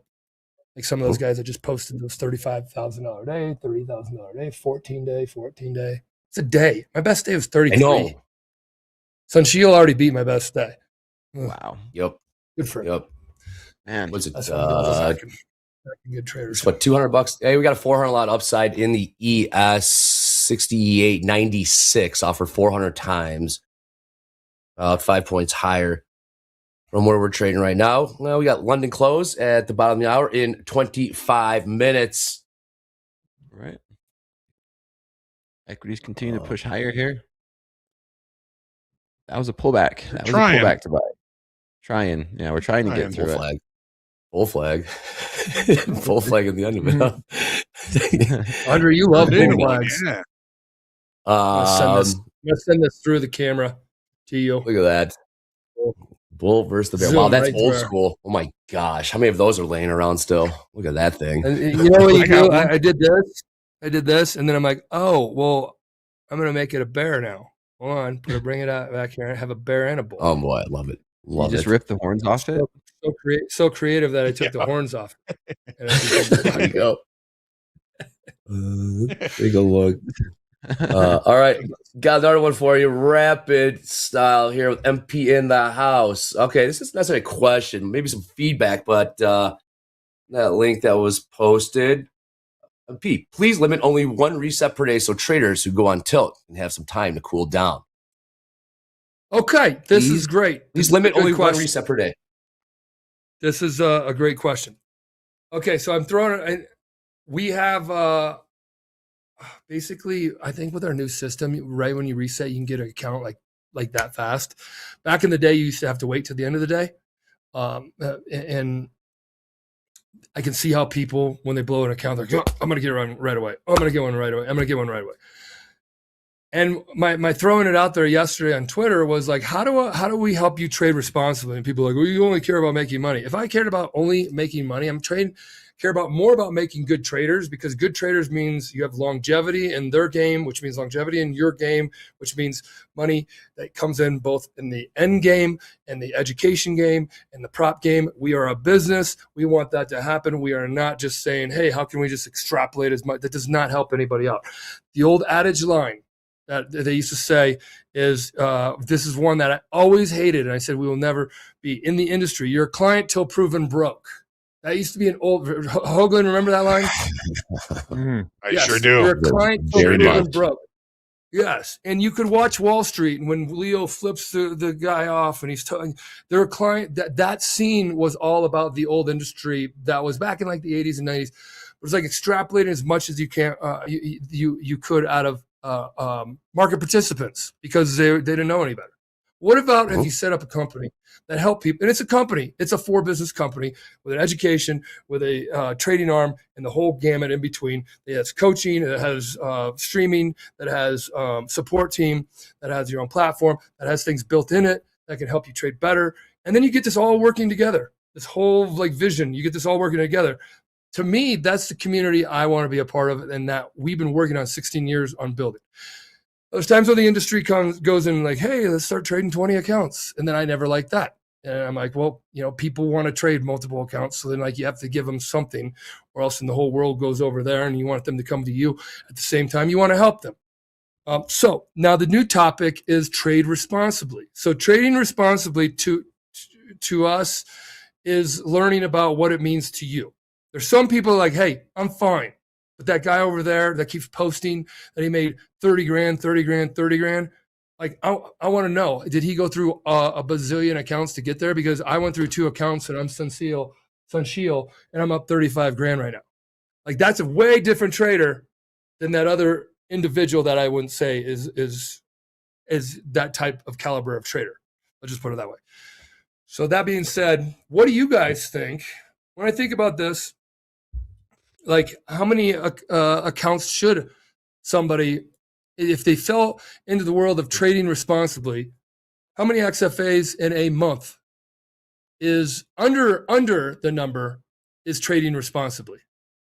How many in a month is on, like, yeah, so you just say, oh, I mean, in a month, like if I get up to, we're talking XFAs. Yeah. Trading combines are a create, test, and hone your trading strategy. There will be more reps in that. Now, there still should be limits, because to me, you can get overboard, and then your emotional tilt can then turn into bad behavior, purchasing behavior, excessive, trigger happy. Thank you. I got okay. These are in a month. We got 1, 3s, 5s, 30 XFAs in a month. Okay, hold on. Probably I just want to ask on this: 25, 48 and a half max. 40. Oh, they're messing with you. There's only 20 you. days, just so everybody knows, there's only 20 days roughly trading days in a month. There's only 20. It's Monday through Friday. If you have a full month of not whatever, no holidays. So one a day, XFA is 20. I think that right there means like you're not trading really that dialed. You could be trading better if you slowed down. I'm a big slow down guy. That's why I go back to, like, if we cared only about the money, we wouldn't tell you to slow down. We tell you to speed up. We tell you go faster, buy more. They're called chop shops. Those were called chop shops. Chop shops back in the day. Yeah. Yep. If they're not helpful shops, I know that. And I don't want Topstep to fall into that, nor be categorized together with that. So there's this 100%. There's this look at, hey, what is trading responsibly? And we're looking at, you've seen the whole FanDuel, DraftKings, like play responsibly. We're looking at a trade responsibly. We're here to develop traders, but then the act of trading, there's a responsible element to it. Are you using stops? Are you just YOLOing, full porting during economic news? If you're using stops, is that trading responsibly? I'd say yes. Are you full porting during economic news? I'd say no. That's not trading responsibly. Those are pretty obvious in my eyes, but we're trying to learn the perspective of the community on this one. So do we have an average number that you guys in your beautiful what did you take? I saw 5. My number was 5 is what I gathered. 5 for the month. That's a lot still, in my opinion. What would your trade mentor back in the day? Well, they would tell you 1. In the back of the day, on the floor, in the pits, they'd say 1. Learn how to trade 1 and scale from there. Yeah, everything was 1. One is one product, was 1 lot. One lot. Yep. And they're like, start it off with 1. If you can't do 1, if you can't trade small account, it's 1 account, 1 product. If you can't just do 1, and you don't really have any business adding more. This is in products or position or things like that. But we're talking about number of accounts. Props are also, guys, and then another thing too. They're here to help. They're always designed to find somebody off the street, develop them into a trader, and then have them trade your capital. That's the whole premise of proprietary trading firm. Proprietary is that owner of that firm's capital that then they can put whomever they want on the account. Now, if you have a program that's built within your prop firm, like Dre did at his prop firm, like I did at my prop firm in the early days, then you can kind of find your little farm system within that prop firm. And then, Jimmy's really good. We're calling him up. Hey, Jimmy, walk by his desk. Hey, Jimmy. We're going 50-50. Hey, Jimmy. It was Jimmy. Oh, spot on. Little Josh. And they were little very, Johnny jokes. Little Jimmy. They were very point blank. They're very point blank. Like you're one of the first prop firms you joined up with, Michael. There's a reason you're here. There's like the same thing. There's a reason you're here. They told me in the chat. We got Romero saying MP is the GOAT. How about that? Well, it's not a me. I'm just trying to say how do we bring the best out of people? Because just taking your kid to the candy store and just letting him stick his hand in every bucket and fill up his gullet is just not like, hey, you don't win Dad of the Year. I'm so happy he's back. Got to eat vegetables, Michael. Every now and then you got to have some vegetables. Incredible. Absolutely incredible. I'm just trying to be on the good side. If that's slowing, helping. I had to be slowed down. That was me. And then that's when I became better as a trader. 100%. So average. Did somebody have the math on that one? Just so we're on the roughly, was it like 5 for the month, 10 for the month, consensus wise? That flew through the chat there. I'd say around 5. We can go back and take a look though. We have London close, bottom of the hour in about 15 minutes. We did just tap on some new highs in the NQ. Price of 25,047. ES session high 68.98. Okay, yeah, we could do a poll at that. But first, let's get some announcements in here because we do have the State of the Union address tonight. We also have some more coming at you here on Topstep TV. So bring in Dr. Volatility. James, come on in here. Back to MP. What's up, James? What's up, everybody? I'll keep this brief because I know you all want your MP screen time. But today, I'm here to talk to you about Topstep TV on Instagram. That's right. Yesterday, we talked about Twitter, X. Today, we're talking Instagram. Go ahead and click on the link we're about to drop in the chat to go to the Topstep TV Instagram page and hit that follow button. If you're not already following us, what are you doing? By following us on Instagram, you get education straight from the crew. You can catch market breakdowns, smart setups, and trade talk from the guys who do it best right here on Topstep TV. Best of clips, sweepstakes information, and more can all be found on the Topstep TV Instagram account. So go ahead and head over there, give us a follow today. And while you're there, don't forget to follow our core Topstep account as well. Basically, any social media account you have, you can find Topstep on it. Be sure to collect them all. Then later on today at 12 p.m. Central Time, Group Coaching is back. Group Coaching. It's the point in the show where you get to ask questions, and then you get to hear those questions answered live on Topstep TV by Topstep TV personalities. Today, we're joined by Hogue, Anne-Marie, and Hoop for Group Coaching. So if you have a question for Anne-Marie, if you have a question for Hogue, or if you have a question for Hoop, this is how you can get it answered. Go ahead and click on the link that Dolby is going to drop and pin in the chat. That's how you fill out your questions for Group Coaching. Then all you need to do is make sure that you're back here for Group Coaching at 12 p.m. Central Time. You never know what you might learn. Be sure to stick around and be sure to take notes. Review those notes. It's Group Coaching. Helps you trade better.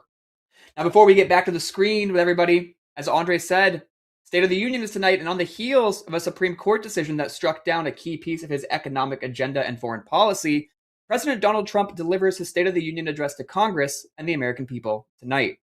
Karen Kafa is on Capitol Hill with a preview.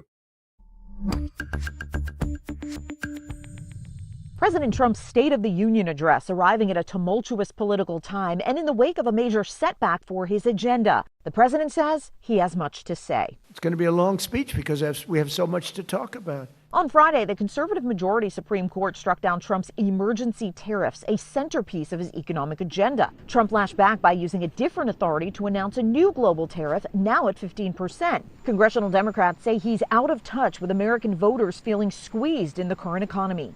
affordability continues to be the top issue that they're worried about. And it's not just the American families, the small businesses that have been hurt. This is something where the American people see crystal clear the damage that Trump has done to them.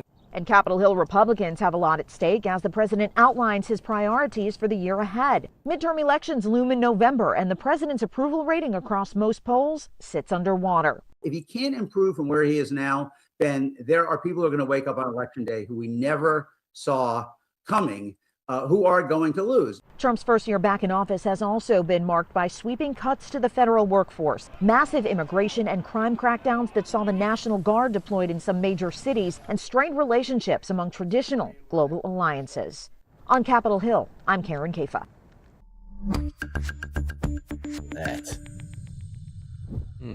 All right. Yes, State of the Union address is tonight. I believe it'll be during Slow Markets with you, Dakota, 7:30 p.m. Central Time here on Topstep TV. So definitely keep an eye on that. It's never boring, man. Absolutely never boring during a slow market. What, when he speaks? Yeah, Dakota, I got to join you. I seen you were active on Twitter last night during my slow markets. I was like, man, should I just text him and have him hop on? One of these days, MP. No, not one of these days. I'll get it. I'll get the schedule on. I have a very busy next week or two, travel wise, work wise. But then things started to slow down into March, and then going forward. So joining you on a schedule would be great. Hey, it sounds like me trying to get to Aspen. I've been saying that for a year, man. I know. Do you ski or snowboard? I do a little bit of snowboard, but I mean, okay. Yeah, I need to be sled? more active when it comes to that. We can go sledding together. We can do that too. They got a big old tube. Wow. He's back. Not touch bring that one. Bring a big old tractor tire from Utah, and we'll fire it up. Wow. Uh-huh. All right. Do that. Pin to the top of the chat. We got the link for group coaching. But people, let's run that poll. For chat. How many XFAs is too many? Too many XFAs in a month. Too many in a month. What do you want? Four options. 1 to 2, 2 to 4, 1, 3, 5, 1, 3, 5, 10, 20. Well, it can't be 1. Okay, 1. Okay, 1. You can only give 4. Well, it's more than YouTube chat. Oh, well, then just skip 1 and go 3, 5, 10, 20. 3, 5, 10, 20. All right. Good stuff. I'm voting. I mean, again, guys, 20. If you're losing an XFA a day, but that's your count. And this is different than a combine. A combine is when you're creating, testing, and honing your strategy. Create, test, and hone. Oh, it works. Boom, XFA. Create, test, and hone. Oh, it works. Boom, XFA. The XFA should be your best performing account. Yeah. Because that's the one that's setting you up for your live account. Because now we're watching. Can this person continue to trade at this strategy as they go, as we evaluate them to pull them up to live while they take payouts? So here it is. How many XFAs 5 is too many in a month? I'm going to put my number. And I won't. Don't say it. Don't say it. I did say. Oh. Poll is question up. While we're waiting on this poll. I got a question. Go ahead. Copy trading XFAs versus a live account, right? We can have 5 XFAs and we could copy trade 5 XFAs. And then transitioning to a live account, you drop back down to 1. Do you think there's going to be a day where we can copy trade live accounts? Can you copy trade live accounts? Is there going to be a day? Yeah, you think? Yes. Why? Yeah. Why? I don't know. Okay, I'm just saying. if I give you, go ahead. You can go first. Just help me understand. No, I'm just trying to say I want be able to do exactly what I'm doing in a simulated environment, exactly in the live account. Because if it's just one live account, it would only make sense to just have one XFA and vice versa. But since we could copy trade in XFAs, it would make sense to copy trade live accounts. But I've never heard of copy trading. Do people copy trade because they're like, oh, I'm only comfortable making $200, so I'll get 5 accounts. Now I made 1,000. Or is it, opinion, yeah. God dang, I want to make as much money as I can humanly possibly pull in, and the only way to do that is extrapolate, and multiply the. I don't know. What is it, or is there a thought process in between all that? For me, it's for leverage. psychological. From what I've seen and talked to traders, it's pure psychological. Looking at the P&L, it's easier to make $150 a day, and then look back and say, okay, 5 times 150, I actually made $700, and it's easier. I don't want to say easier, but psychologically, it's less difficult looking at smaller P&Ls, going for $150, $200 a day. Copy trading, I've never heard of copy trading in live accounts. That's why it was so foreign to me to copy trade, a simulated account. Copy trading, 2 years ago, I was, 2 years we were both against. Was it 2 copy years? trading. Might have been longer than that. Yeah, when copy trading showed up. Yeah, when Something we like went that. from 3 to 5. Yeah. Yeah. And 'Cause then, it was well, for one, okay, so would you rather put $5,000 in one brokerage account or $5,000 in 5? Is pretty much what you're, or $1,000 in 5. $5,000 in one account, been around since ever, or if you could do it, put $1,000 in 5 accounts, and then you take that copy trading vibe that you like to do in the sim prop world, and then would you do that in your own brokerage world if you Me were personally, if you were able to because I just even have do it? one. Yeah, I only have one. I've always had one. But the more I've been in this prop firm world, a lot of traders like that psychological help to do that, right? Split it between 5 accounts, copy trade. It's exactly the same, right? Because it's the same amount of margin and the same dollar I would love to amount. see the but stats. It's smaller. I don't know. It'd be interesting. It's curious. I've been pondering that, because it's new, and honestly, it has helped a lot of traders psychologically. Because when they do transition, they try and scale up in a single account. It's harder. It's harder to look at, say, 5 minis and the P&L on 5 minis versus, hey, 1 mini, $200. Okay, I could do that. But then when you start getting to like 5 minis and $1,000, it's something that clicks. A switch gets turned on in your brain psychologically, looking at those big dollar amounts. So it could be a little bit more difficult. Is my Okay, experience? Yeah, I've experienced that too. Speaking of big dollar, okay, so how many XFAs is too many in a month? What is your number, Results for you. Dakota? Oh, I yeah. have the results. Honestly, it depends. It depends. I think 5, right? Because if you're going to copy trade 5, if you blow more than that, you should be able to just step back into a combine, and it should take you longer than a month, right? Yeah, we didn't have 5 on here. Sorry, we should have. That was 3. Should have done 3, 5, 10, 20, but whatever. 4, 6. We had 10 was the biggest. Yes, it was Right? 38%. 38%. How with many XFAs 10. is too many, Dre? 10 and over 10. It starts to be too many. That's what the That's what I think. That's what the community says. Over I think 10. that feels. It's always felt like we've said that before. When we're like, hey, if somebody's ripping through 10 accounts a month, they're not seeing the market very well. It's more than 2 a week. You're starting to like respawn. Now you play in whatever Fortnite. 100%. 100%. What are you doing here? What are you doing here? So like, there's this slow down, stop, reflect on how you're trading, even journal, and you're like, I don't do any of that shit. Why would I care about that? You should, because this is to build the foundation of longevity in the game. Those are the things you need to do. Because just playing it, it's picking up the remote control and playing the game is short lived. That's why video games are video games. I don't know. I don't want to go in that world because people are like, oh, that's not true. Probably. Okay, yeah. There's people that compete and they do it and they strategically play the game. So, and then you set yourself up for playing in the big leagues, aka in front of a tournament in the esports arena and blah, blah, blah, blah, blah. Ooh. Traders can get themselves into that. They should.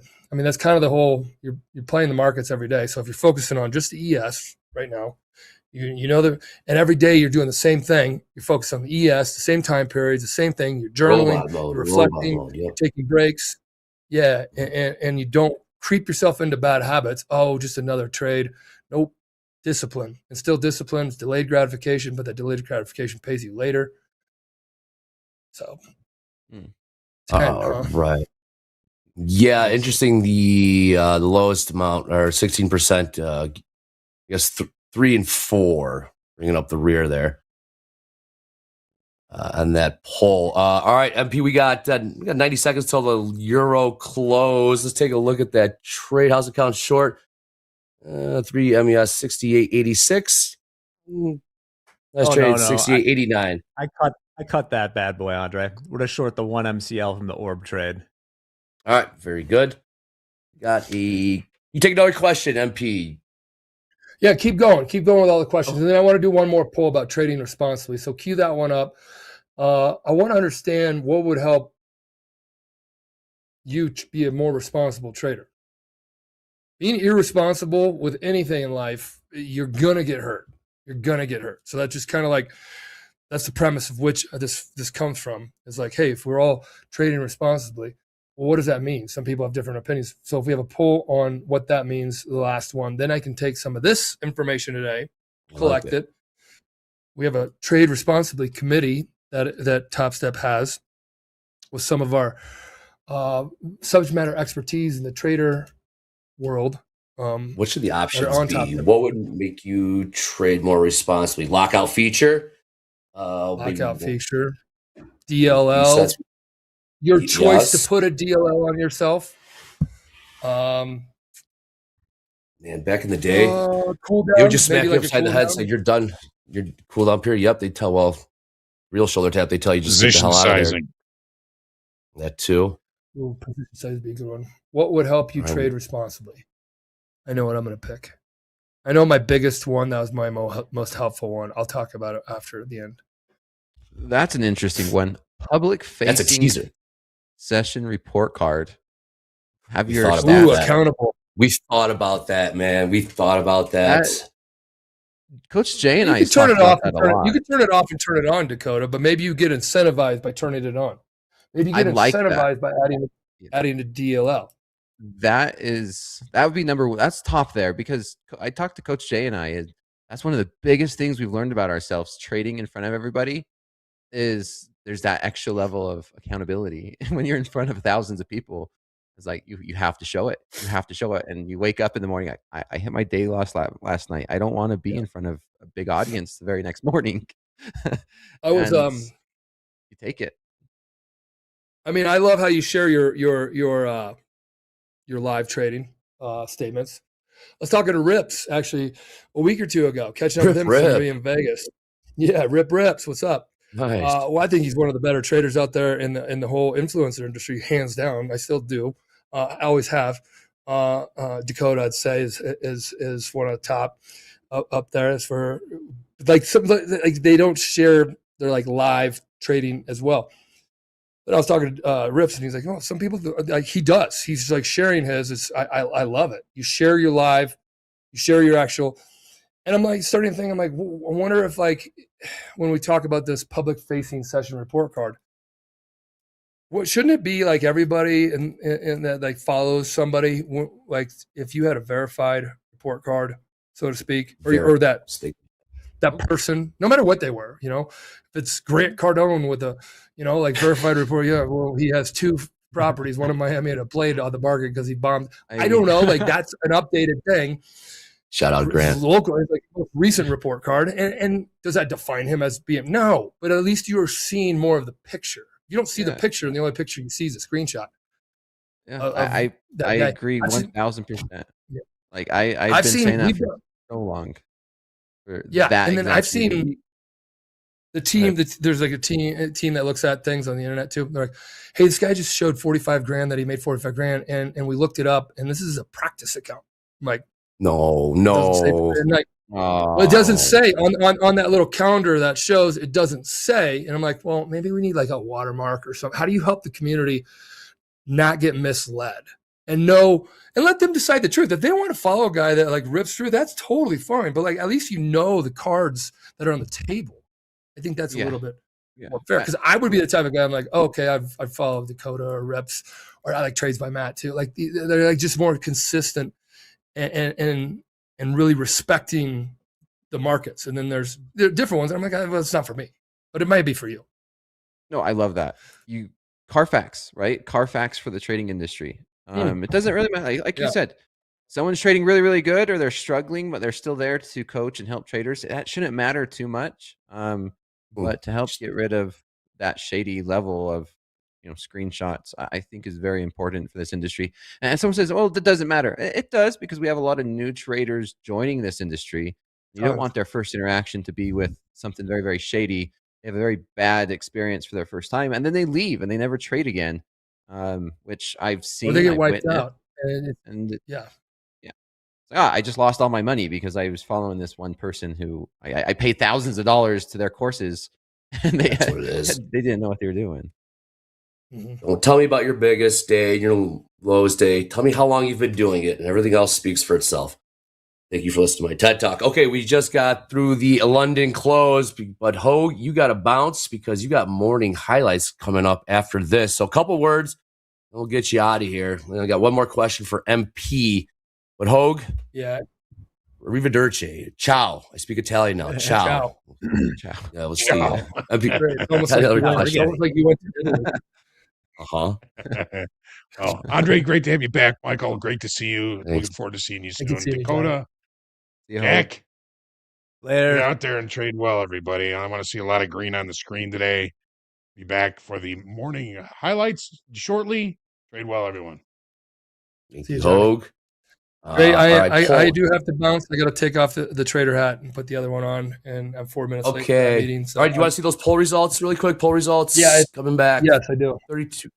All right, 32%, 31% saying customizable trading lockouts. We have that. And public facing session report card. Public facing. Wow. Here we go. That's pretty high. Adding a DLL, yeah. 20%. I saw somebody in here say, "What's a DLL?"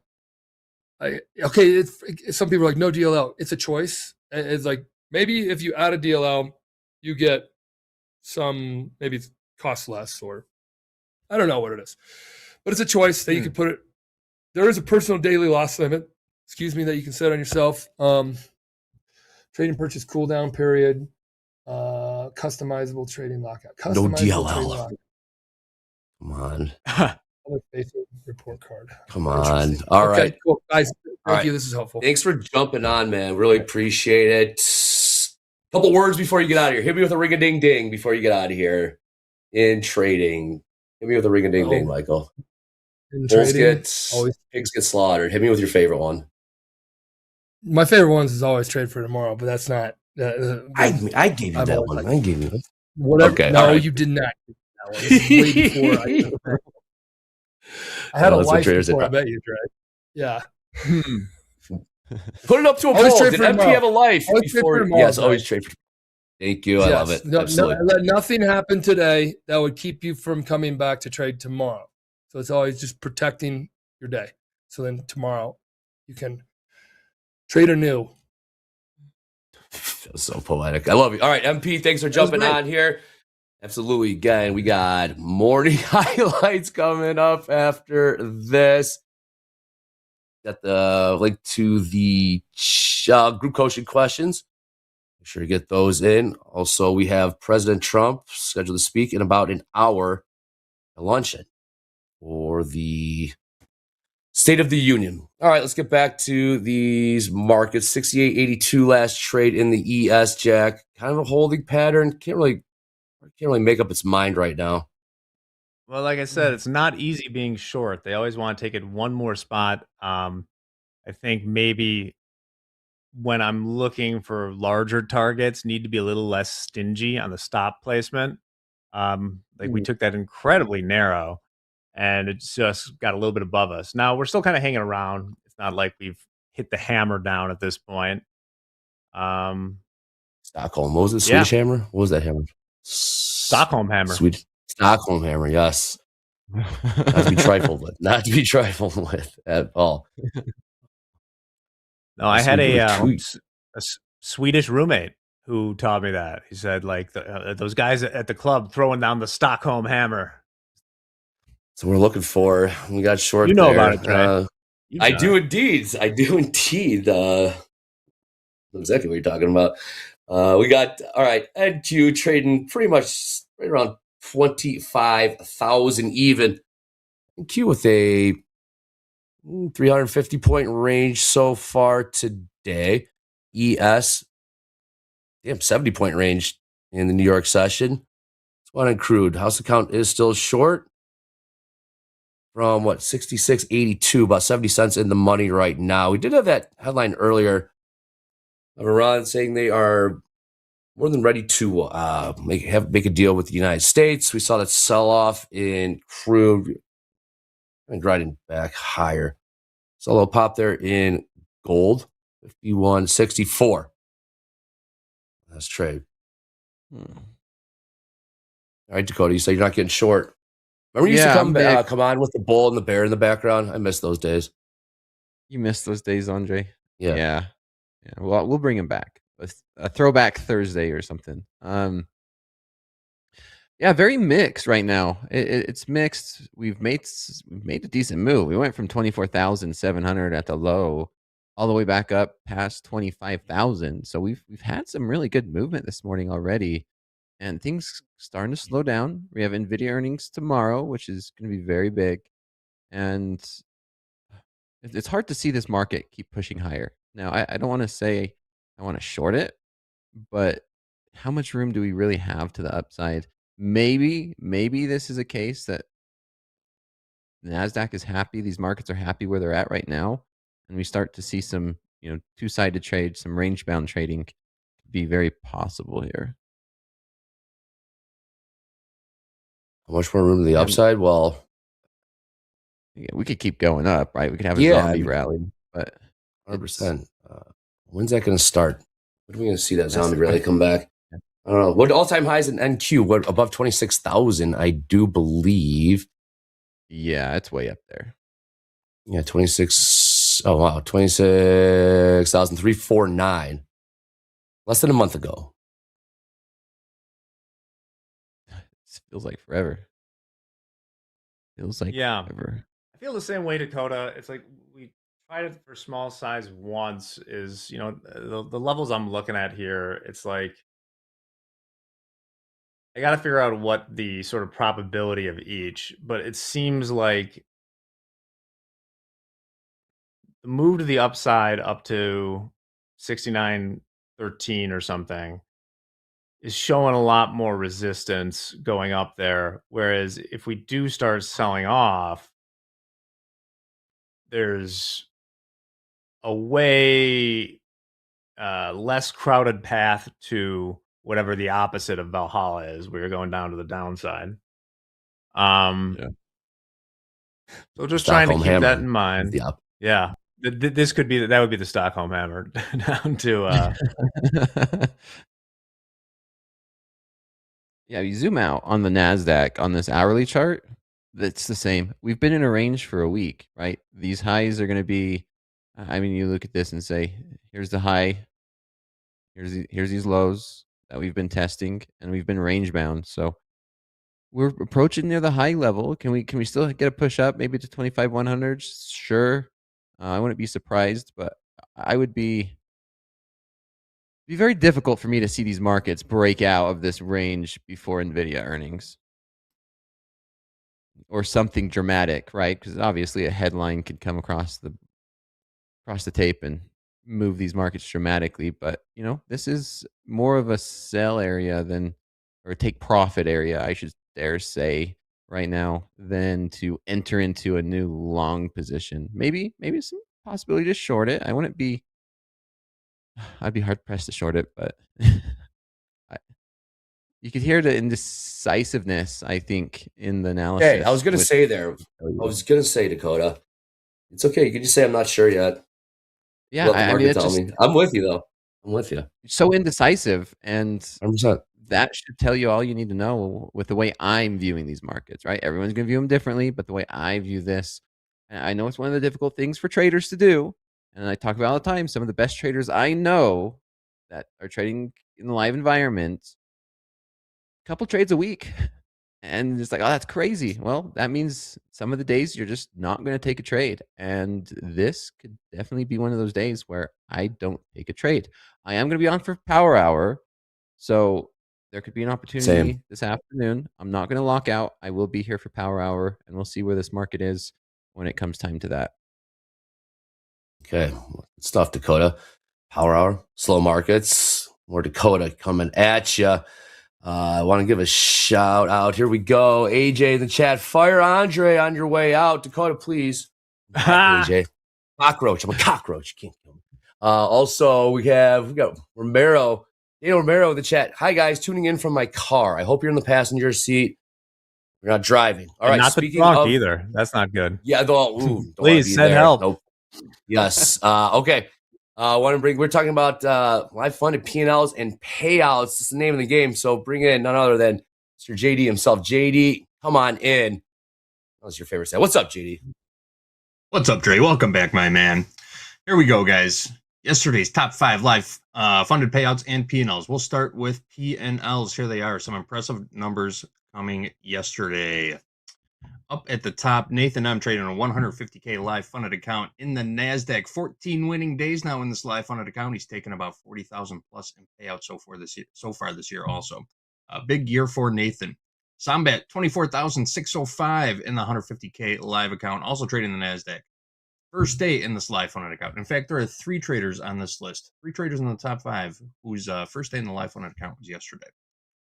Nice way to start their new experience in the live account.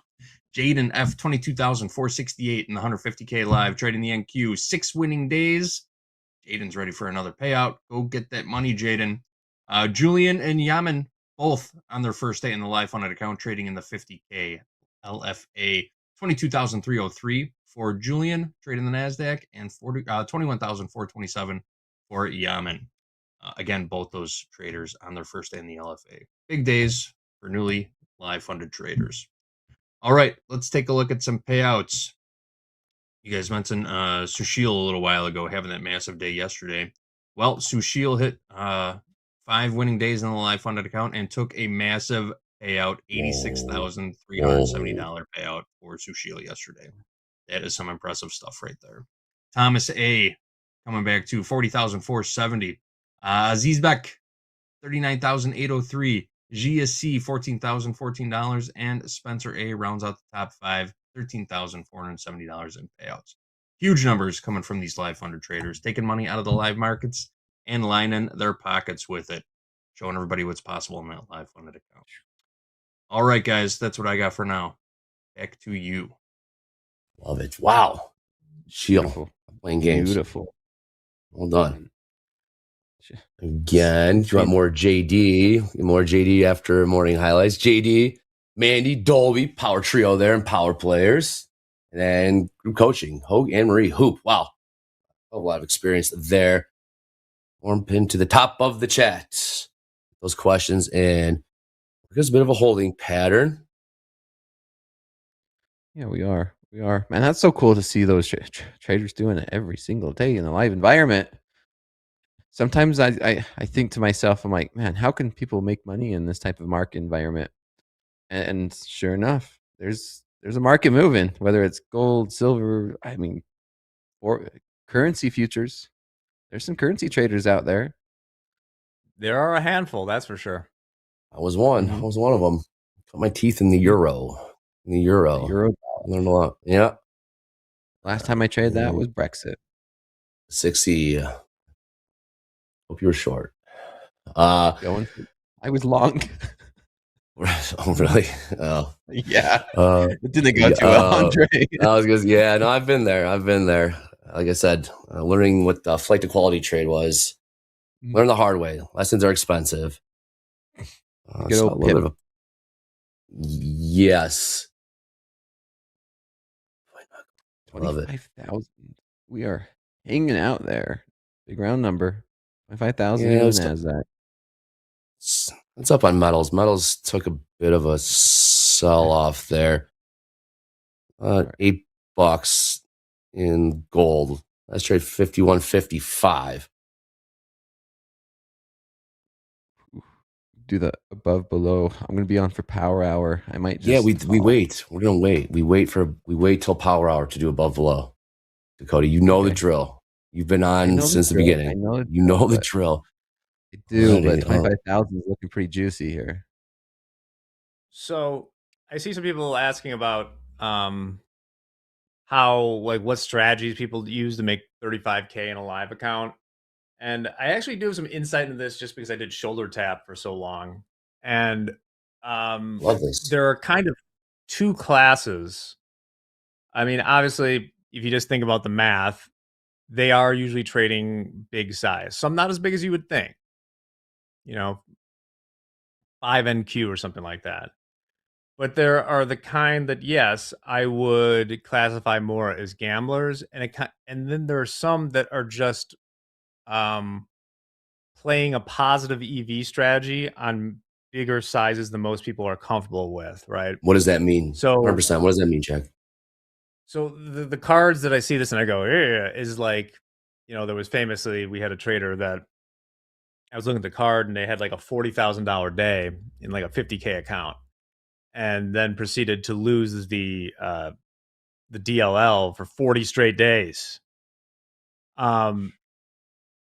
That's maybe lucky full porting, but then there's others that we have seen, and they tend to be at like the very high end of the risk, right? They have a you can negotiate what your drawdown is in the live account with a risk team. So they have like 5, 6, 7K drawdowns, and they're not afraid to use it. And they're going for 4-to-1, 5-to-1 trades, and they do it more frequently than you would expect. So yes, they're trading size. Like a lot, I'm not gonna bullshit y'all. A lot of them are trading like 10 NQs or something like that. They tend to be patient with the point they get in and are usually holding these trades for a long time. And if I'm being honest, I think that a lot of them are getting in trades early in the session, like overnight, and then sometimes holding them for 10 hours, 12 hours, something like that. So we show those numbers. They are fun. I was gonna but there's say. like two classes of traders that do them. Are we partially at fault for that? Because we're just simply showing the one-off P&L at times where they, put on a huge trade. Again, it's about the longevity. It's about the longevity. Don't tell me about your biggest day, your lowest day. Tell me how long you've been doing it. Everything else, That's what we try and speaks for do. itself. Like we'll eventually have shoulder tap back once we get some things sorted out on our side. Mhm. But we try and do a good job there of showing the good, the bad, and the ugly under the hood. And I mean, truthfully, if I weren't on YouTube doing this and like sitting here during the day, that's probably closer to the way I would look at trades for a day, where I'd maybe take one with sort of much like with a set stop and target, with probably what would seem like very wide levels for what we're usually doing in these like hour segments, and then just let it play out. That's the OG slow markets. We put a trade on and let it run throughout the London session and overnight. Wake up in the morning and there's some pretty big moves that happen during the London session and Euro session before what we see here, where traders, they'll put a trade on, they'll wake up in the morning, they're up a couple hundred points, or a gold trade. Aaron talks about it all the time. D talks about it all the time. There's some big moves if you could put a trade on and just let it play out, like you said, Jack. That's the hard part, though. Being up a good size and having that self-discipline not to just close it out and let it play all the way to your take profit. That takes It's interesting. We're in a sort of unusual environment in that, like, the markets have been extremely, in the equities, range bound, right? It's kind of wild. We're only like 2.5% off the all-time high or something in the ES. We've been in the same range for 2 months, and yet the VIX is still at 20 and has been around there.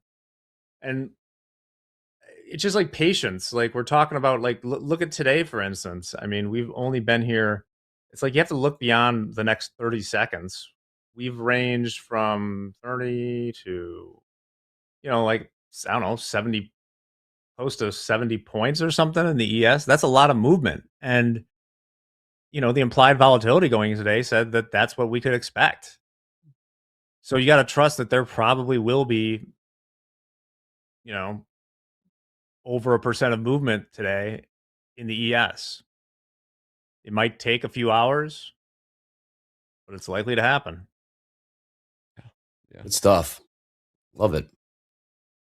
All right, markets are a bit of a holding pattern right now. Been holding up around the highs in the ES and NQ. House count still short 1 MCL, micro crude from $66.82 throughout all of this. Almost $1 in the money there. Again, Nice. Coaching. Yep, get those questions in for and Marine Hoop. Wow. And we will have power players JD, Mandy, and Dolby after the morning highlights. All right, we do have, again, we'll pop here in the equities. Here we go.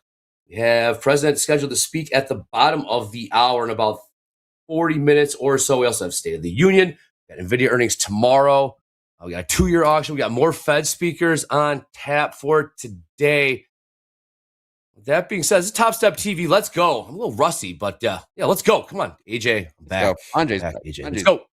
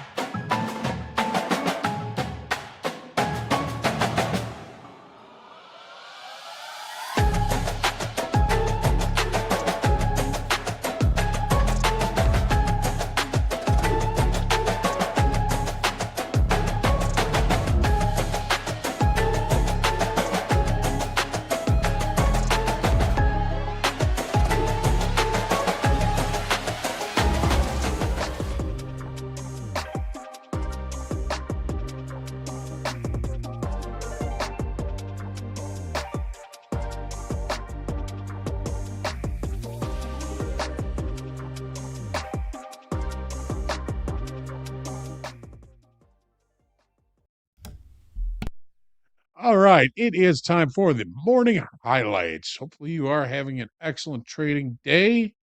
A lot of fun, as always, having MP Michael Patak, the trader-in-chief on fast markets, always great. And hopefully you're, again, having a good trading day. We're going to take a look first at the opening range trades. Did not take it in gold, and for good reason. It has been very cold and would not have played out for us today. However, we got a really good one in crude oil with a little bit of help from some news. Let's take a look at the context first. Market opened in range and in value. The market is trying to accept and maybe even trying to continue to push to the upside, but not doing a very good job, as we discussed during the opening call. Here is the opening range. Opening range triggered us into shorts. Short 2, MCL 66.82. A very cheap trade. I mean, even with 20 ticks of risk on about a 10 tick opening range, it's $40 worth of risk. Get out of one of those at 1.1 to 1 out of the first one here at 66.33, right near settlement.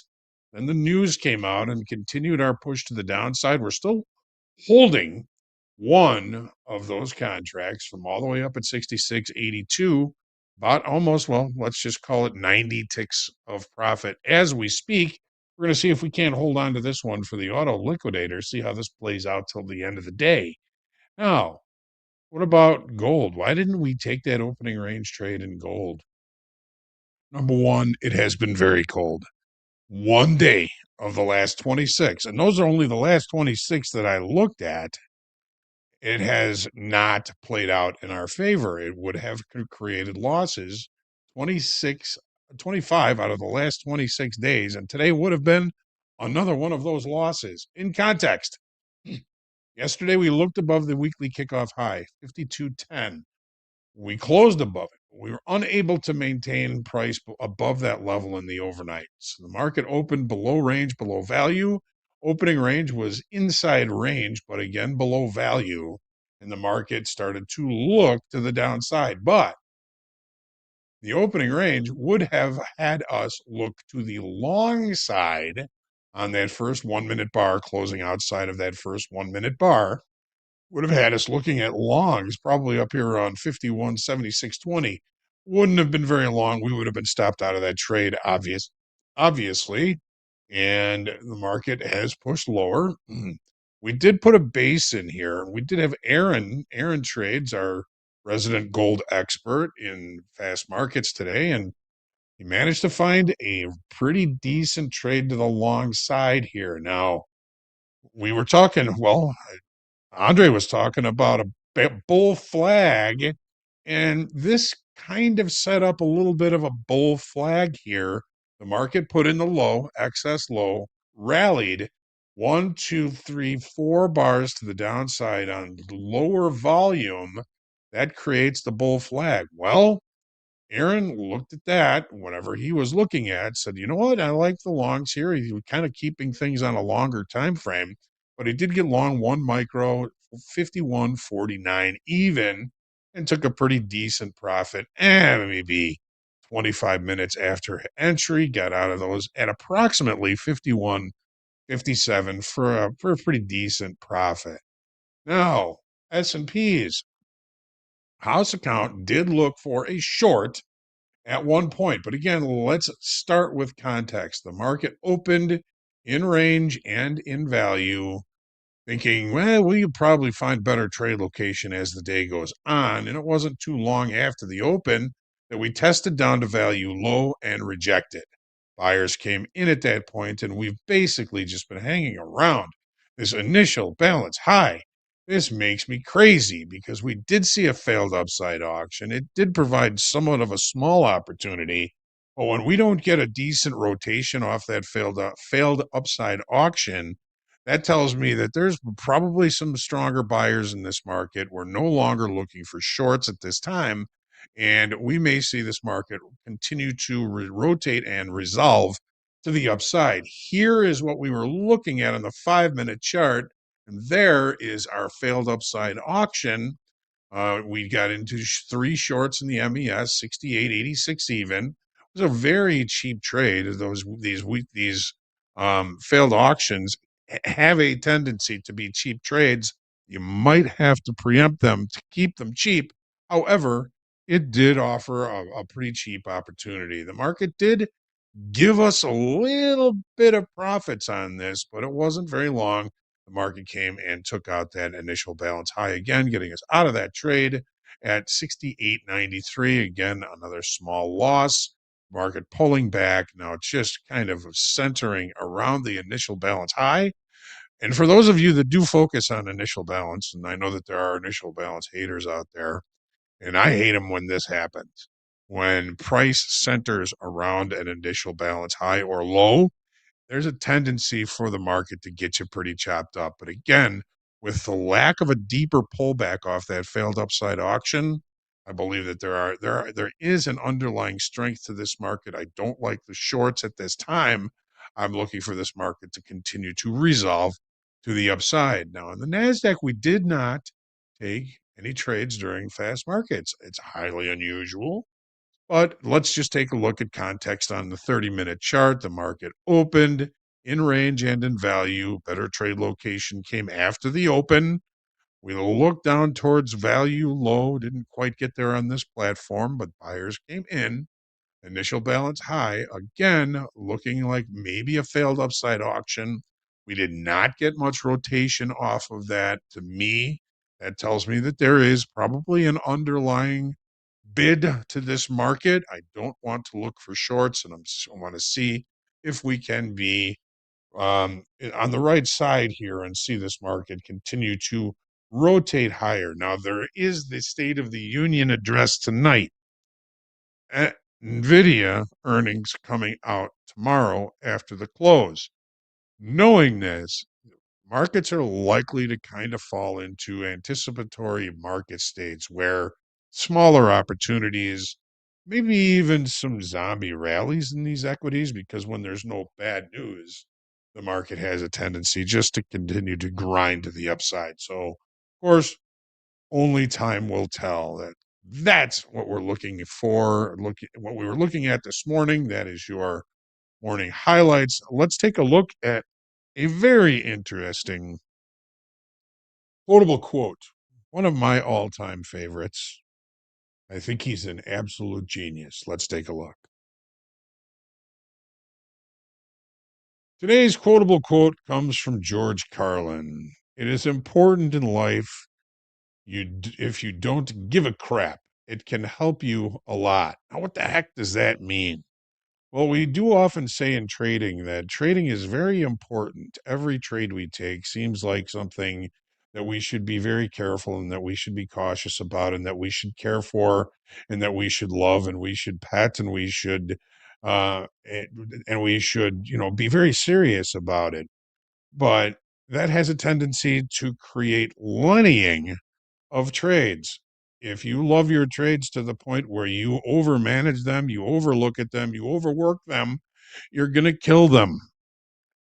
So a wise trader said to me years ago, you'll be a much better trader if you're able to trade carefree but never care less. Trade carefree but never care less. If each trade is of ultimate importance, it's going to be really difficult for you not to overmanage those trades. So again, it's important in life and in trading. If you don't give a crap, it can help you a lot. Now, we all care about trading. We all care about why we're here. We're all here to make money. But never lose your sense of humor. Never lose your sense of humor. Even Tom Hoogard says the best loser wins, and it's the trader that fights the urge to alleviate pain and to alleviate fear that is going to win in the long game here. So take it for what it's worth. Be cool, be calm, be centered, be creative, and be humble in your trading. Folks, there is your quotable quote for the day. Hey, Mandy's coming up for Power Players next here, coming up here with JD and Dolby. Looking forward to seeing you guys and Mandy. This is Topstep TV. Stick around. We'll be right back.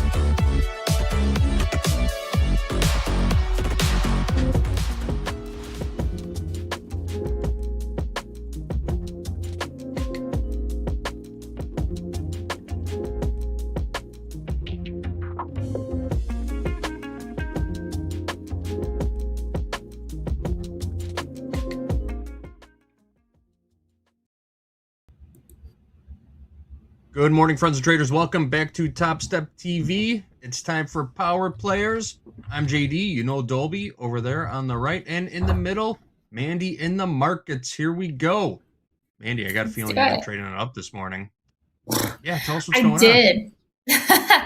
I did. I'll be honest. It was a really, really busy morning.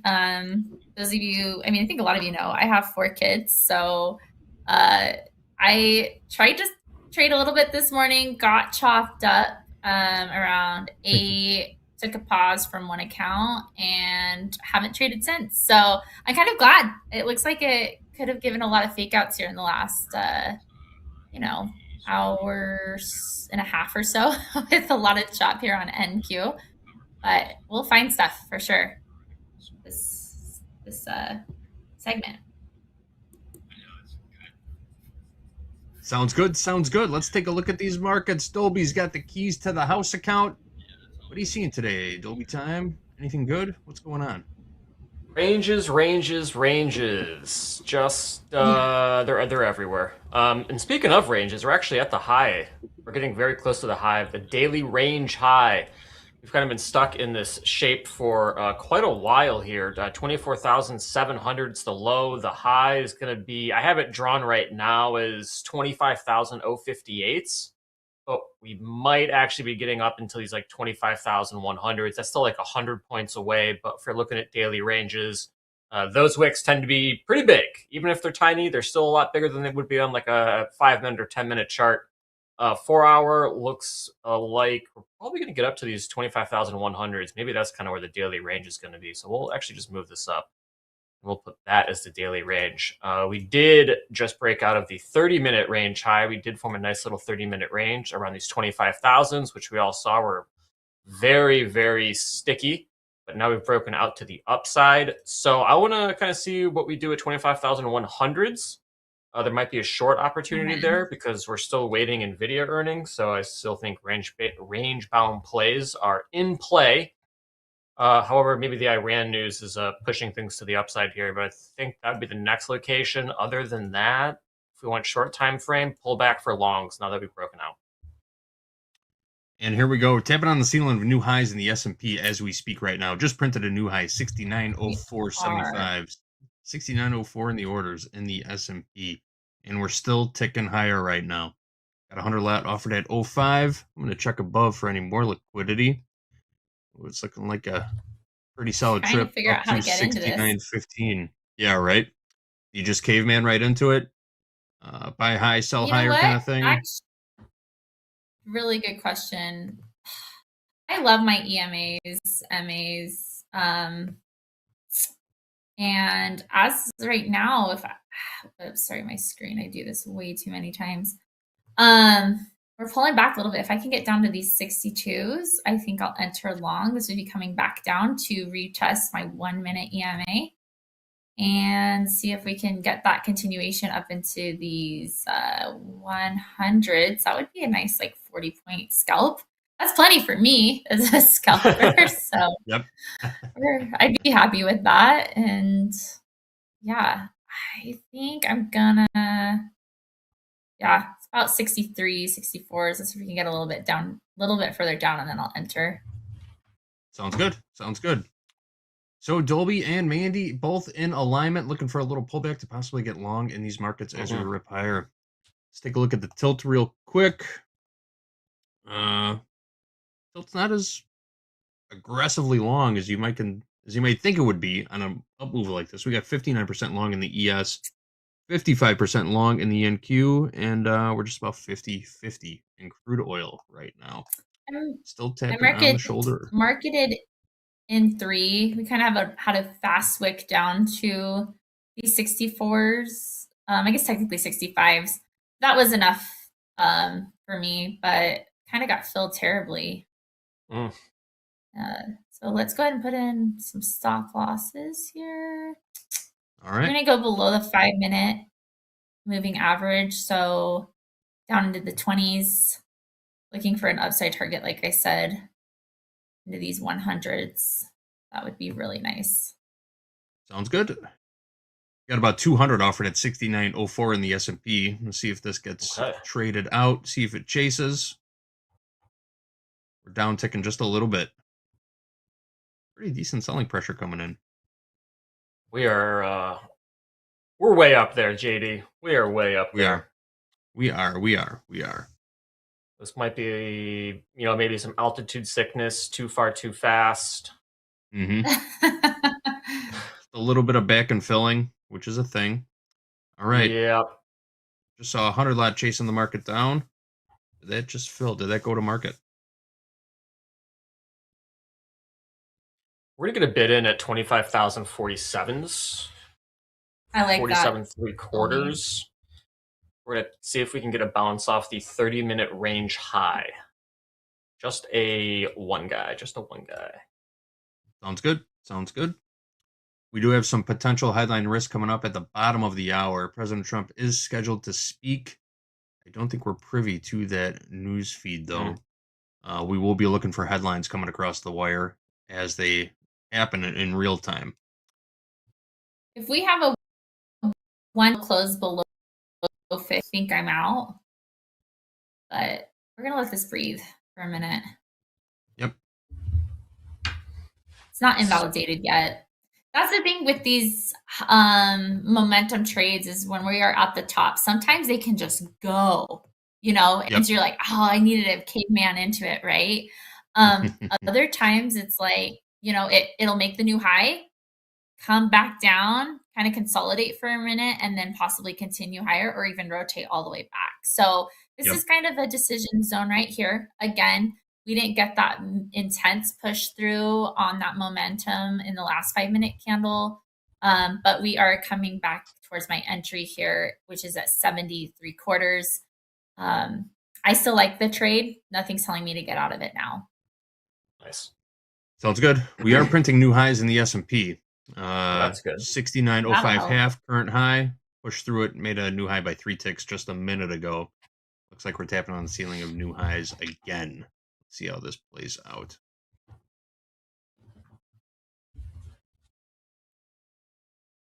Still got that 250 offered up at 69.15. Looks like a pretty, I should say the path of least resistance still looks higher. Just looking at the dome and the size of the orders on there. The book is a little thin on the upside. It's thin on the downside too, but we are rallying. And that's why we try to make sure that we don't enter in too heavy. So that way the market does have room to breathe. It wants to decide if it continues to push here or rotate back down. Let's see where we're at here. This is an interesting 5-minute candle already. Yeah, I mean, if you're just looking from like a 3-minute chart or a 5-minute chart, we've just been like straight up after we touch 24,966.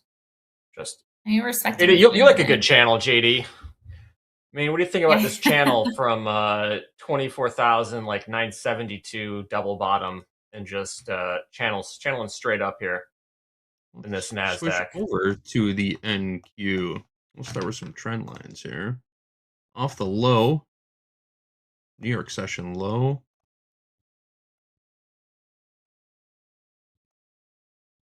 So just the way this is fanning out, I mean, it gives the appearance of almost starting to flatten just a little bit, but we are still making new highs.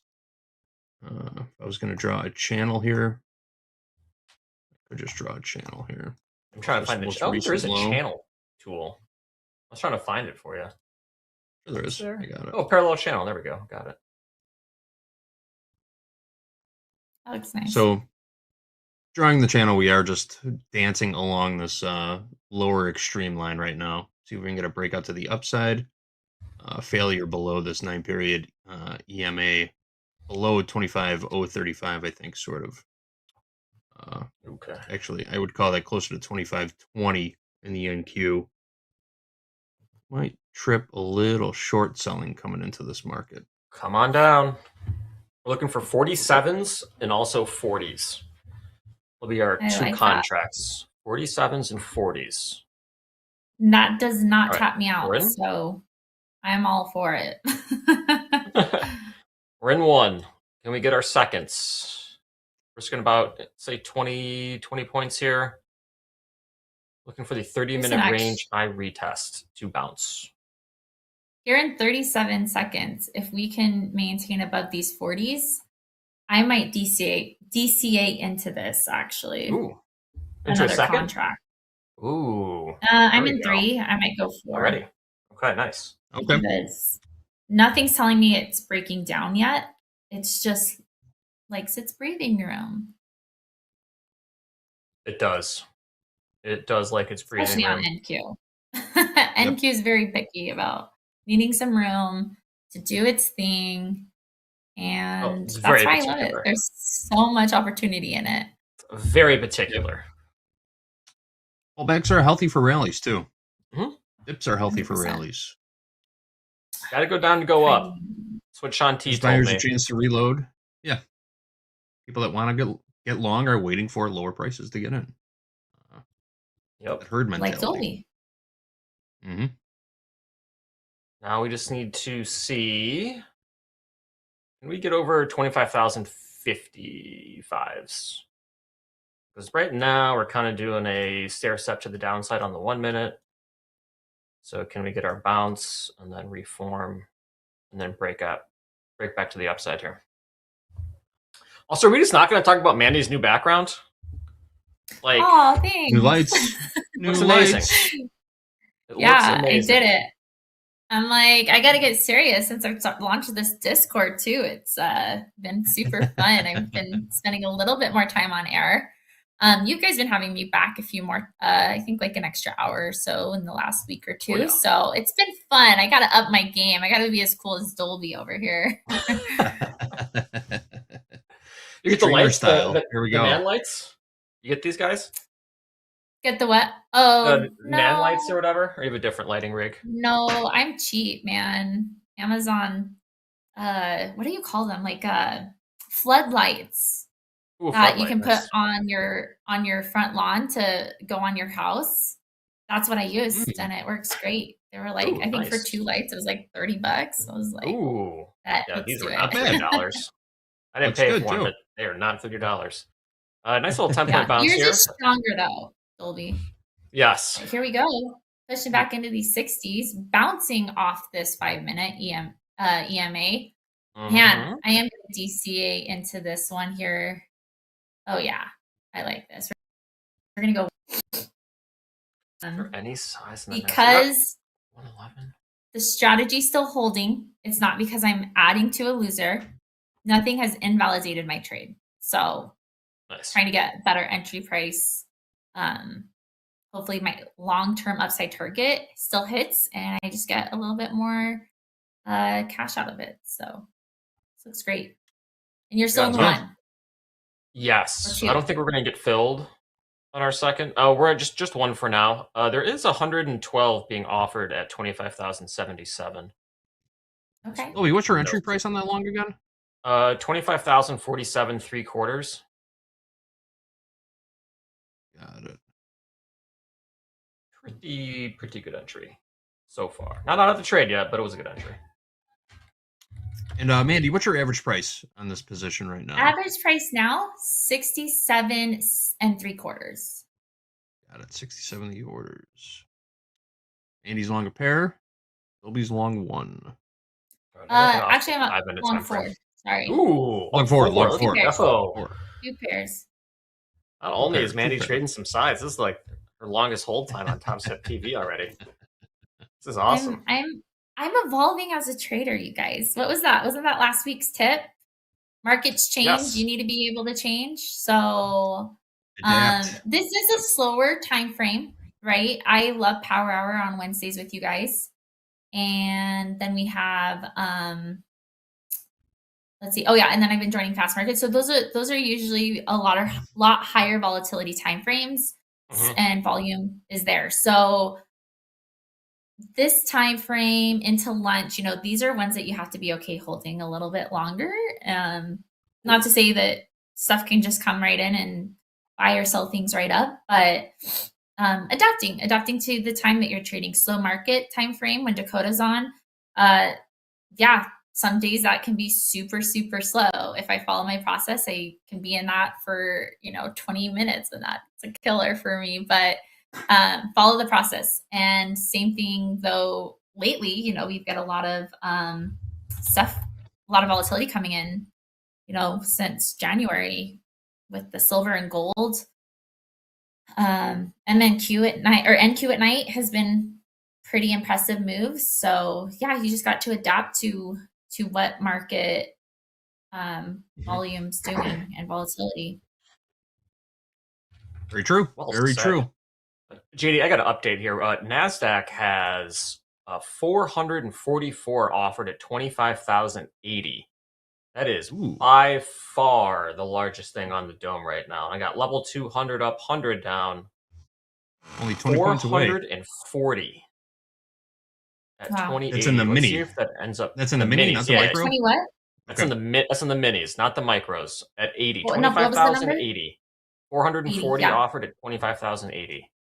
I like that. I think knowing that that's there on the DOM. And you guys, I accidentally disconnected my DOM level 2 data. I need to put that on my to-do list. I'm actually going to pull out a pen and write that down. Thanks for that Areas insight, of liquidity. I will be more likely to trail and not let this trade go red when we get towards that range. Oh, nice. Okay. Traders see those pools of liquidity on the dome, and prices tend to gravitate towards them. 452. Yeah. Now we're at 452. That car is doing laps around my neighborhood again at the exact same time. Don't know what's Vroom going Vroom on. boy? Yep, Vroom Vroom is back. He's Vroom back Vroom. and driving around the block, making noise for whatever I'm convinced reason. he's trolling you, Dolby. He's watching I don't Topstep know. TV live in that car right now, and he drives by your house. Just to make noise, man. We Revs got that little 100 engine. offered at 77 and 400 offered at 80s. So there is some size up here. Ooh, we're starting to see a little comeback in crude oil right now. Came back and retested settlement price. I don't know if I like being on the short anymore. I want to see this thing fall out of bed again real fast. 100 offered. And there's some size in the NASDAQ right now. There is some size in the NASDAQ. We're hovering right on top of 59, which is yesterday's high. Hovering right around Right at break yesterday's high. Mandy trailing her stop. Not yet. Closer to Not yet. Wow, nice patience. closer to those 400 contracts. Mandy, where'd Two you highs find in the all this S&P. patience? This is crazy. It's like a totally different person right now. What is going on? I don't know. Did you guys catch that? Dakota and I met up for dinner this week. Whoa! How'd that go? No, he didn't say anything. It was fantastic, no one said a you word. guys. Yeah. I think Dakota talked about it on Slow Markets Sunday night. We met Saturday night. Nice. We aren't too far away from each other. I think we're 15 to 20 minutes away from each other. Oh, wow. So That's glad actually we were really finally close. glad we were finally able to make that connection, and some really good dinner discussions about being a trader and life. And yeah, Dakota's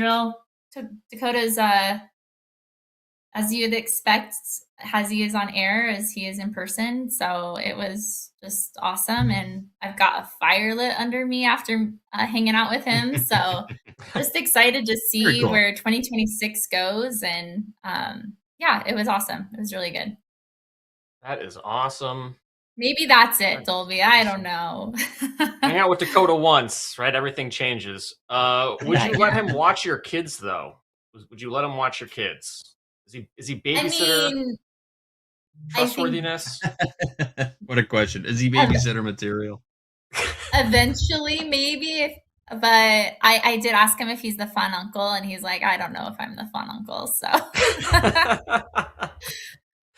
yeah, Oh, I love I'm Dakota. free- We had so much fun when we was in Yeah. Chicago.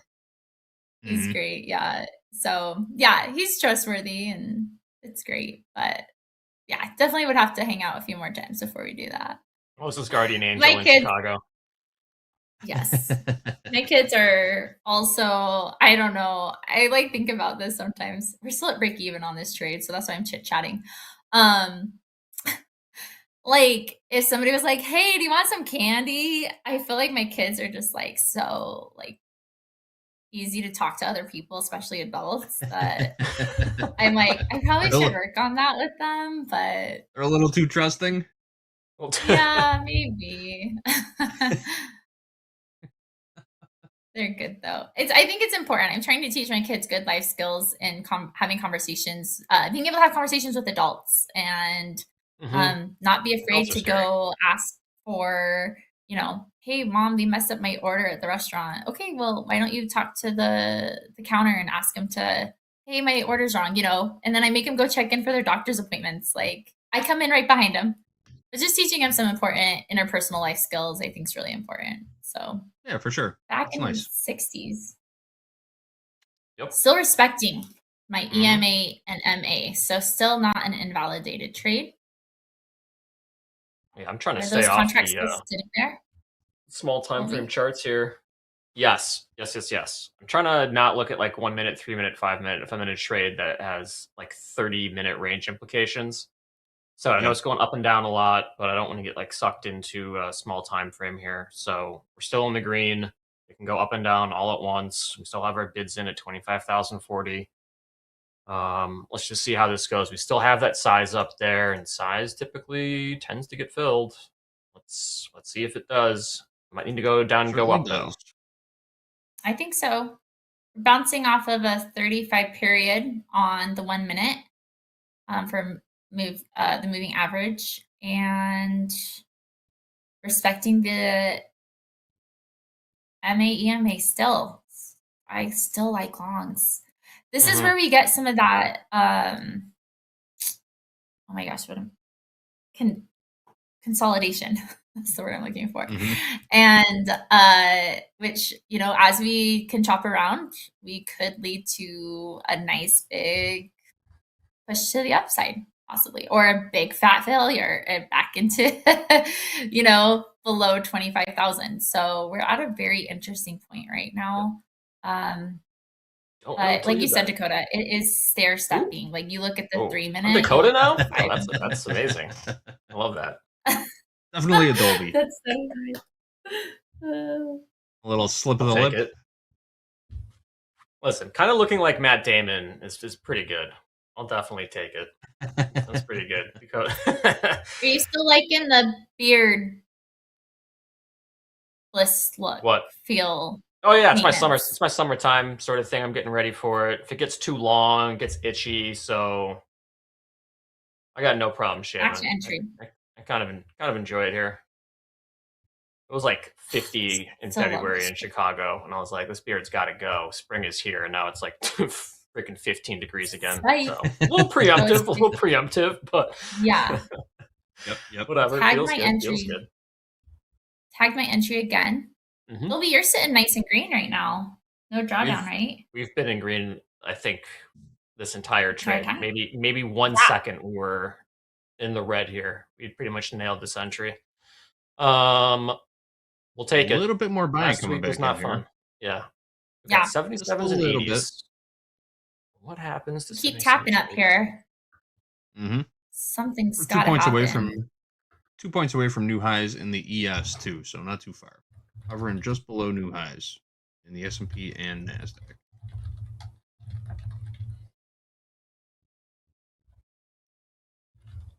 We do have President Trump scheduled to speak now. Nothing's come across the wire just yet. Of course, we will keep you apprised of that. Headline risk could be on for the next half hour or so. Not too sure about what he's going to be talking about. Could be any number of topics, right? Yep. Well, I like our 30-minute print on this candle. Printed above our entry. I'm reducing my risk. Just because I think if we're going to fail pretty good. So I don't want to lose more than I need to. So I went a little bit below our last 1 minute wick down here. It was 25,043. I put my stop loss at 43 quarters. And we're just about to kiss my entry again, which is making me love this trade more and more. Dolby, has your sentiment changed at all on your contract? No, we've been green the entire time in this trade. I mean, like I said, I'm trying to do a much better job of focusing on larger candlesticks while in trades that are like aligning the candlestick time frame to the time frame of the trade. So we were playing a 30-minute range sort of bounce. So I'm trying to stick to a 30-minute 1 hour here, and it all looks good. Like if That's I go to great. a 1 hour or a 4 hour, it's just all straight up. It's 30-minute. We broke out of that 30-minute range. You know, we could spend another 30 minutes here and maybe range again. You know, but I don't want to get sucked into like a one. Because like I look at a 1 minute chart and it's like panic inducing. You know, for such a long-term time frame trade, but really all it's doing is just doing a little Dorito pattern. As you say, we're Exactly. flagging. Yeah, it's a little Dorito. Mhm. Lower highs, higher lows. Still have that size sitting up there. I mean, maybe it comes back down and touches the entry, my entry, and then bounces back up again. Like that'd be totally reasonable for a 30-minute range trade for that to happen.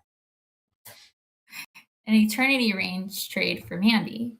Yeah, right. That's exactly right. We've already like quadrupled your longest hold time on Topstep TV. So you're Right? doing great. Pretty Doing great. intense. Looking at the 15-minute, I did move that back down to 33, just so we're below the EMA. I like you said, longer time frame can tell a bigger story, an Mhm. important story.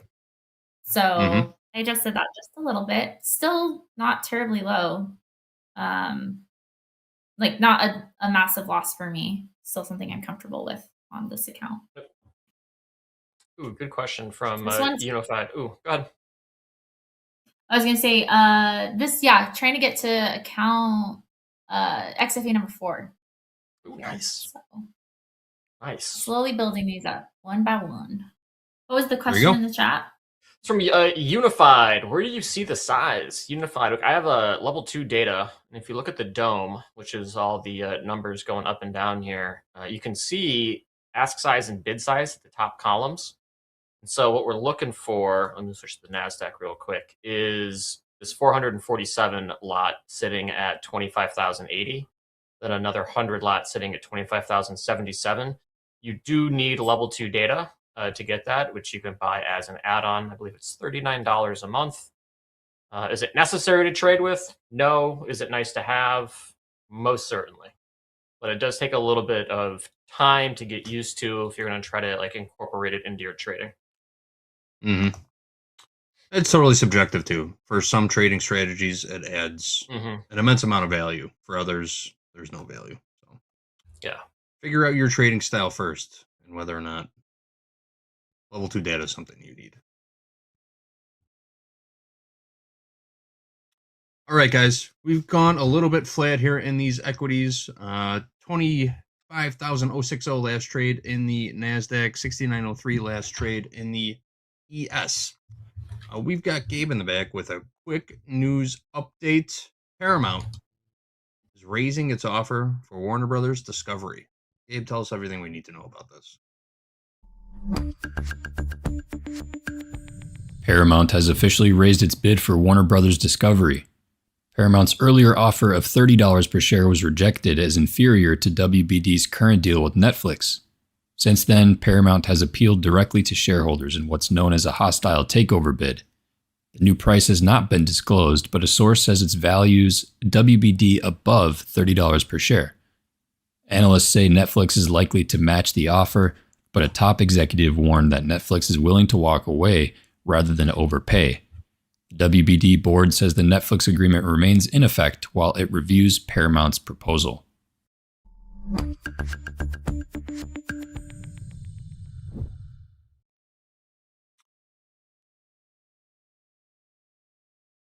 They push Netflix is the trash. goalpost. Pushing the goalpost once again, right? So oftentimes people ask about my EMAs and MAs, like, hey, when it crosses and you get that little plus sign that shows up on your chart, is that when you enter in like a short or a long? And I don't. And I usually wait until a candle close. So as you guys like, oh, this is a perfect example. We are crossing right now, but we still have 50 seconds. And it's done this a few times in this candle where we go cross, uncross, cross, uncross. And so the cross isn't validated until that candle closes. So here on this 5 minute, we still have about 37 seconds until it closes. So, I mean, if we close right on top of this, I don't think I'm going to get out. If we close significantly below it, then I think I will cut the trade. Yeah, a lot can happen in these candles in that whole frame before. So yeah, this is a kind of a great, interesting demonstration right here. Just kind of showing real time what I'm looking at. These are guidelines, not absolutes. So it crossed, guidelines. but we didn't really close below, like well below it. And so I'm a little bit more hesitant to be like, oh yeah, we're totally going short right now. We can totally bounce here. If we look at the 15 minute, we could come down and even come and kiss these 40s before we rally back up again. Dolby, is that your second entry is 40s or where are you at? Second would be 40s. Yep. 25,040, stop at 25,030. So we're not really taking a ton of risk on the second, only 10 points of risk on the second contract. But like I said, we're not looking for this to really sell off much more. There is some nice areas of support around the 40s, a couple wicks and stuff. Also, it might just need to come down. Oh, another one right here as well. So maybe we just come down, touch that. There's probably several people who are long the 30-minute range high. So if you're break even on that, you're getting stopped out right about now. But we're not going to move our stop. We're going to hang out here for a bit and let this trade play out. If it works, it works. If it doesn't, that's fine. I'm not going to get mad for being long with the trend. We're up 1.1% today. Markets are cruising. I mean, look at this 1 hour. We've printed 1, 2, 3, 4, 5, working on our 5th green candlestick in a row. Yep. So confidence level is still pretty high in these longs right now. Is that what you're telling us, Dolby? Yeah, I would say so. I mean, we've been in the trade for quite a while. It's been green almost the entire time, which, you know, I like that a lot. It's much better than the opposite, which is staying red the entire time. I feel like trades that stay red end up being losers, and trades that stay green end up eventually being winners. You just got to let them play out. But the vibes so far of the trade have been positive, which is maybe dealing with a little bit of a pullback right now, which is totally fine. We still have that size sitting up there at 77 and 80s. Let's just see what happens. Like I said, trying to stick to a larger time frame chart, not trying to get locked in on like a 1 minute or a 3 minute while we're in a longer time frame trade. Yep. Like, because Very like good. you were saying, Dolby, we have that had that Dorito form. We technically, I think, are breaking out of that, at least from what I've drawn. I don't know if you see differently or if you have drawn anything differently on the 1 minute. That being said, we're still seeing the 15-minute EMA. We came down, kind of wanted to get back to this pressure, hopefully for another continuation up. Glad I didn't cut the trade when we broke the Dorito and said, "Oh, we failed the flag. Like it's a short, like all the way through." It's like, no, we're back into what would be considered the flag pattern right now, or the Dorito, as anybody who knows Dolby. But yeah, again, we're looking for when is this trade telling us that it's invalidated? That would be the time to get out. And for both me and Dolby, according to our trade plans, there's not an invalidation yet. So that's why we're still in. Don't know how it's going to get there. Good. Not know how it's going to get there. Absolutely.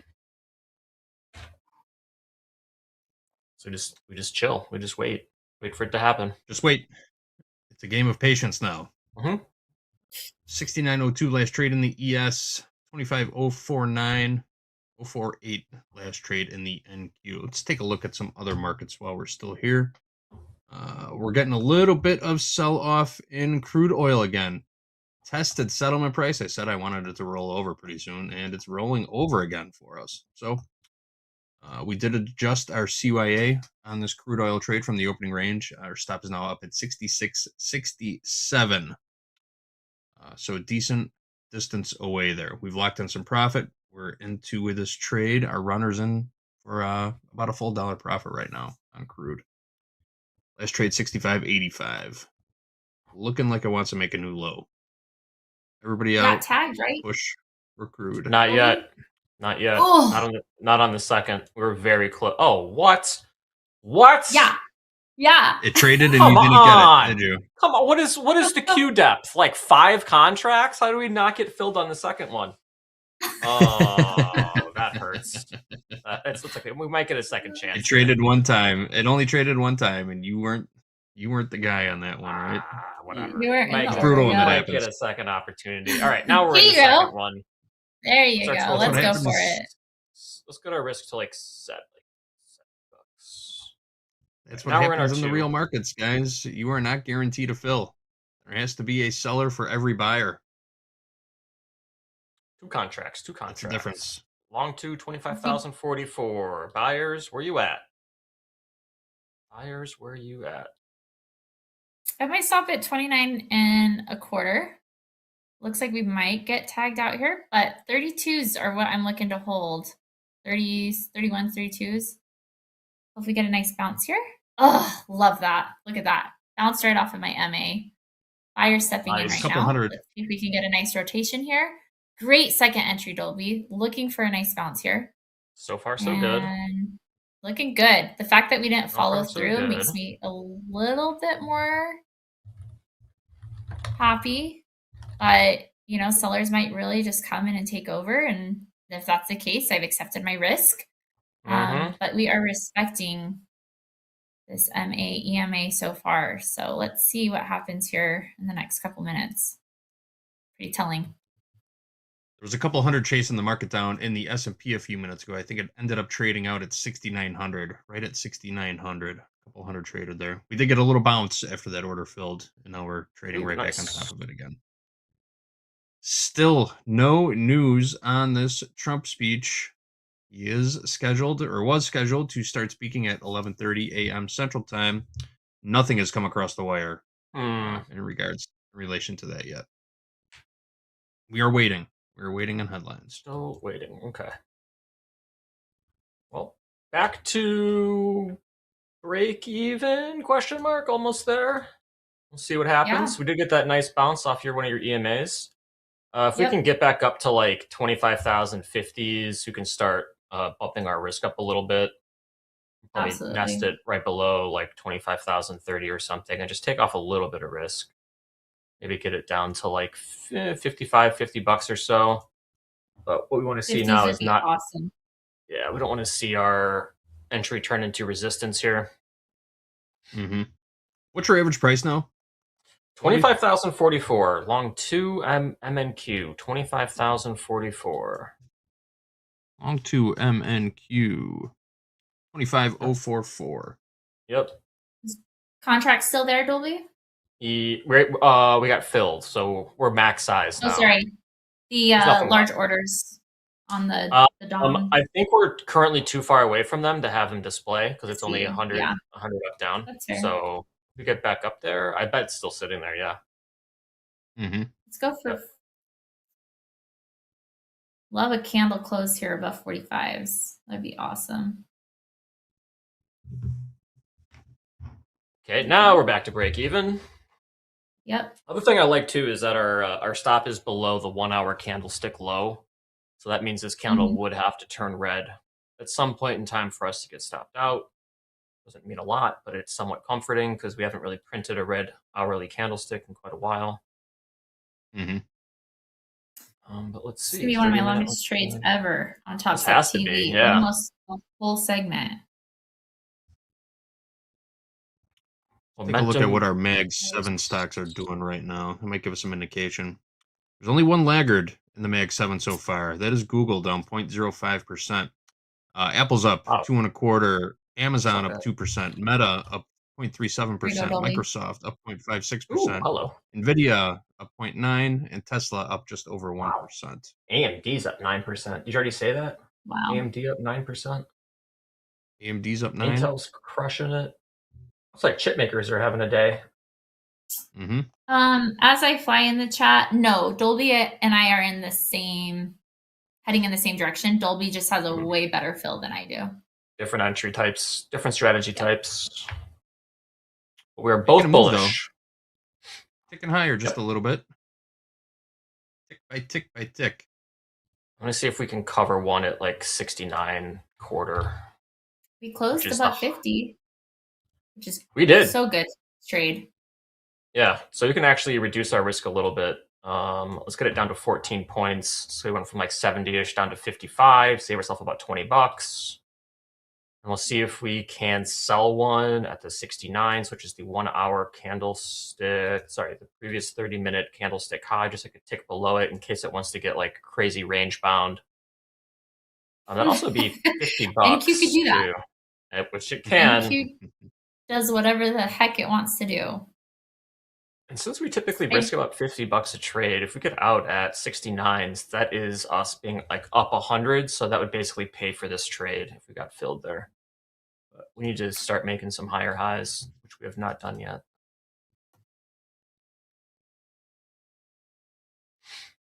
Let's see. It looked like we were about to make a race for new highs in the S&P. Stalled out just a little bit though. Just only about 4 points away. 4 points away from new highs in the. Going back to the 1 hour, it looks better. The 1 hour looks better. It looks better, so we're gonna watch that one. Just like seeing all the green candles on the 1 hour. Mm-hmm. Builds confidence. It makes me feel I don't know, better this about the 1 trade. minute. This 1 minute chart's starting to look really good. Yeah, here we go. We're making a move. We're less than 2 points go. from new highs in the S&P now. Let's go. We're getting close. We're only about 5 points. We're 5 points away. Yeah, about 5 to 10 points away from getting filled on the second contract here. And then when we do get filled, our next order is actually going to be down at 40s because that's where we got. So now we're really looking good. So let's see if we can get this. Let's see if we can get this one. We're about 5 points from my entry. Come on, NASDAQ. This feels like a great setup for It's hopefully a 440s or breakout still here. wow. Let's go get that size, NASDAQ. We got 77. We got 100 offered, 77, 100, 450 offered at 80s. Let's go get that size. Let's do it in the next 5 minutes. Let's go for a buzzer beater, man. That'd be Yeah, I don't awesome. want group coaching to get this glory. I want this segment to get the glory. True. Let's see. Come on. Oh, I'm here. So speaking of okay. Come on. Speaking of group coaching, guys, there's a form pinned to the top of the chat right now. Joining us for group coaching next, Hogue, Hoop, and Anne Marie will be here. If you have a question for one of the three of them or all three of them collectively, grab that link pinned to the top of the chat right now, fill it out, and click submit. They will answer your question live here on Topstep TV. If you've ever wanted to hear Hogue say your name live on TV, this is your chance. It's my new selling line for group coaching. I reduced my risk as well. Brought it down to below the last wick of our breakout candle on the 1 minute. So risk is down to 38 3/4. Still respecting it, the EMA. So hopefully we have a free takeoff strip here for NQ. Come on. Good. There we go. You can Let's do run it up. You can do it. Go get that Oh. size. You know you want to. I liked how you were trying to barter with the market a minute ago too, Dolby. Yeah. What do you say we do this? What do you say we do this in the next 5 minutes? Yeah, like the NASDAQ gives a shit about what I'm saying right now. What's it gonna take to get you to rally right now? NASDAQ, I got about $50. Would that entice you to make a move? Very intriguing. Uh-huh. Thank you. Absolutely. You cannot make a higher high in the 15-minute or the 5-minute right now. Come on. Come on. It's like doing every It other. feels like No, feels like it wants to do something. I know. Just do what you want to do. That's right. There we go. Bouncing off the 1 minute MA. Going back to See if the we can 1 hold here. Close above in this area. Close fives will still look really good for longs. Mhm. In about 5 seconds. We do have a headline out from Iran's foreign minister saying Tehran will resume talks with the U.S. in Geneva with a determination to achieve a fair and equitable deal in the shortest possible time. That was posted on X very recently. Okay. It's going to be a really interesting 45 seconds. We have another 5-minute candle closing here. Yep. So yeah, a 5-minute candle close above 56s would be very favorable. Seller stepping in. Kind of glad I moved my risk up. Reduce my risk. There's a chance we could get stopped. But 20 seconds is a long time. It is. NASDAQ, It is a long time. NASDAQ didn't want to make a deal. Didn't want to make a deal in that 5-minute period, huh? No deal. What's wrong with you, NASDAQ? It was such a good $50 deal. for you. It's $50. All right, getting back What's a down to pop for a free entry. lunch? Wonder where Jay went to lunch yesterday. Wonder what he ended up picking. Yeah, I don't know. Heavy Back to now. entry. Back to entry. We made him some recommendations. The Turkey Club from the basement. Always a great go-to. Luke's Italian Beef right down the street. Nice taste of Chicago for a visitor. What else was there? There's a couple good spots around that building. We told him to stay away from the sub shop across the street from the prison.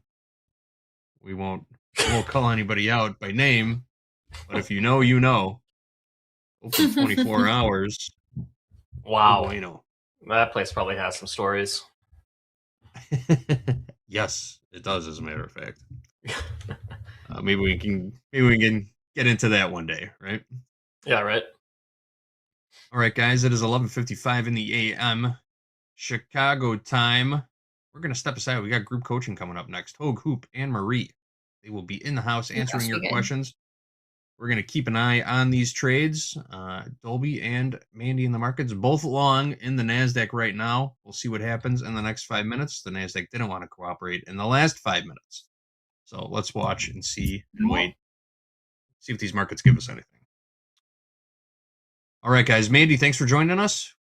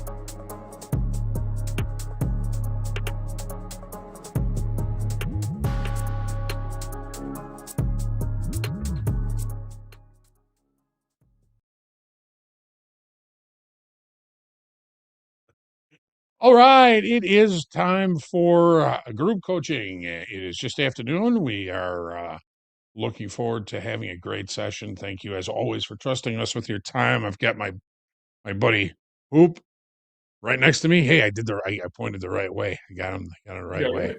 And on the other side, we have the lovely, talented, and gifted Anne Marie. Great to see everybody this afternoon. Anne Marie, how you doing? How's trading going? Not doing too much today. I missed the big move early, and so just sort of hanging out, actually, a little bit. I really want to see what the market ends up doing, so I've been a little quiet. All right. Well, as far as house account, we're still holding one of those shorts from this morning in crude oil. You never know when these crude oil opportunities are going to provide bigger opportunities. We got the opening range right here, and it was only 7 ticks, so it was a very, very small risk on this opening range trade. We did take one off at settlement, which is right around 66.30. I think we're still short one at 66.82. So in about 40, 50 ticks on the first one. We're still holding on to the second one. And, as far as the context is concerned, we know that the market has been somewhat range bound 1, 2, 3, 4, 5 days here. And Marie, you were just talking about kind of putting in a little bit of a floor here. We're trying to hold on to this trade, maybe to the auto liquidator. We did get some help from some news. Iran is, talking about making a deal with the U.S., so that gave us a nice push to the downside, and we're still holding one of those positions. Anne Marie, do you see any kind of continuation to the downside for this trade?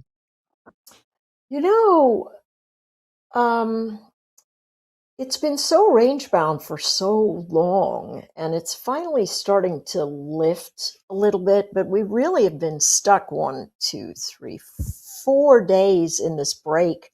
So, continuation downside, I think, will be hard below 65.40, but you know how news gets sometimes with oil. It will give you something absolutely terribly destructive if you've got a long and then turn right around and move back into the range. So I certainly wouldn't open up brand new shorts at 65.42, and $66 is a really, it's a pretty solid congestion zone. So I would surmise that if we broke back above 66, that it would try and get back up into that VWAP structure. I'm one of those people that's bullish energy, very bullish energy. And so I've been looking for dips to buy for probably 3-4 weeks. So that's why my frame of reference is there. But somebody bearish might come back and say, hey, underneath 66, I say you hold it until it tells you that it wants to change. And so far, we are still making lower highs and lower lows. Yeah.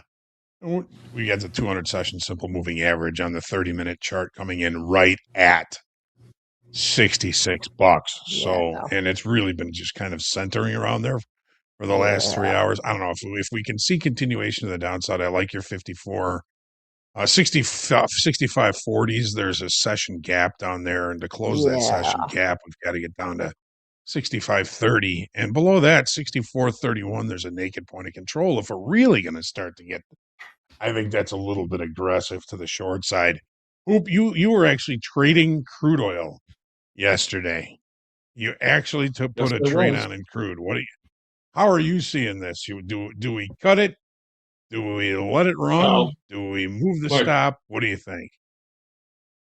my bullish counterpart here. I was kind of talking last week that I just think there's a lot of premium built in this market because of the news. And that's just, once again, I've traded crude for too long. And supplies are pretty good. You are in the spring, so sometimes I need to quit listening to that guy, that little voice in the shoulder. But I just know there's a lot of premium built in this market because of the news. But in terms of a day session today, as long as the president's speaking at times and the news is coming out, managing it. Let me look at this. I was going to talk about. I'm going to get to my gold overnight. Yeah. Right now, if you're short and the way the market's acting, I mean, it's hanging in there. I thought we'd get a little bit more follow through. You got, an hour and 15 minutes before the NYMEX close. I think right now, until something solid comes out of there, you're short from 66.80. Is that right? Yeah. Yep. 82. Yeah. My stop would be sitting there probably on that 3-minute VWAP above like 33, 34, worst case scenario, in case we get that's a good stop. Yeah. I like that stop area. Coming back at you for some reason that something's called off or something. Ultimately, I would just keep holding it into the NYMEX close right now because it's hanging. It feels heavy. It's 66.31, which is settlement. Like that. Yeah, perfect. 37, which is IB low. A lot of moving averages right in that area right now. Yeah, a lot of congestion there. Yes. All right. Well, we're gonna, as long as we hold below 66, we'll hold tight. We'll hold tight. What's going on in these other markets? Man, oh man. Well, these equities, resilience. Always, right? We had the failed absolutely. upside auction. Yep. We had the failed upside auction, and we didn't get much off of that. And if we don't get much off of that failed upside auction, there's an underlying bid under this market, and it's still continuing to grind to the upside. We know we have the state of the onion tonight. Mm-hmm.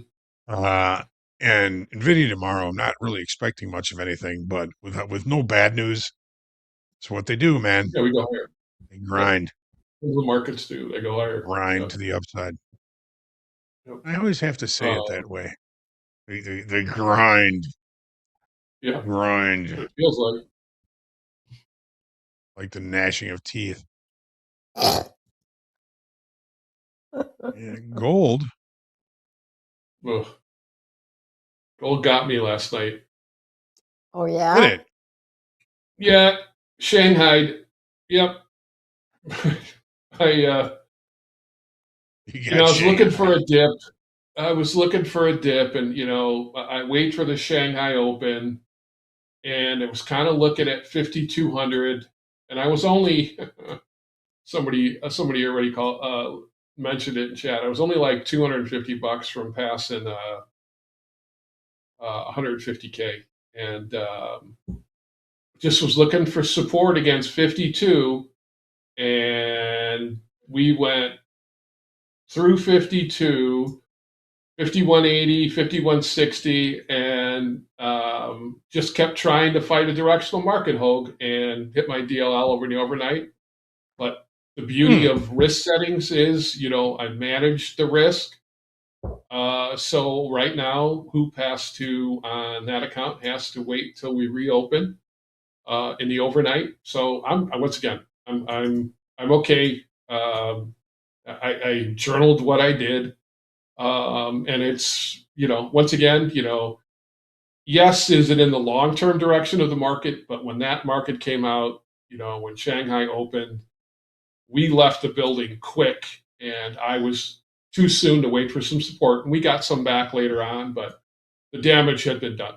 So, it's extremely volatile right now. I tell traders, a couple micros, you can be out a couple $100 in the bat of an eye. So, Yeah, just easily. be careful there.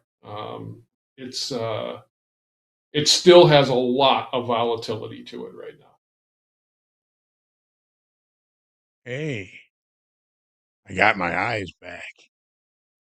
You did? Yeah. Nice. You Whee! just didn't have your hands up going like this all day long? Oh. People are like, Those what were the is he eyes. talking about? Yeah. You know, right? Right? Those were your eyes. So there are a couple of questions here, and there's some pretty deep things that people are asking about. And Hoop and Marie, I know you guys are deep thinkers and highly empathetic folks. Carolina's question here, and something that I think every trader, or at least most traders that have, that have a little bit of humility and understand that we don't know what the markets are going to do. And we might start to think we're actually performing better than we actually are. Carolina's question is, how do you deal with imposter syndrome? I've been profitable for almost a year in my personal account, but still I'm waking up and thinking this could all be luck. She's performing well in her personal account, but that imposter syndrome is still thinking in the back of her head, this can't be. How am I doing this? What do you think of that? Anne-Marie, you take it first. I think imposter syndrome is something that anyone who wants to be their very best, but always is concerned about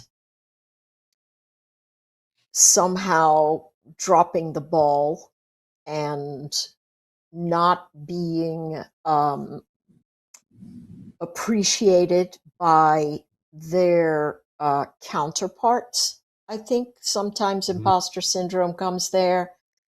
For me, before I came into the trading space, I had a recruiting company for probably 15 years or so. And you would do really well and have a lot of very good candidates that were in senior spaces that had moved up and up and up, and they struggled with it also. I think imposter syndrome is something that you have if you really are trying to stay grounded and you don't want you don't ever want to delude yourself into thinking that you're more than you really are, which is, there's a fine line there between a confidence level that you have to build in yourself to participate at a senior, highly competitive level, but at the same time, you don't want that confidence that you sort of have to build like Teflon to end up being some sort of weird ego event. So the good news is, and I'm going to guess your name might be Carolina, but I might be wrong. Carolina, I think that you have to go, hey, that's normal. I'm probably going to continue to have imposter syndrome. Just put it to the side and don't let it affect what you do day to day. Because over time, it will go away. The voices will get much more quiet. It'll come to you in only the very darkest of spaces. And other than that, you'll be in really great shape. But it's completely normal for a good person to struggle with imposter syndrome, or at least this is my impression. Anyway. Thanks, Well, Henry.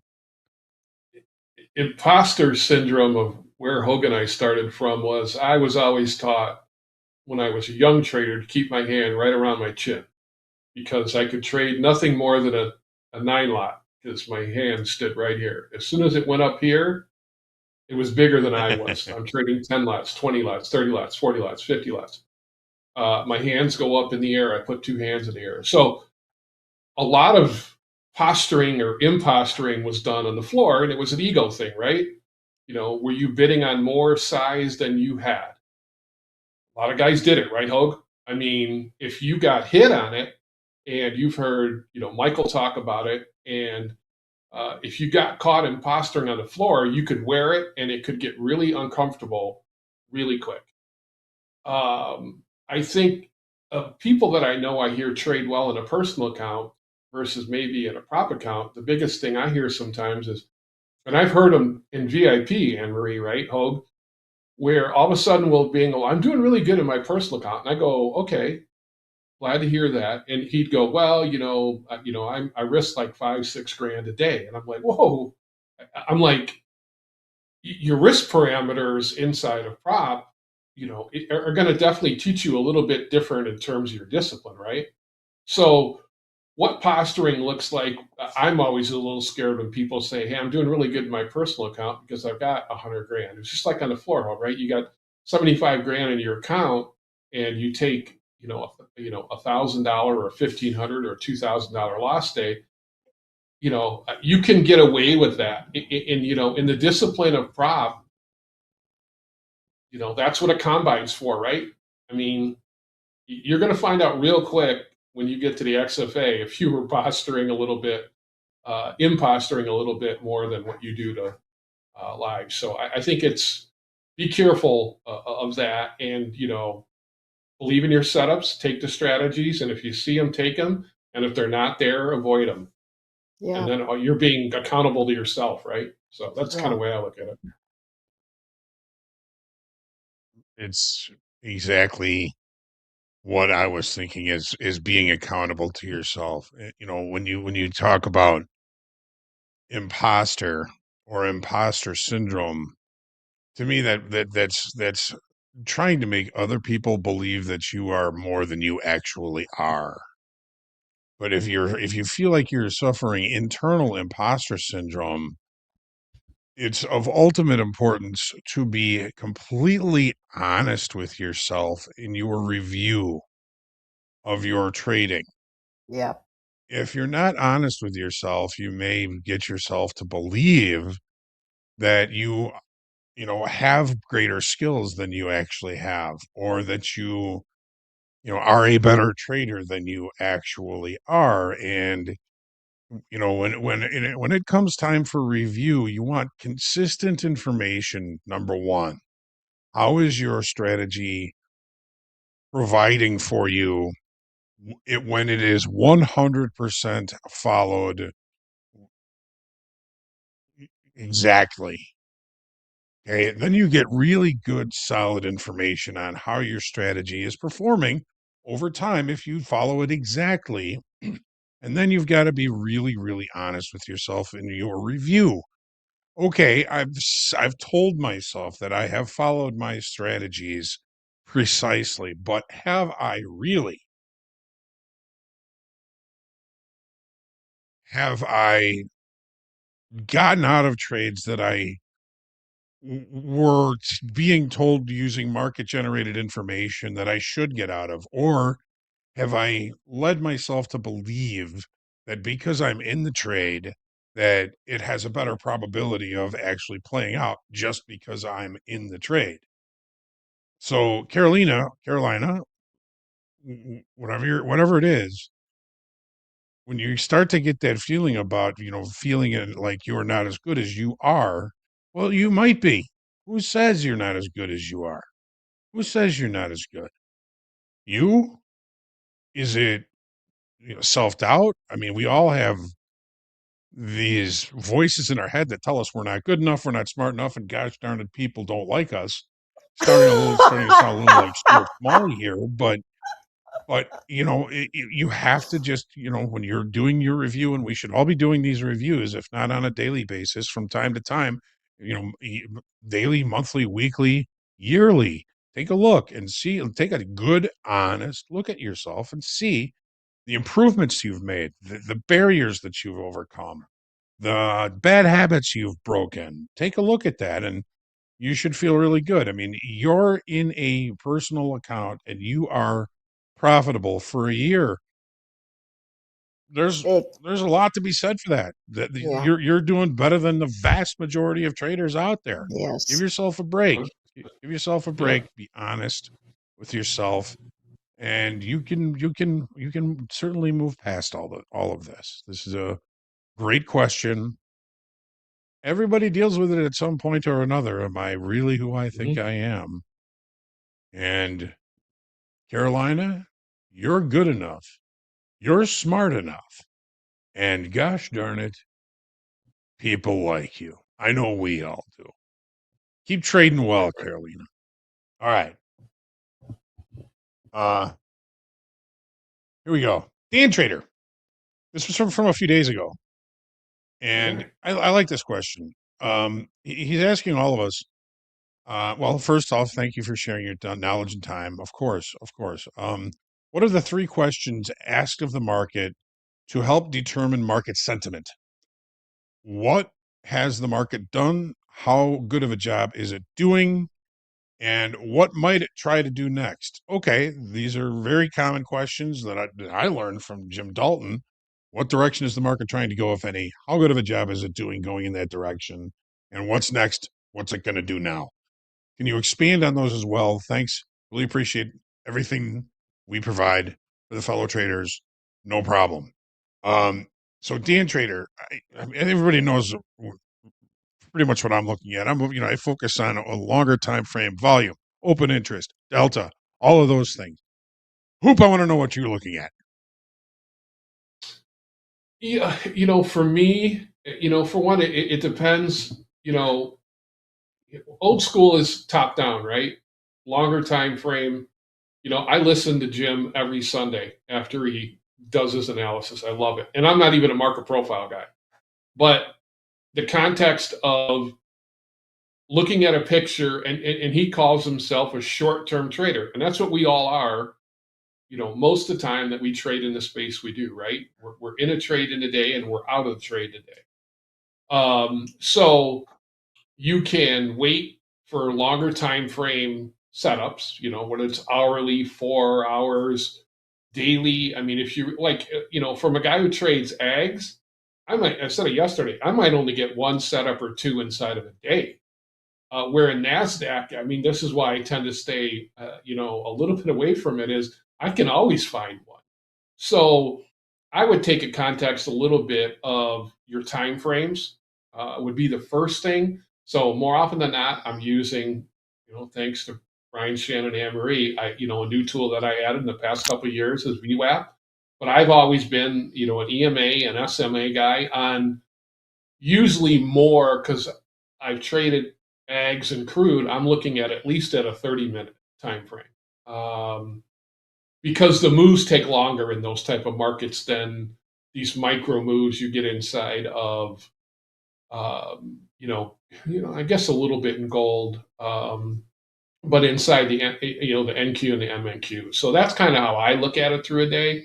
I do look at the ATR as well for structure, to see where, we've all talked about it, range extension, and also looking at volatility. So that's kind of how I go into, and once again, Anne-Marie, her and I talk about all the time. We're always tinkering, which, maybe that's from just too many years of being around the markets and never being,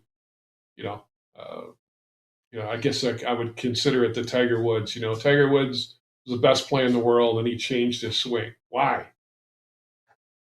Great question. So, just looking for more. Right. For something, right? Yeah.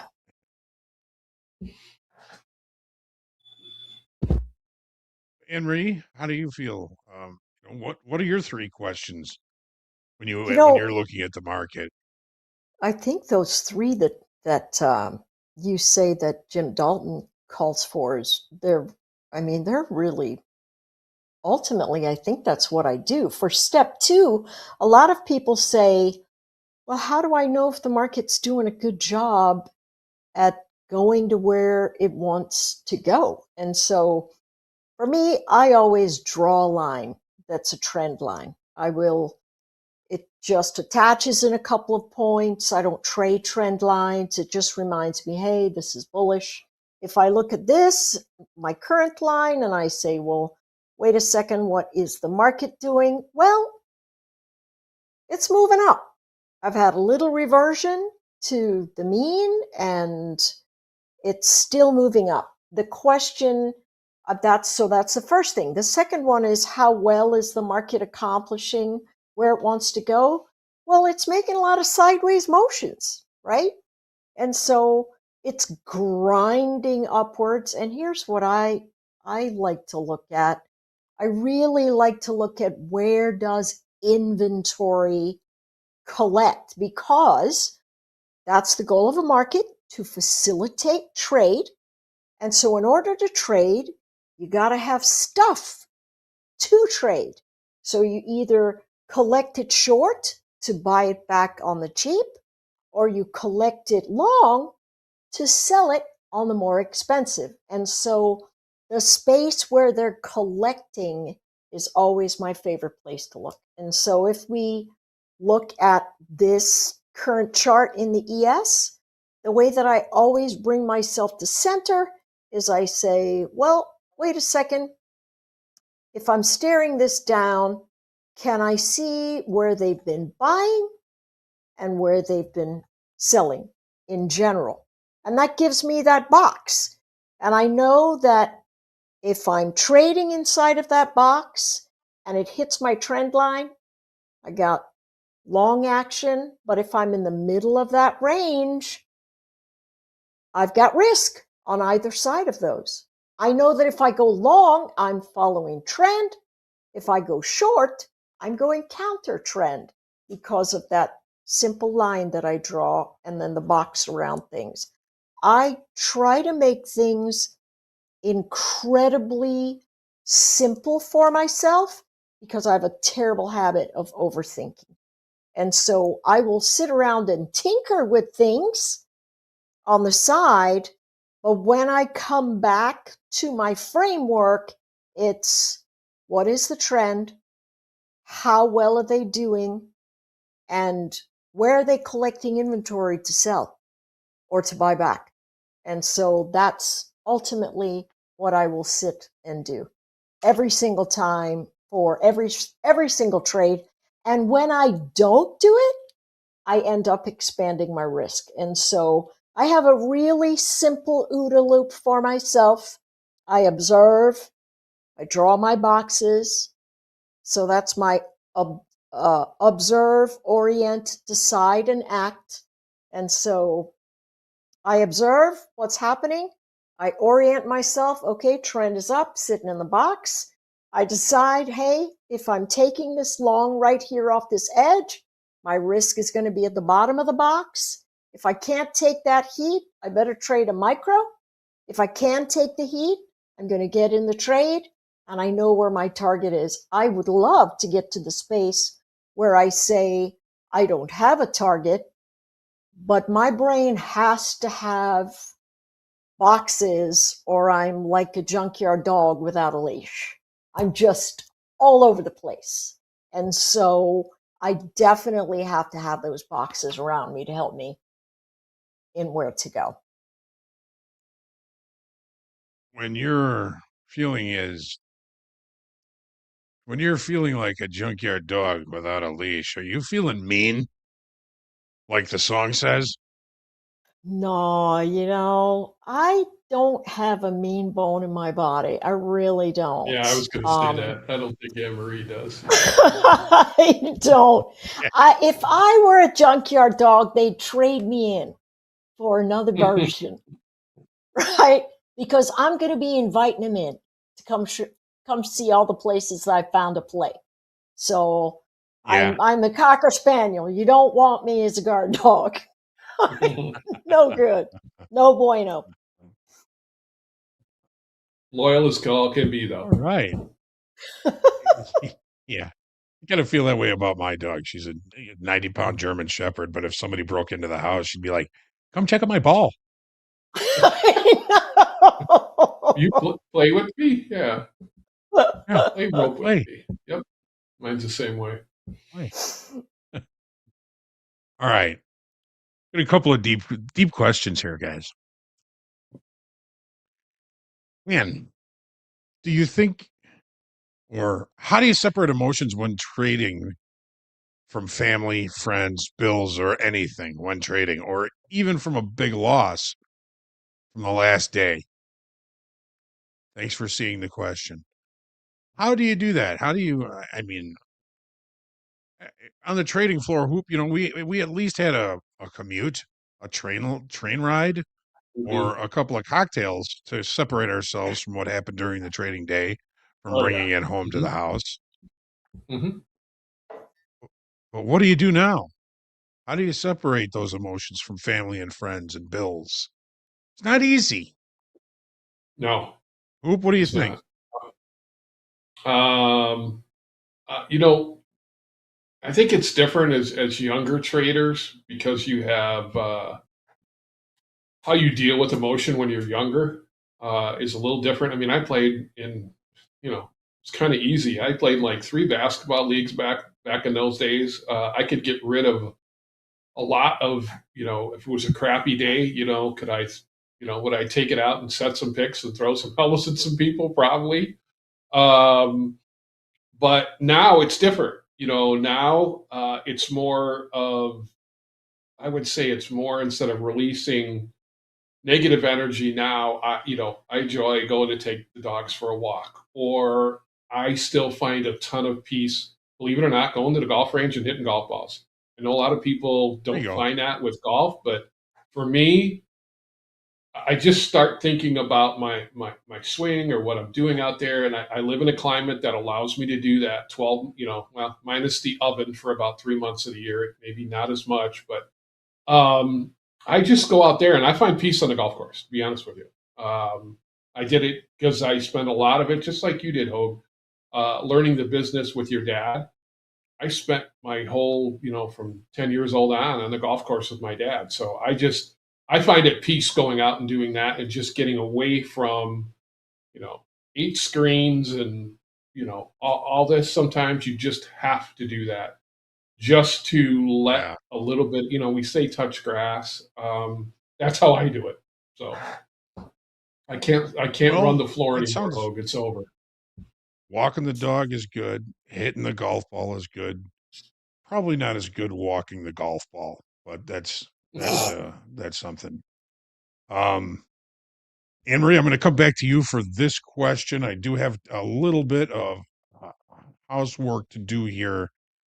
We've got a news clip coming in here. We've got a major competitor to NVIDIA getting a bigger piece of the AI pie. I don't like hearing that, but JD, bring us in that news clip.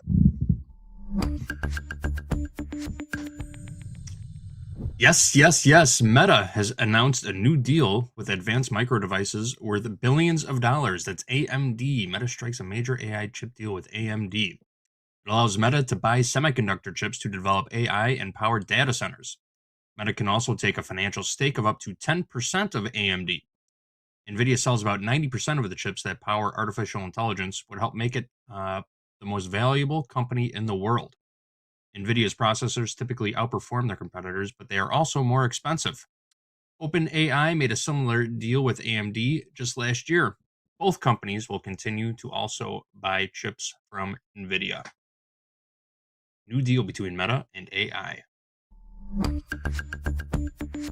Thanks, JD. I don't know about you, but those NVIDIA barbecued chips are the best ones.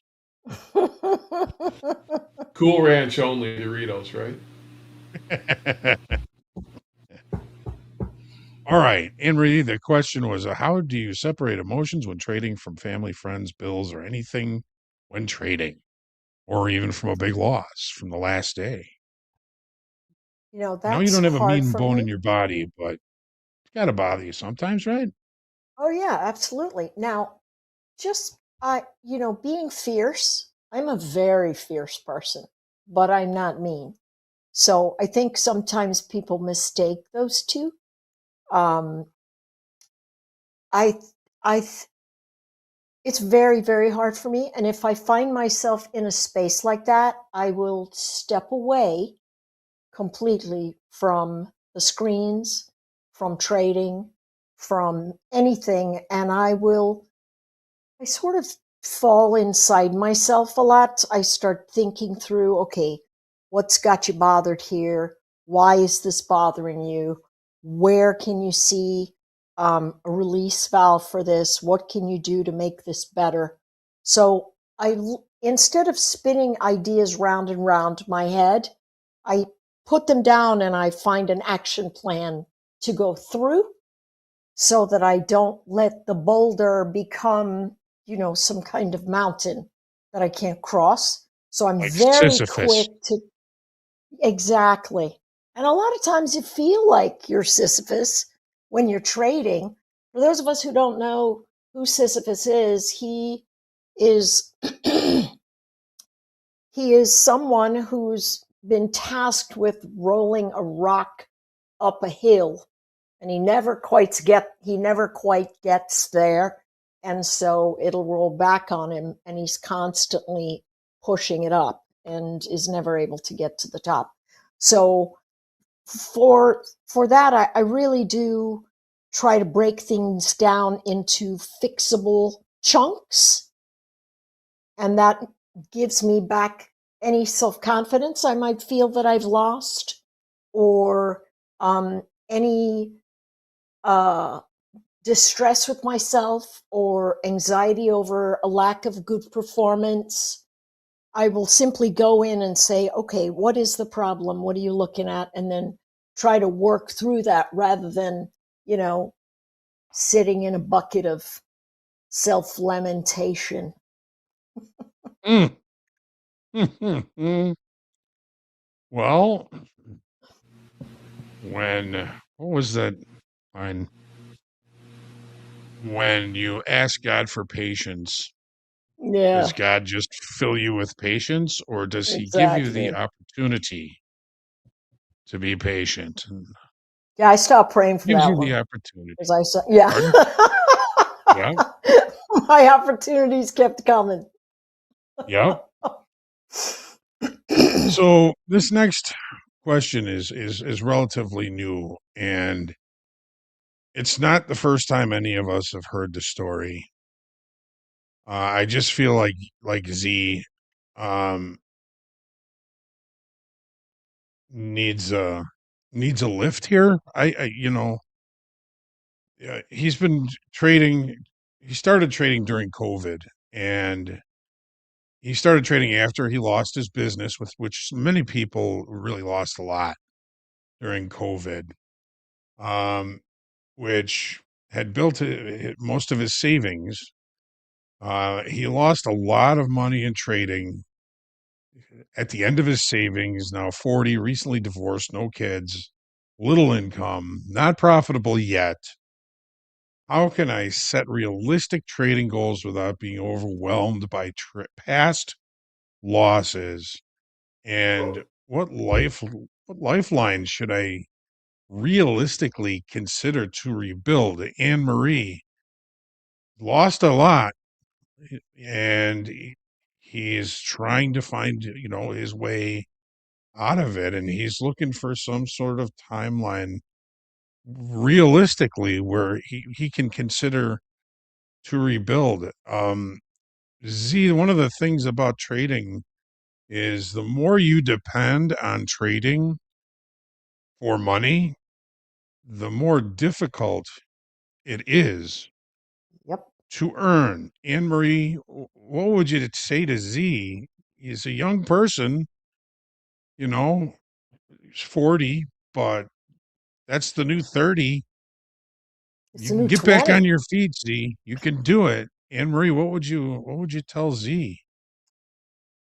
So Z, I know the feeling of losing a vast amount of money trading, not really understanding the market. I know that feeling. There's a tremendous amount of psychological damage. Emotional capital gets completely depleted, along with physical capital. And so that is something that almost feels like PTSD.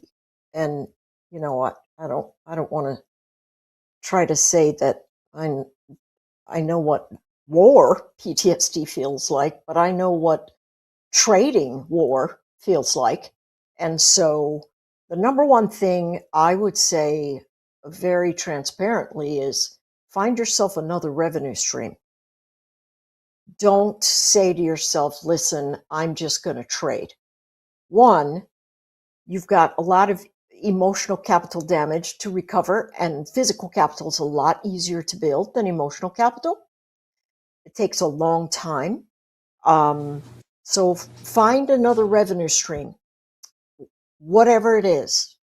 Find another revenue stream that can take care of the basic amounts, and then start with one strategy and just don't put any pressure on yourself to go, hey, I got to make, a $5,000 mortgage payment this month. You just can't. Well, you can, but it takes an extraordinarily different kind of person to be able to navigate through that. Most of us normal people get very debilitated by that anchor of pressure. So first you have to release the gasket and say, I got to find another revenue stream, and then build your trading business concurrently and think about it as a business, not, and I'm not saying that you do this, see, but a lot of people pick up trading because they think it's their slot machine event. I'm going to swing for the fences, make 50 million bucks, and then I'm going to say goodbye and ride off to the sunset. And that doesn't happen very much at all. And so that's what I would say. If you are realistically considering to rebuild, first, find a way to get another revenue stream that will allow you to make money where you don't have to worry. And then you can sit down and go, all right, let's work through this strategy and give yourself time and consistency to build yourself forward. It takes time to heal. That's for sure. So much time. That's so for sure. much time. Years. Yes. Yeah. Hoop. I know we have all known people that have been through this. What do you think, Hoop? Hogue, you and I have had this conversation going back years ago. Like when we were on the floor, once again, I reinvented myself like 3 times as a trader. The expense, you guys were talking about it, Michael, Andre, we were talking about what the expense was, what it used to be to get in prop, or even when we were on the floor. You had to make, like we said, Hope, $7,000, $8,000 a month to break even. I did morning out trades. I did night out trades. I mean, you had to do what you had to do to pay the bills. At least now, I would say secondary income is, you've heard Dakota talk about it. You've heard all of us talk about it. It just takes the stress. When you have the stress and you hear, newer traders, older traders, you have to rely on this as a main source of income. The stress that it can put on you, family and other things, it's tough. So the secondary income thing is huge. And, it's just, it takes the stress off of this, but you jump into this business and try and make your primary source, you might some people catch a run right out of the box, and some people, and once again, we've seen them through VIP, who have really struggled trying to make this their main source. So I think I see a lot of people that realize after being in this, industry, that the secondary source of income just takes the heat off of. Yes. Hogue used to walk on the floor and say, I need to make this today. Ooh, that's a bad way to be, man. That'll get you in a lot of trouble. If you walk on that, when we used to walk on the floor and said, I need to make $2,000 to make back yesterday, history. Over. Tough place to be. Yeah, I tended bar for 8 years, 4 years while I was learning how to trade, 4 years while I was actually trading, just to make sure the bills got paid. I did not have to count on making money trading. And had I not done that, I don't think I would have made it. And so, definitely get another source of income so you don't have to lean on trading for your income. And it can never going to be easy. Can make it easier for you. You got a lot of healing up to do, though, Z. So give yourself time to do that. And forgive yourself. Yes. Treat yourself. Forgiveness is for you. Ain't for anybody else. Exactly. Forgiveness is for you. So yeah, time flies, folks. We get into the end of this segment here. Anne Marie, blessings. Hoop, blessings to you. Blessings to all of you. We are so happy to be here with all of you, and hopefully some of the things that we talked about are going to make a difference to some, if not all of you. So this is not easy. We know that. Well, hey, we had JD and Gabe coming in here with a new guest here on Topstep TV. Enrico is coming up. Stick around and trade with Topstep. Coming up next, this is Topstep TV. We'll be right back. Don't go away.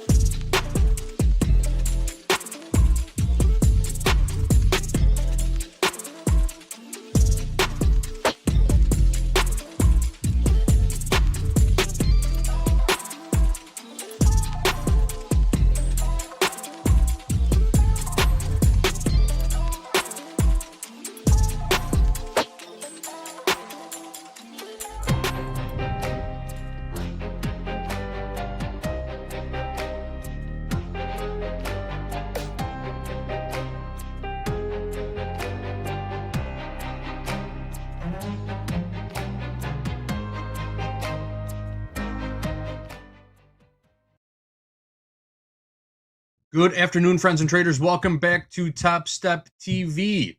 It is time to trade with Topstep. I'm JD. You know Gabe over there, my other bookend. In the middle, the man in the middle, the guest of honor, the guest of the hour, Mr. Enrico, joining us from Estonia. Enrico, how are you doing today? What time is it in Estonia?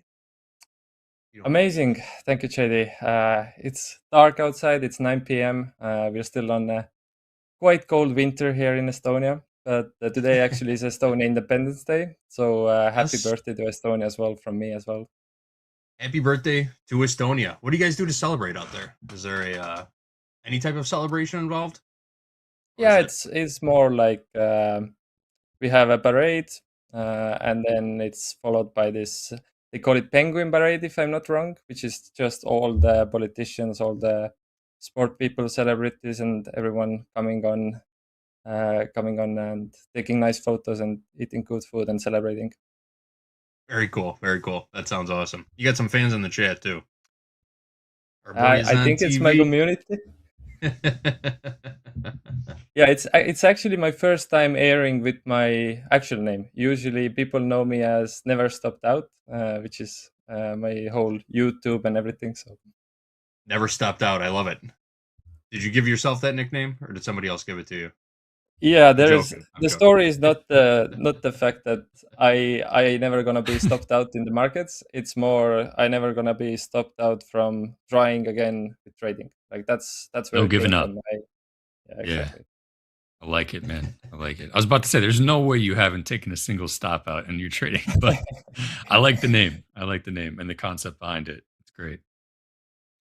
Well, Enrico actually shared a pretty impressive stat with me in the back while we were in the green room just a few minutes ago.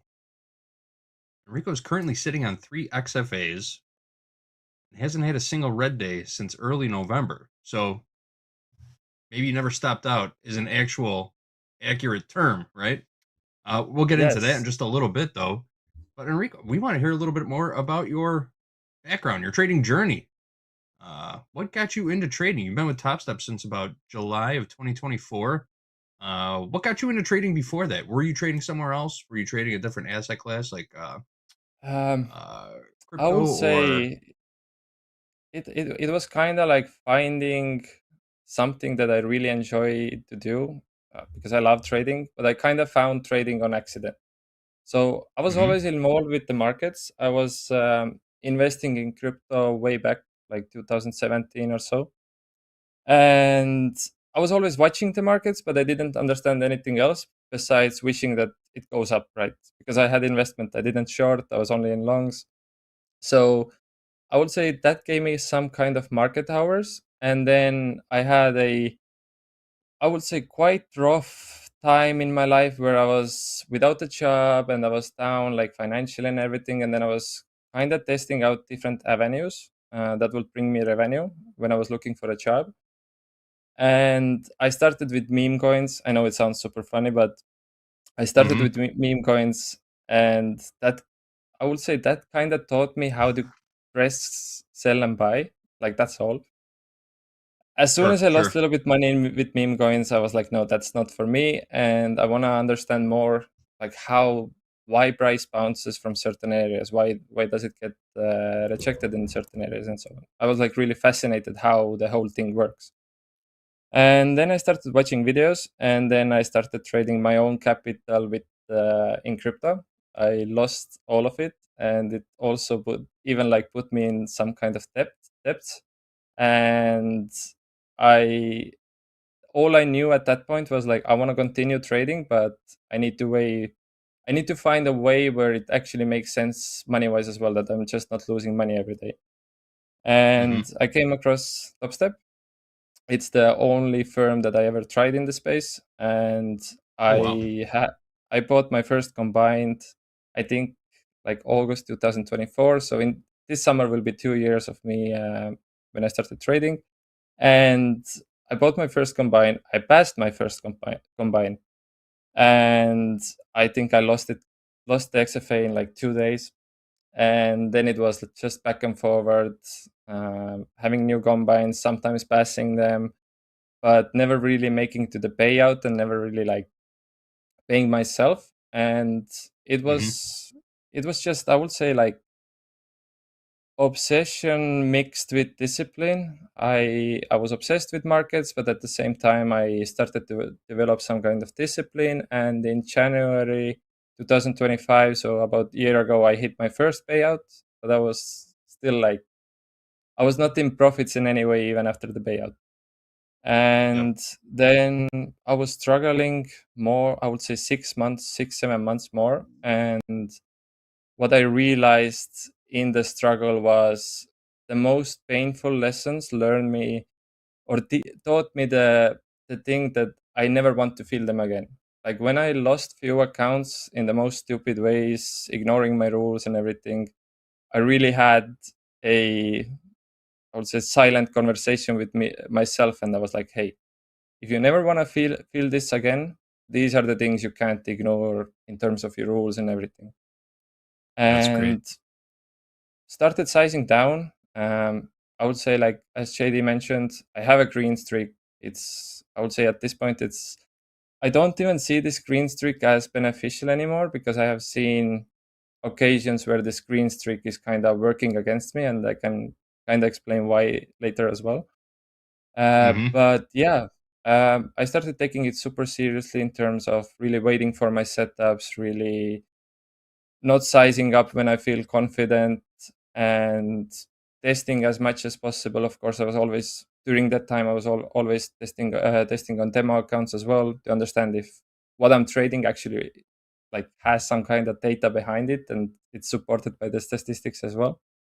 And yeah, size down, was really focused on patience, risk management, and yeah, now it's been 4 months without a single red day on those 3 XFAs, and I've taken also, I think, like 20,000 in payouts, I would say, in that time period, and now looking for my next payout next week. Very good, very good. Let's go. It sounds like you've been watching quite a bit of Topstep TV throughout Yes, this sir. journey. Also, you described pretty much everything we talk about on a daily basis here on Topstep TV. The journey going Yes. from fresh new trader to figuring out a process and finding consistency, running the gambit, taking losses, trying to build yourself back up. And now you're here. You got 3 XFAs, no losing days since November, and you're taking payouts. This is an incredible story. Gabe, you look like you wanted to say something there. No, just really loving to hear a little bit more about his journey. Obviously grateful to. I know one of your goals was to come on Topstep TV, and we're so awesome to finally meet that goal. Right, another one on your list. That's so true. Yeah. I was 1 year ago. I was in different apartment with my girlfriend, and I literally had Topstep TV was always open when I was trading. Now I'm live streaming myself on YouTube as well, so I can't watch so much. But I had Topstep TV open 24/7, whether it was on the background or I was actually visually watching it as well. And yeah, I've taken so much into my trading from what I heard from Topstep TV. Amazing guest you had. There was always something to learn. And then I told my girlfriend as well, like, one day there's gonna be a day when I will have a reason to also be there and share my story. I didn't expect it to happen in 1 year, but it's super exciting to be here. We're excited to have you here. First of many visits, hopefully. Absolutely. Yes, 100%. All right. Let's get into these markets a little bit. Enrico, what are you trading? What market are you looking at right now? What's your market of choice? Yeah, it's always NQ and always micros. So I never touch minis. I never go. My usual maximum size is maybe 5 micros maximum. I usually keep it 1 to 2 micros. It depends a little bit how volatile the market is. If the market is super quiet, I'm okay sizing it up to 5 micros. But if there's any higher volatility, I go down to 2 micros. And I don't want to trade with 1 micro, because then you don't have a chance to take some profits and manage your trade. But sometimes I'm still keeping it to 1 micro. I think that's why, like, this green streak sometimes is working against me, that some part of me wants to keep it to see how long it's going, and then the other part is like, hey, like, you should just trade your rules, forget about the green streak. You know, you don't really have to trade big to make big either. We've seen it trading micros. I mean, we've seen what happened in silver these recent months. You know, people making thousands of dollars trading single micro contracts in silver, and that also possible in the NASDAQ. If you're catching some of these big moves, the wider swings when it gets volatile, you don't need to trade big size to make big money. 100%. And also, Gabe? I would say that the whole copy trading also helped for obvious reasons, since I know that my profits are multiplied when the payout comes in terms of the copy trading. That kind of kept me disciplined to also be happy with the small winners, with 300, I don't know, 400, 200. Like, I always saw this in my head. Hey, you had an amazing day. You copy traded 3 accounts. You made 300 on one account. So I kind of multiplied it.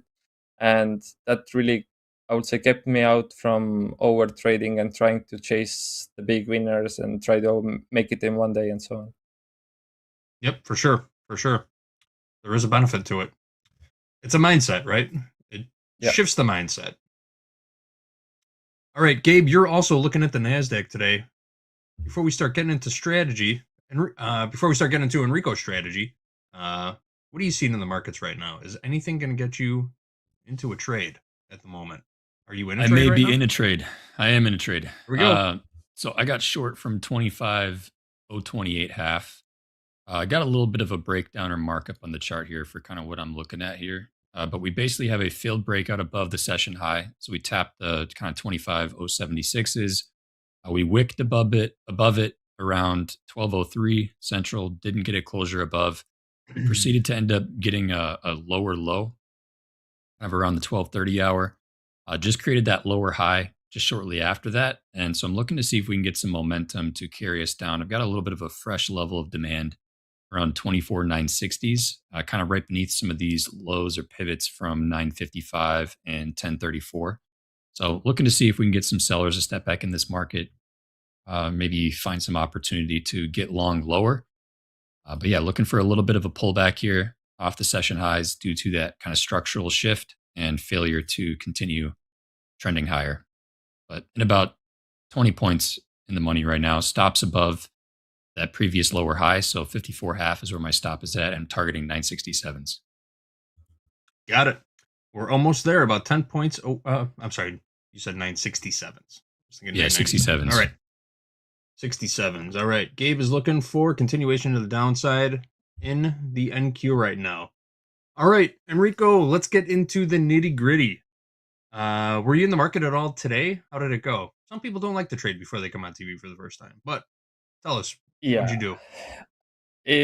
I would honestly say it was probably the highest pressure that I have felt in trading, because I was like, no way, I have like 4 months of green streak and I'm gonna go on Topstep having my first red day. Today's trades were a little bit, I would say, like, psychology wasn't the best, but otherwise my strategy, I take everything around 15-minute orb. So the first 15-minute New York candle, I don't trade Asian, I don't trade pre-market or London or any other session. So I only usually trade the first 2, maybe 3 hours after the New York market opens, because it's just something that I saw in my journaling that it doesn't make sense for me to trade after it, because usually that's where my win rate was the lowest. Of course, I want to trade today as well here on Topstep, but if I don't find the setup, it's just I'm not going to go against my rules as well. Yeah, that's a good plan. Yeah, I can actually walk you through how I got into a long today. So let's do it. I have 3 accounts that copy trade. Then I have another fresh XFA that I have traded a little bit, and now I'm trying to finish my final combine as well, which is I think 2.5k away from passing. So maybe I will take trade on combine to kind of lower the risk. But this yellow area here is the first 15 minutes of New York Open, and we opened today super bearish. And what I always look for, if you see from my camera as well, I always have a second monitor, which always shows the same thing, which is ES and NQ simultaneously. So I'm not going to show them simultaneously, but I'm going to show you what I saw on those charts. So yesterday we made this low. Let me recolor it. And when the market opened today, the ES took out the same low, I think 5 minutes after open. So I see this as a index divergence where one index can take a major level, or it gives me some kind of clue where the other index maybe don't follow. For example, if I trade 15-minute orb, then sometimes ES will retest the orb high, but NQ doesn't. So that's why I always keep them open simultaneously. But what today happened is ES took out this low, and I had if you look on ES chart, I can quickly pull it up. ES during the same time from the yesterday's low. So this I see as divergence. So same thing on MNQ looked as the trend was up. It means like the ES made lower low, NQ didn't. And this was like my first kind of like something was tickling, like saying like, hey, maybe we have a potential reversal to the upside, because it's just something that I have seen on the markets a lot of times where one of them takes out low or high and then the other one doesn't. And I also had a bullish bias. The bullish bias came from the fact that I always check the last 1 minute candle of market close, because what I have noticed is usually the highest volume. So it kind of gives me idea what the big boys are doing, at least in some sense. I don't marry the bias I have for the day, but it's something that I take into consideration next day. And then once we had divergences between two indexes, I saw a lot of strength going up. And if I go on a 5-minute chart, we broke the orb high, and then obviously I don't enter on the first break. I always wait for the either retest or some kind of retracement to give me better entry. And I have the New York VWAP plus the normal overnight VWAP here. And as soon as we tap the VWAP, I was like, okay, I enter here in case we close candle below the VWAP, whether on ES or NQ, it doesn't really matter. If one gives the signal away that we're breaking those VWAPs, that would be my signal to get out. But as soon as we started holding that VWAP, I was confident, and I think I hold it until here. It was like almost 200 points. And that's it. Very interesting. Where would your in that kind of setup, Enrico, where would your invalidation be? Like, where was your stop and your risk on that? So knowing that the low of the session so far was all the way down at the, what was that, 24, that bottom yellow line. I can't see the price, but was your invalidation a new low essentially, or were you tightening your risk based off something else? No, I was, as I said, like I had a bullish bias in a sense, and as soon as I saw strength, I was like, if VWAP doesn't hold it, it will go down. So my whole idea would be invalidated if we closed 5-minute candle below those VWAPs. I entered exactly the same time we were around them, and then I was just waiting for candle close. And once I saw that it's not closing any candles below those VWAPs, I was like, okay, I'm confident to stay in, and I just kept my stop loss below this wick. Underneath, okay.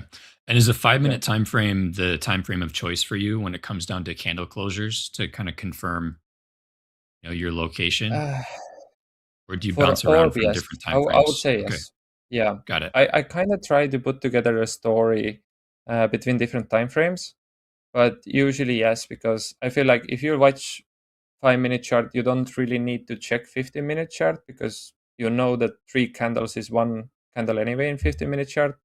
So I usually use 5 minutes candle close as a confirmation. I never enter before the candle closes, because I have seen how this market kind of can spook us out and give us a false open and a false hope when the candle is just forming. And I would say I also use, like, for example, today, I also checked what's the 4-hour opening doing, because what I have noticed, and this is not really my strategy, it's something I look at, is when the 4-hour candle is, and okay, it's loading. So when the 4-hour candle is opening, I usually check what's the first 15 minutes of the open, because like I would say 95% of the time, every single 4-hour candle has wicks, right? It's rare to see 4-hour candle without any wicks. So what I mean here is, if this new 4-hour candle would have opened super bullish for the first 15 minutes, I would maybe be confident to take a short, because I kind of expect market to fake the new 4-hour candle out in the beginning. And usually like when the new 4-hour candle really opens in the same direction as the trend, it might be sometimes signal to reverse, but it's definitely not my strategy or something I use as entry model, just something I look at. Got it. Awesome. Very cool. So are Very there any levels right now, knowing kind of we're near highs of day? Is there anything that you'd be, I know you said you're kind of out of your XFAs for the day, focused on the combine if there are any setups that present themselves. I know that you're not going to break your rules necessarily, but knowing this might not be a time of day that you typically trade, is there a particular strategy or setup that you'd be looking for to take place right now? And if so, what would those levels might look like? What might those levels be? So I would say I would want to see what it does at 950, 24,950, because that's the New York VWAP. I think generally today is quite a bullish day. I don't think we will see full reversals today in terms of shorts. I think there's I think it's a good probability to take shorts at the range high. So if we come down to 25,074, I think the risk there makes sense, because you can kind of put your stop loss a little bit, leave a little room in terms of the range, and just play the probability that we are kind of in this late session where the range is more common than it is during the open. And then I would say if we break those VWAP, if we break the New York VWAP, which is the yellow one, then the red one is the overnight VWAP, and it's kind of aligned with the orb high. So since we have quite a bullish day, I would expect that if we come down the orb high, which is 24,913, then in that case we probably bounce there as well, because the VWAP is there, giving us an additional confluence, and then it makes the whole orb high stronger as well. Sounds good. Yep. All right. So we got some targets on the downside. 24,913. Yep. I have that. I have an overnight VWAP right around there. 24,917. Looking at this 5-minute chart too. So it's target for the downside. Gabe, does that change anything about your trade? Would you expand? No, it doesn't. I've got an offer to add one on a pullback here to the 09 kind of 10 level, 2509. So we'll see if I can get the fill on that second contract. I like the continuation we're seeing. We're getting another breakout beneath the prior low. So we got another lower low established here with that little tape bomb around 117 central. But yeah, seeing if I can get a little bit of a pullback into that previous little breakout, little area of supply between 010 and 21s, and then get a continuation lower. But no, I like the downside. I do agree with Henrico that I don't think we're going to get a full trend reversal of the day, but I do believe that there are probably some potential longs that got stuck up higher than the initial balance high. First hour of trading kind of brought us to right around 25,024-ish, somewhere on that ballpark. So I do like at least a little retracement, maybe to get back and take out some of these longs if they have any of their stops located around these kind of 970s, these previous little pivots. I like the location. I think the expectations are realistic. I don't think it's far-fetched. I'm not looking for full new lows of day. And then I think there's a good chance that, to Henrico's point, maybe we go and kind of just trade back into the higher end of this range. We take out these 970s, maybe trade back into that big round whole number, 25,000, and close near 25,000 for the day. But I like the short side still for right now, temporarily, until something changes. Sounds good. Sounds good. Again, Gabe. What's up, Enrico? Go ahead. No, I wanted to say that shorts usually are, I think if you look at my statistics, when I show you the green streak, I think there's like 80% of my trades are shorts. So if anyone is shorting, I'm always excited.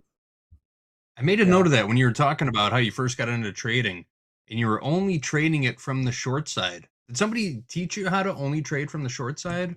Or is that just something that came naturally to you? I think it's what brought me to shorts more than longs was probably the fact that I started with trading crypto when I really started trading. And usually crypto gives you better shorts because they are not naturally bullish as indexes are, right? Indexes like NQ and ES usually have a natural bullish inflow, and crypto doesn't have it. So I think there's more opportunities for shorts.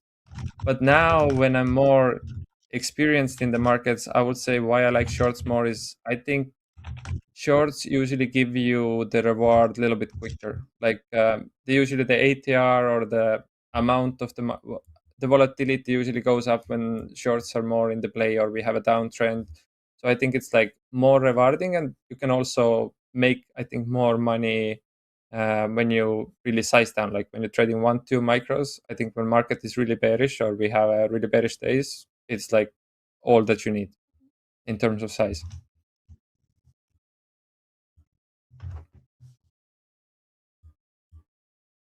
It makes sense. It makes sense. Yeah, because what I also always look on the markets, and I can give you a perfect example today, is if you see my charts, I always have two indicators open, right? One is a RSI and one is stochastic RSI. And I think they are, how I use them is I try to spot whether it's a zombie rally or it's actual reversal point likely. So what I mean by that is zombie rallies are something for me where price just kind of grinds higher and higher, but it doesn't move like super aggressively. It just grinds higher, and the pullbacks are almost non-existent. And RSI can a little bit tell you when it's happening. To give you a good example on RSI. So on RSI itself, I have two levels. One is 65 and one is 35.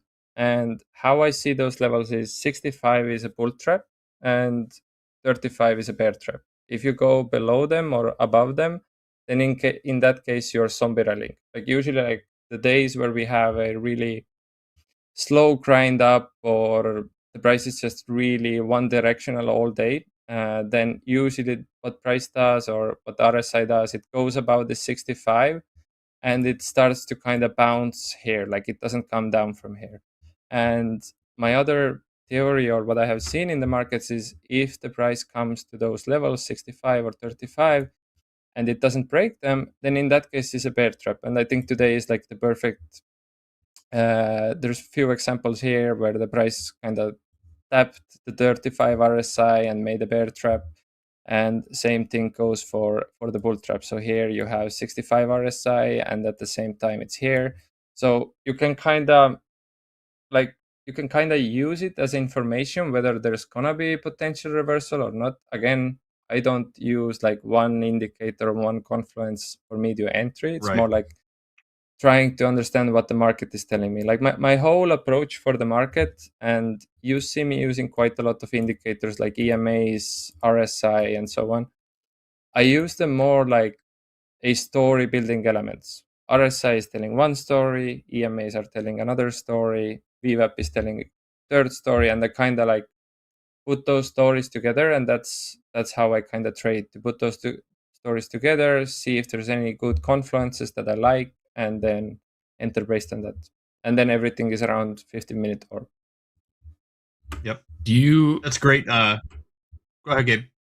I was going to say, so I know this is probably not how you've traded it always since the beginning of time, but do you find yourself ever getting information overload with having multiple layers like that? Like RSI, your VWAP, all of your different indicators that you have. Do you feel like it can sometimes cause you to have contradicting answers, or do you essentially avoid the scenarios where there's contradicting information and waiting, like you said, confluence, right? Waiting for alignment between the three. Do you find yourself ever hesitating or second guessing a trade because of one of those layers not pointing in that direction? In the beginning, I was.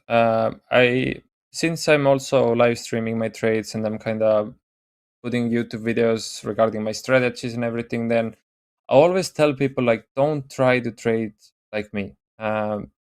It's the way that I have gotten comfortable. I would say, like, I have no problem of checking EMAs 2 times, and that's all I need. Like I check hourly, 4 hour, and 15-minute EMAs, and I kind of remember the full picture, and then I just move to the next thing, whether it's VWAP or RSI or something else. I think it's just like if you want to use so many confluences, you should get really used to using one of them, and then when you're super confident or super comfortable using one of those confluences, then you can maybe add, let's say, another element if you want.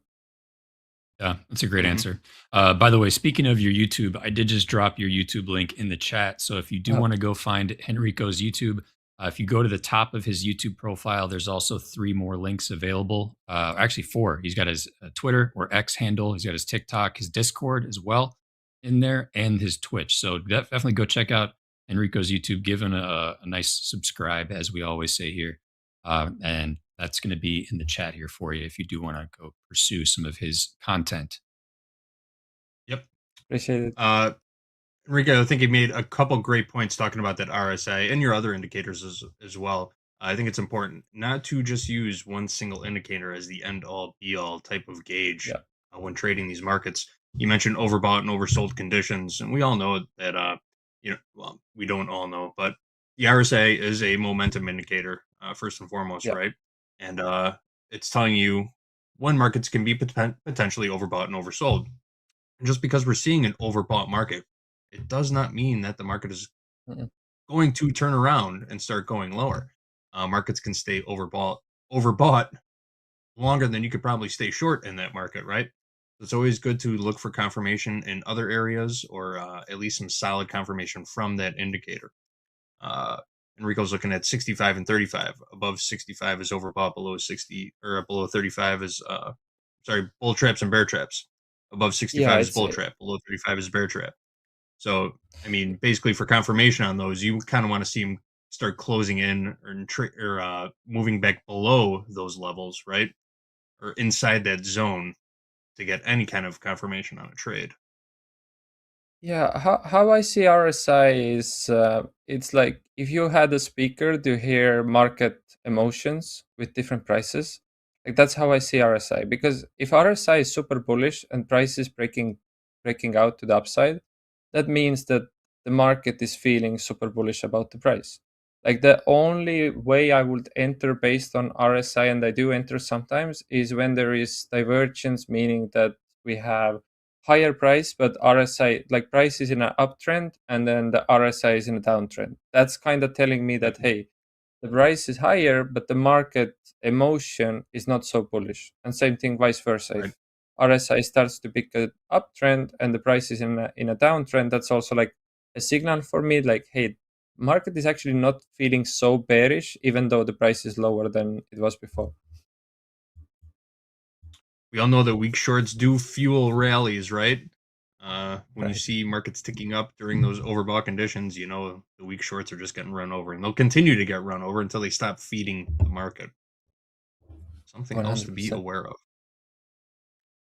All right. By the way, GD, I did get filled on that second contract. So my average for these 2 NQ are 25,019. And I did move my stop to tighten up the risk. I did previously have my stop above the lower high from 1237 Central, just above the 50s. I've now tightened it up just to be slightly above the previous 2 levels of supply here that have broken out 2 new lows. So now my stop is 42 quarters. So because I've added a little bit more size, I'm going to reduce my risk just a little bit because I've added some additional contracts. Understood. Got it. Target still Gabe remains doubled down. 67s. Yep. Gabe has doubled down on the shorts. Short a pair for the people in the back. 25,019 short 2 NQ contracts. We want to see some turnaround real soon here. Sitting on top of a 9-period EMA in the NASDAQ. I have that at 25,012 right here, right now. 11's the last trade. Let's get some sellers in here. Looks like this buying volume's drying up just a little bit. There's what do you see in also I'm seeing that the 15-minute is held by 21 EMA. So I usually use. Can I show you the trading view quickly? So usually I do trading view analysis and then all my executes on Topstep. Okay. What you got? So yes. So usually, like for me, what I have 4 EMAs. I have 9 EMA, which is the white stairs. I have 21 EMA, which is orange, and then blue is 100 and 200 EMA. And I see them as like, if you're in a video game, you start from the 9 EMA. If you take out the 9 EMA, you go to 21, and then you go to 100, and so on. So usually when we have super strong days, you want to be above 15-minute 9 EMA. Like usually that gives you really good entries if you kind of assume that it's a trend day like today, that white stairs on 15-minute will have given you really good entry to just continue riding the trend. And then I would say, like, for this short for you to work out, we really need to get past this 21 EMA on 15-minute as well. Yeah, that's what I'm seeing from the EMS. Yeah, I'm fighting the trend for sure. There's no doubt about it that the sessions trend I am against, and there's definitely some kind of levels where you're seeing buyers come in pretty close to where we are right now. I mean, this big round number, 25,000. It's kind of would align with that 21 EMA. I would say that you don't want this 15-minute candle close again above those stairs, right? This 9 EMA. That would kind of like start working against you. As long as this holds, at least if 15-minute doesn't close above it, I think your short is good to go. But if that starts breaking, that's like usually like a warning sign. It's not that your trade is over, but it's just like the early sign that, hey, the bulls might get in control back. Mm-hmm. Agreed. All right, guys, we're going to keep an eye on Gabe's trade. Actually, let's take a quick look at the tilt. We haven't checked in on the tilt in a few minutes. We got 68% short in the ES, 60% short in the NQ, and 59% long in crude oil right now. We are still in this crude trade from the opening range breakout. Crude oil has officially settled for the day. Settlement price established by the exchange. Nice stair-stepping downward trade in this crude oil. See what happens in the next 20 minutes or so. Maybe I'll just cover this crude trade instead of letting the auto liquidator take it. Lock in some profits for the day. We'll come back to it though. All right. We've got a little bit of news to share, Gabe. The Trump administration's new global tariffs have started lower than the president first vowed. What's going on there?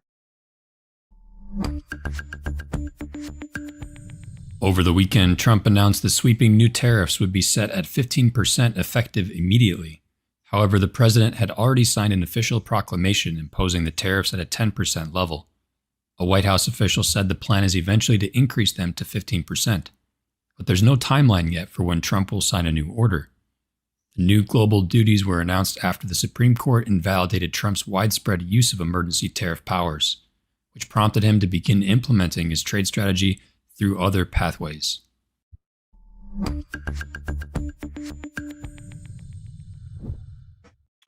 Thank you, Gabe. All right, we're starting to see a little bit of a push higher here. We are indeed. Last trade in the NQ 25.025. Last trade in the NQ. Let's see where this 15-minute candle takes us. Go back down to a 5-minute. It looked like buying pressure was sort of appearing to peter out a little bit on the 5-minute chart. 15-minute chart showing a little bit of a different story. That's why we look at different time frames too. There is a bit of a pop. Jump in the trade soon as well. Ideally, and I don't want to go against Gabe trade in any way, but by all means, do it. Do it. What I would love to see from the market is ES or NQ makes the new high and the other one isn't, and that will add like a small divergence to this trade, and that will be probably my signal to go in. Because the thing is, like, if I enter based on those divergences, like what usually happens is your trade idea can be really easily invalidated by the divergence not existing anymore. Like if ES makes a new high and NQ doesn't make new high and I go short on NQ, I can safely put my stop loss above the high because the reason why I got in was the divergence. So in a sense, when NQ takes the divergence out, there's no reason for me to stay in the trade anyway. So always using the S&P as the benchmark. Gauging NASDAQ moves off of the S&P.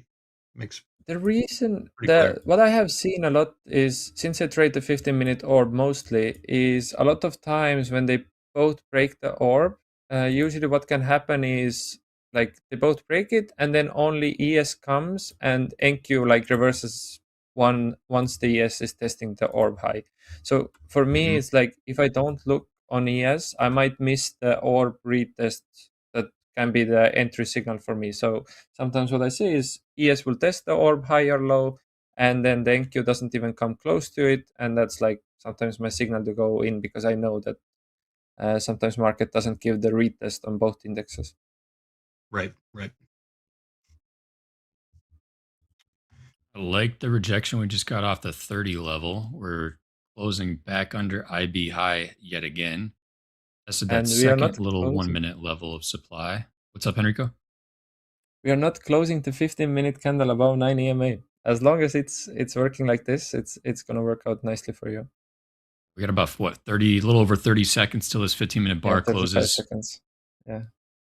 We'll see. I'm not out of the woods yet. I think there's need a little bit more information, more time to confirm this. But I do like still the structure. I mean, technically, what I'm considering with my current stop of those 42s is a little bit deeper of a pullback of this prior little leg that we just got from the 51 to 988s. So kind of testing the midpoint and kind of another level of where we previously saw some buyers coming in right around those 25s to 30s.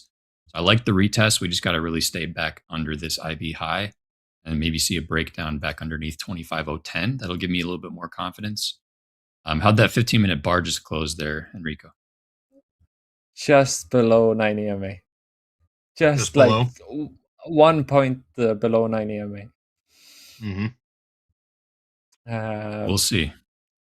We'll Yeah, let it you play can out have here. a super bullish 15-minute candle open, and then it can completely switch. That's like, I always check the candle timings as well. Candles can open in completely different direction than they end up closing. Very true. Very true. 25.023, 020, last trade. Need another push down here. Let's see how. Take a look at a 30-minute chart.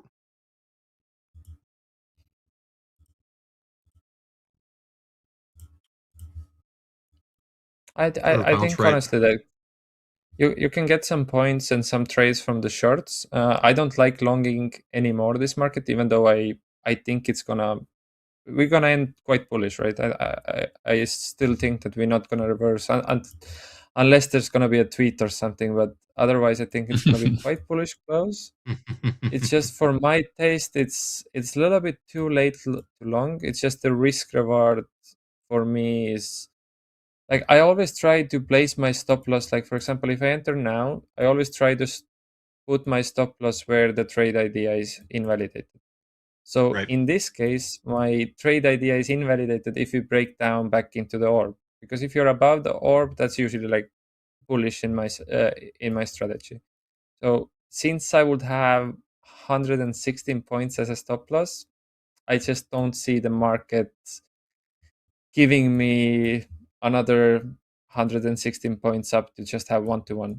So I favor longs, but at the same time, I think it's quite wise to find few shorts and just take the scalps. Don't hope for the home run. And I think this the juice just isn't worth the squeeze, as we say, right? Exactly. Too much risk. Too much risk. If you don't mind, I can show. I was looking at my statistics from the beginning of November, and I will feel love to see this. I will feel ashamed if I can't show the calendar on the Topstep TV. But I was checking as well. Like, if you look at my trade direction, if you see my trade direction, it's been shorts almost 308 trades. 308 trades versus what? 147 longs. Let me see. 147. Yeah, I had a small audio issue. Wow. So the cumulative BNL has been like that's my favorite thing about the statistics. I don't care about the green days for me. That's the only thing that matters. Killer. And I would say that anything that I hold more 1 to 4 hours is usually a loser, and I think it's because of my bad habits. I sometimes try to say 1 micro with 5 micros and kind of like have super tight stop and hope I will kind of time the reversal. That was one of my like bad habits. And then I would say, so I can show, so the first or the only red day was in 7th of November. I started this XFA in October. And then since then it's been, I would say some days has been like extreme over trading. Some days I didn't find a setup and I still took like a small winner just to keep the green streak going. And again, I think like that's not the beautiful part of it. Like you sometimes trade just for the green streak, or you just trade to keep it positive. And I think like that's something I want to avoid. Like for example, this January, the last 2 weeks of January was probably the worst for me because I was always live streaming as well. And every single time I was live streaming and trading, the first trade or the 2 first trades were red. And then I was like, should I accept this as my first red day, or should I try to make it back?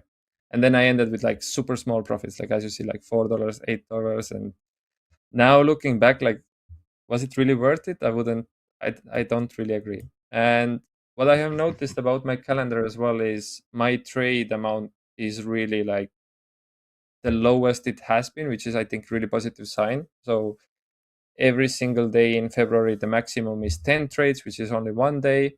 And today as well, 5 trades because I was a little bit in a wrong headspace before coming here and wanting to keep it green. But otherwise, it's 2 trades, 3 trades, 2, 1, 2, 3, like keeping it really minimal. Usually that I like 2 the trades means consistency. that Yeah, that is an impressive track record right there. it's usually the 2 trades just means that I'm scaling out and in, right? Because it registers them differently. But yeah, trying to keep it as small size, not over trading. And now I'm definitely not anymore in a place where I'm trying to keep it green and just leave the day with, I don't know, $5. For me now, it's just execute my strategy, execute my setups. If the first red day happens, it will happen. And at this point, I really don't care. Like I don't want to say I would be happy to see the red day, but at the same time, it will take away a lot of this like unnecessary pressure that comes out in some trades. Absolutely. When you're fighting back from a deficit, do you ever find yourself down during the day and you have to get back to positive? Yeah. That happened to you? Yeah. Often? Yeah. Does it Yeah. change the way you're getting in and out of trades at all? Do you trade more on those days or less on those days? How does it change up at all? I think it's it really depends how you lose the first trades as well. If you lose the first few trades because you do amazing A+ setup in your strategy and you lose it, then the next trades become a little bit harder because you don't have confidence for that day. I think confidence can be gone in this market within seconds, and it can be gained back within seconds as well. So if I take my A+ setup and I lose it, it maybe a little bit hurts my confidence. But if I start the day red and it's because I did something stupid, then I don't feel so scared to enter again if I do it by my rules. Yeah.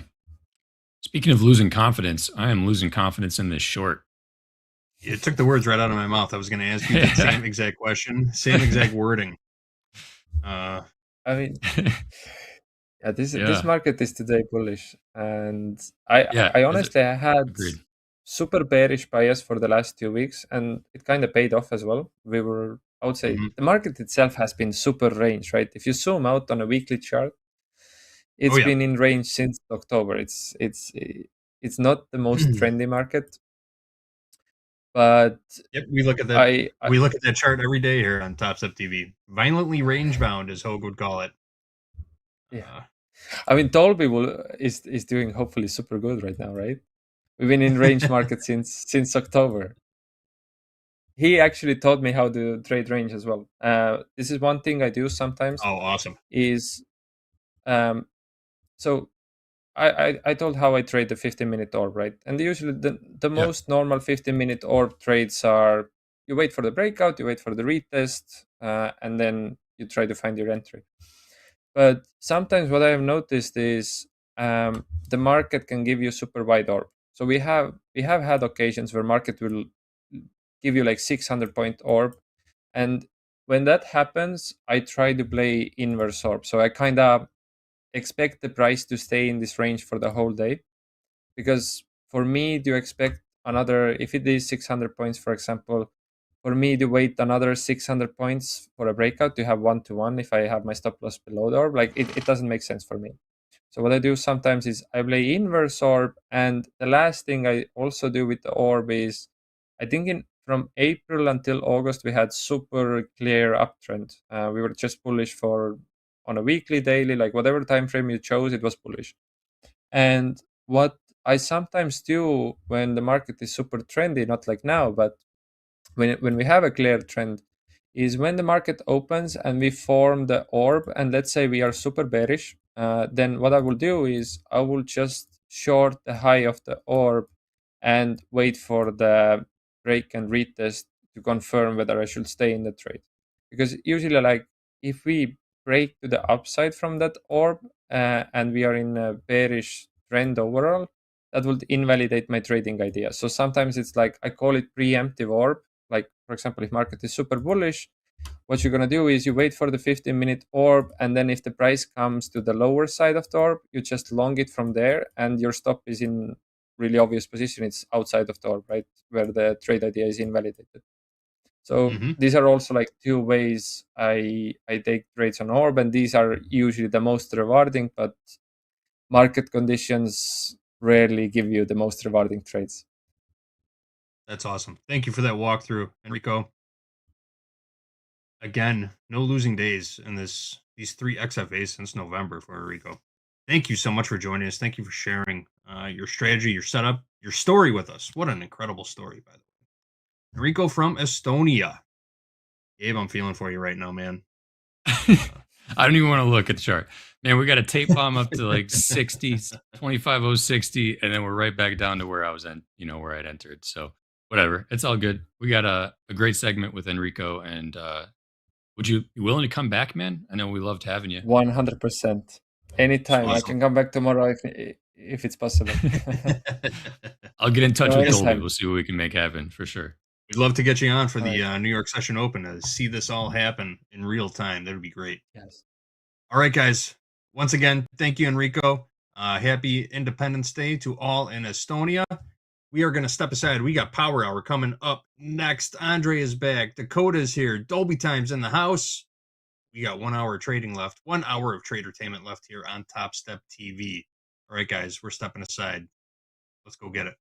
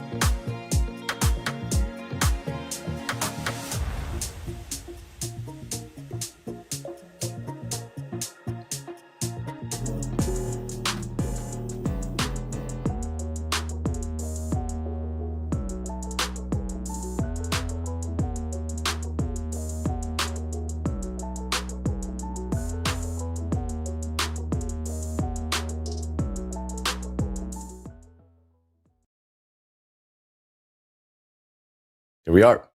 There we are. It is Power Hour, the man in the middle. So I'm on fast markets. I see him in Power Hour. I see him in slow markets later on tonight. Mr. Dakota and my partner in crime to the right. Dolby time. It's Power Hour. Let's get right into this thing. Dakota, actually throw it to Dolby. Dolby time, break down the NQ for me. Miss the range talk. All that good. What's up, Dolby time?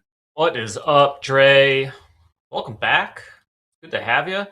Let's talk about some ranges. So we had the daily range, 24,702s is the low. The highs was 25,100s. Did not quite get there, about 20 points short.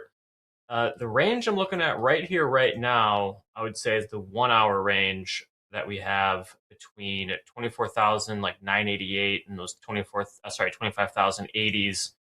So still kind of trying to see what this market wants to do here. We're kind of consolidating up at the highs. Kind of wonder if we end up selling off into close and getting back into the middle of the range. Okay. All right. Dakota. That piqued your interest. Last trade in the NQ, 25,014. Any prices of interest here in the last 55 minutes in the New York session? 25,000. 25,000 has been the price of interest since we were on fast markets this morning. Yeah, I know. Yeah, you know what I was gonna say. Give me above below. It's gonna be 25,000. It looked like we were gonna be here at the same price when we ended fast markets, with Nvidia coming out tomorrow, and this market seemed to slow down. We got the move this morning, and then range bound. Where we got you, Dobie, right? These markets should be perfect for you. And you zoom out to this hourly chart here on my left, and same story. This is the level of resistance up here at the top, just above 5,000, 25,000. And then down here around 24,700 is that level of support. And we have been range bound today. We've rallied up to the top of the range. Curious, we have that address tonight that we were talking about. Are we going to stay in this range, or is there going to be a catalyst for us to break out, or do we just head back down to the bottom of this range? It's honestly coin flip. It's a coin flip. I don't mind either direction. It could be a simple case of if we're above 25,000, you sell it. If we're below 25,000, look for some buying opportunities as we consolidate to the end of Power Hour. But I will say a lot of the Tech 9 stocks, all of them, but my Google's scratch, but they're all green. We're all green going into the end of the day. NASDAQ, what we're seeing here, even though we're at the top of the range, we're up 1%. Well, we like to play a game around here called Above Below in Power Hour. Sounds like Dakota already knows the drill. I see Dolby smirking. For those that are new, first of all, welcome aboard. I'm going to ask Dakota what he thinks the price in the close will be in the NQ. Yep, poll's already up. Already up. Almost like we're reading the script here. So we're going to ask the poll, you think the price in the close will be above, below 25,000 even in the NQ? I'm going to lean towards below. Okay. Because I said above. You did? Did you? Yeah. Yeah, we got to have a one winner. One of us will be a winner. Someone's got to win this thing, right? Someone's got to win this thing. Yeah. Intel's up. That's the big winner today is Intel, up 5.6%. Yeah, AMD is doing really well too. So chip makers are doing well. I know. Chip designers, we'll find out tomorrow. Yes, Dolby time. Most important day of our life, Andre. It is. Day of our life. NVIDIA earnings. Yes. Stay tuned at the buzzer. That's tomorrow after about at the buzzer with Paul and Jay. Maybe some surprise guests in there. Also, we'll see. Let's take a look at some of the other prices here. Got the ES trading 68.99. Session high, about 10 points higher, 69.10. Gold trading 51.66. A little bit of selling here, not too much. Yeah. Silver trading sideways, $86.79. And crude trading $65.86. Also, house account still short one micro crude from $66.82. So about $1 in the money. The trade was taken in opening call. Track that one. Nothing really cooking on the tilt. just before we came on, Andre, I seen some Yes. big orders come in the NASDAQ, and they got filled. I know Coach Jay seen them as well. It was like 500 contracts came in at the Really, what price? ask, and The they got 80s? filled. Is it the 80s? Okay, that's what we're like looking at 25 during the like that. 11 a.m. segment. Well, there's another one. Yeah, there's this 100 contract. That chased the market down right there. Look, there's Chase 100 did come contract. down. Yep. Yeah, there's some big orders coming through here. Hitting the bid here. Yeah. 200 lot just hit the bid there. Oh, that's the ES. Oh, we got bids in. Okay. Yeah, there you go. Coach Jay says 25.30. Yeah, that was a big contract, 500, and then it didn't even move. They just put it on and it got filled. Interesting. Okay. So I'll There you keep go. an eye on this Dom. I'll keep an eye on it. Looks like Like it. someone's trying to get filled here. Dolby time, we're working some bids. 990s, 980s. We're going to see if we can sweep the 1 hour low here. 980. All right. And then maybe pop back up again, get back up to like 25,000, maybe 25,020. Quick Delta update. NQ positive 4,300. ES positive 9,500. Okay. And Collins and Barkin scheduled to speak in about 6 minutes or so. You got the countdown clock, lower right-hand corner. 50 minutes, 50 minutes till the closing bell, which means 40 minutes till the MOC. You have Fed speakers. Nice job, Jay Wilson in the chat. Was keeping us on point. We got BlackRock heads coming in saying the Fed needs to cut the rate. That FOMC meeting, I believe March 18th. Last I checked, about a 95% probability of a pause.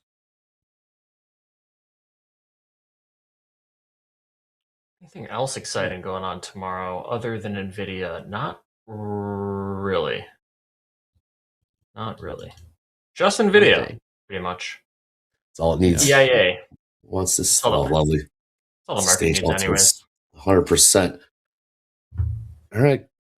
Closing on 25,000 evens here in and Cuba, 8 points to go. Yeah, I got technical. Someone's looking at this as maybe a shoulder, head, and shoulders pattern. I could see that. I could maybe see that with these 25, 20s, 30s becoming resistance again. If we start to break down, maybe we get a sell off. But I mean, 25,000 has been the line in the sand here. I mean, it's hard for me to see this market move too far away from 25,000.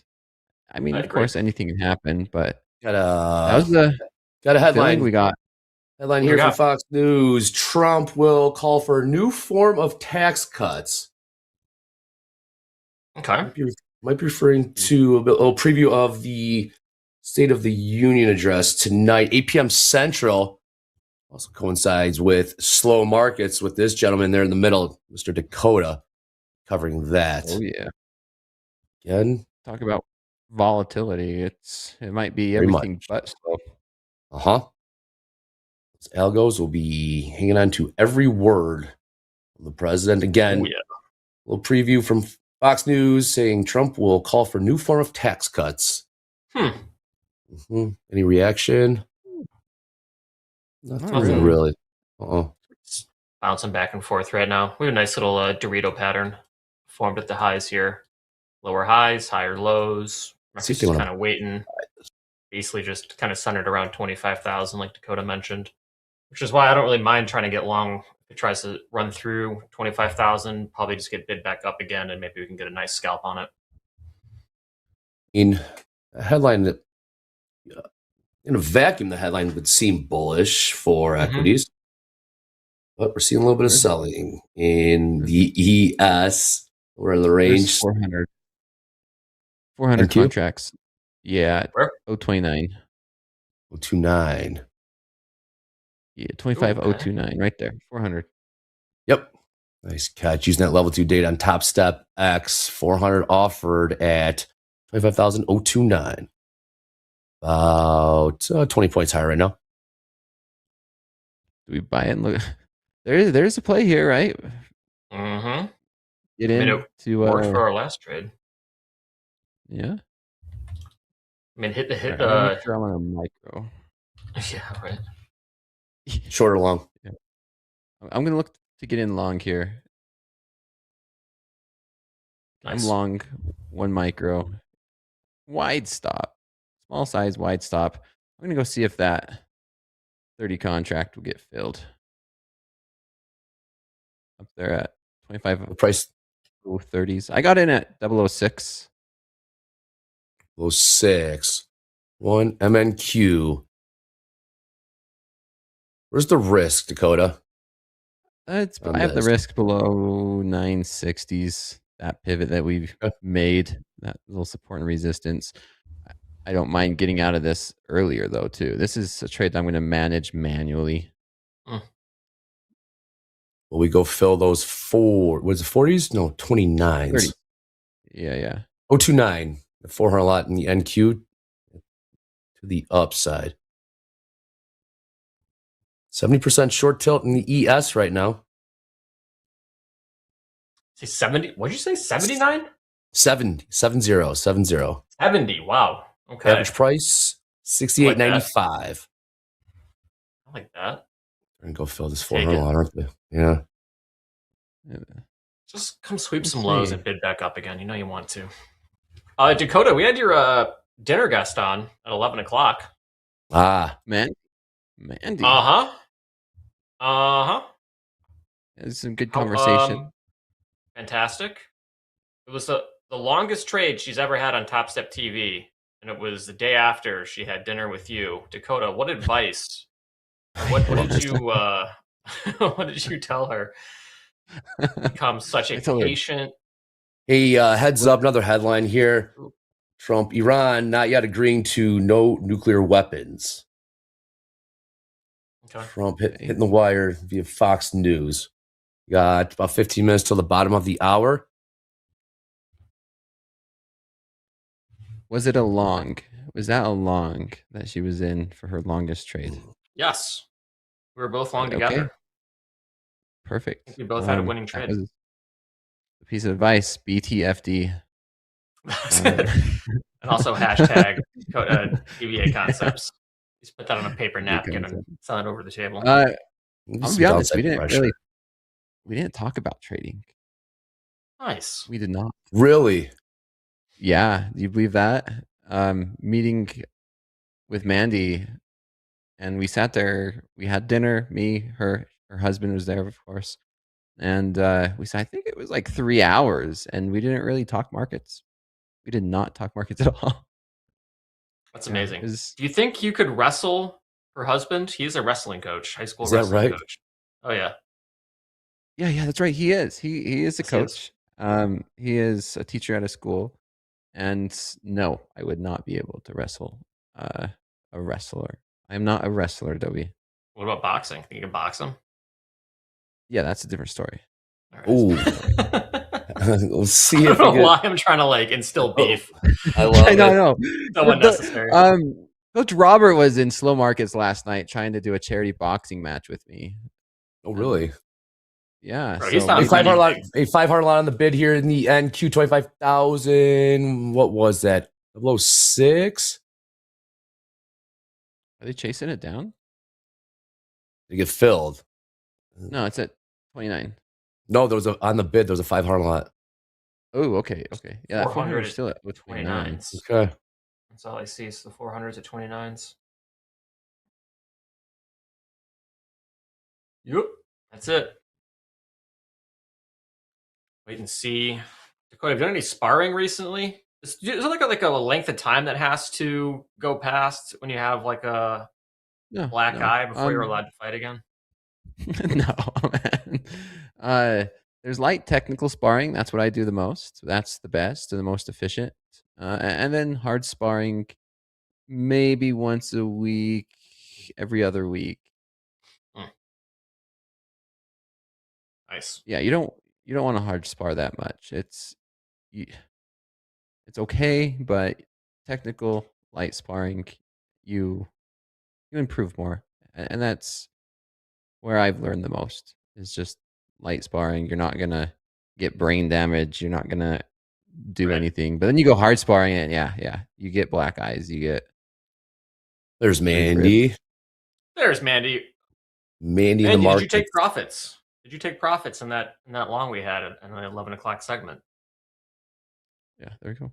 This is true. We did not talk markets. Yeah, we talked Still got the food. poll. We could take the poll down. 57% saying below 25,000 even. Last trade, fairly below by We are 2 showing points. some weakness. We are Yeah. showing some weakness. A little See gappy some- down below. Very thin. Very thin. It's 57% below, huh? Yes. Well, we are right here, right now. 25,000 in the NASDAQ. Are we working those 90 still on the bid, Dolby? Oh yeah, 90s and Yep. 80s. Okay. I like that. We're a lot Market's still having a there. hard time. Right, going right back up. There's the 500 lot on the bid. 25,008 quarter. Hold. Which market? Look at the MES trade? Or No, sorry, NQ. ES? No, NQ. no, NQ. 500 on the Yeah. bid? Yep. They just keep pulling it then, huh? Yeah, It's I right- know they. Am I just not seeing it? All right. I'm keeping Are they this up trying to then. pull this market up? You have micros or minis up, Dolby? Well, now I have the minis up because that's where that 400 lot is sitting at Yeah. like 29s. I can't see this 500 lot, but if it's just flashing, then that's probably why. It's like right there at the market. We got 10 minutes to the bottom of the hour. Little pop here in gold. Looking at about a $7 pop. Last trade 51.72.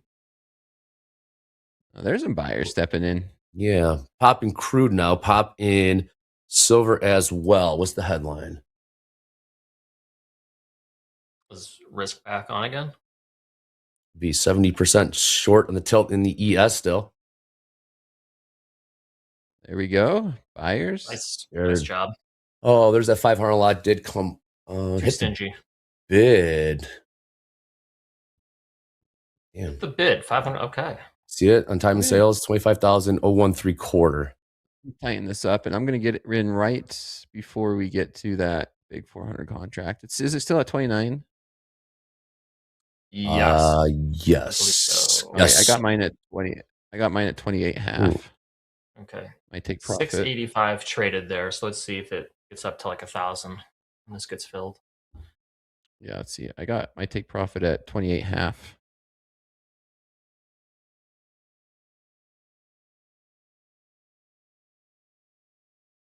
Last one got filled. I'd also be interested in shorts if we ended up getting up to like 25,100. Because now we're starting to push the daily range a little bit. Yeah, crude's pumping higher here. Gold as well. See some downside pressure on equities. We'll see. No headline. No new ones. Besides, Iran not yet agreeing to no nuclear weapons. It's from Trump via Fox News. Crude's still pumping here. Yeah, there you go, Coach. Trump is Yeah, gonna we're say leaning. stuff. Yeah. Heads up. We're trying to lean on that order hoop. Don't know if it will get through. What does that mean to lean on an order, Dakota? It's just there's that big order right there at 25,030, and if I have my order in right before we get there, then chances are that if we do rally up to go fill it, I'm going to get filled first, or I will get filled first. That's a fact, unless they move it. There you go. But we did get up to 25, and we rejected. We rejected those 25s. Crude's still catching a bid here. Crude popped about 70 cents in the last couple minutes. Really? Mhm. That's unusual. Being post 130. So what do they know? Might just be algos, just on Trump. All right. Come on, let's get back up there. There's some buyers stepping in.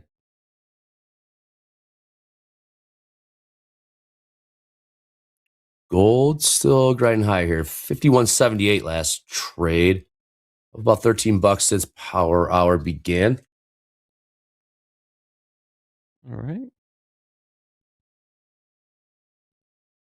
Russell's looking kind of weak.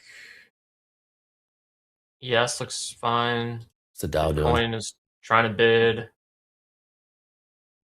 Cattle is trading at 239. Not to the cattle traders. What was the Stetson challenge? What do we call that thing? The Stetson challenge? Yeah. The Stetson. Yeah. Uh-huh. And this feels like it's a while ago. It was a couple summers ago. Not seeing anything from Barkin or Collins just yet. Soybeans. Bitcoin caught a bid. Mm-hmm. Bitcoin's back to even today, 64,500 ish. What's Dow doing? Dow trading 49,207. Pushing on the range. Yeah, keep an eye on crude.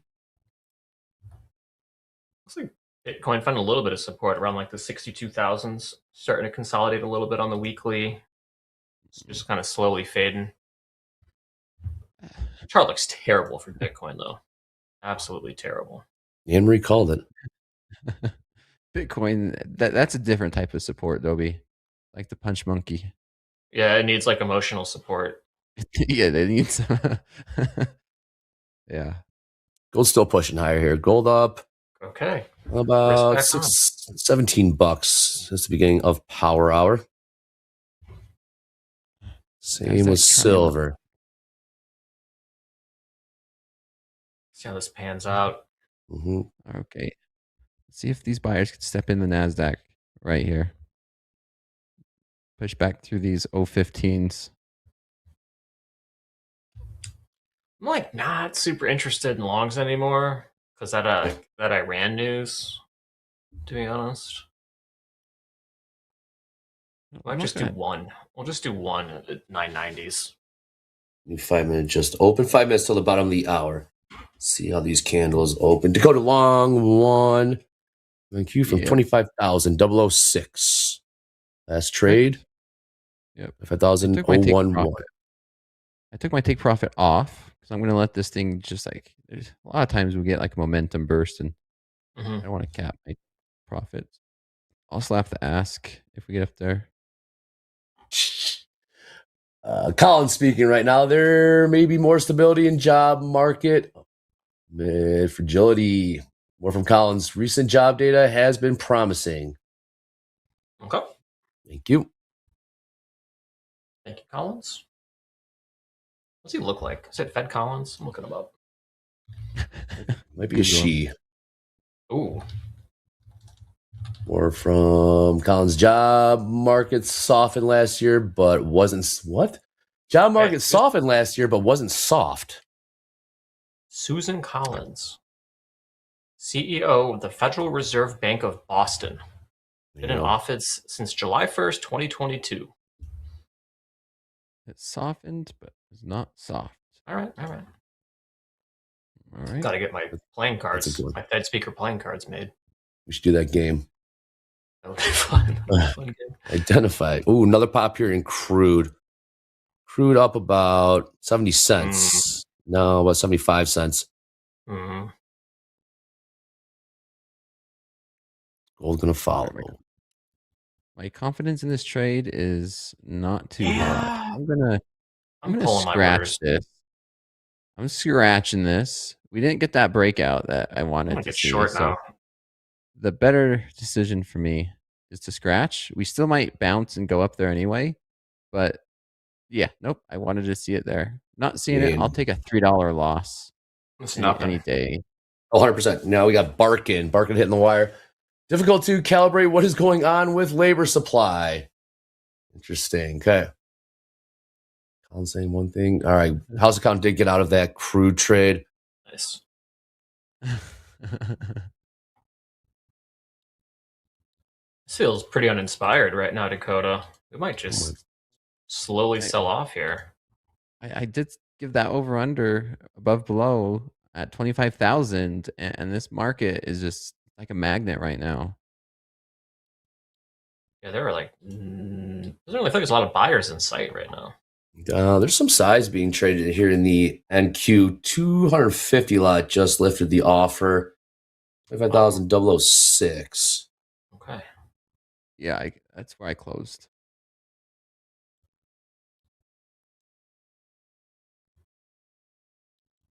Gold not done. Gold not done. Gold's not done. That's the mark. What are we? I'm sitting here watching the NASDAQ and the gold's over here making More moves. from Barkin. Barkin, inflation data has been consistently above target.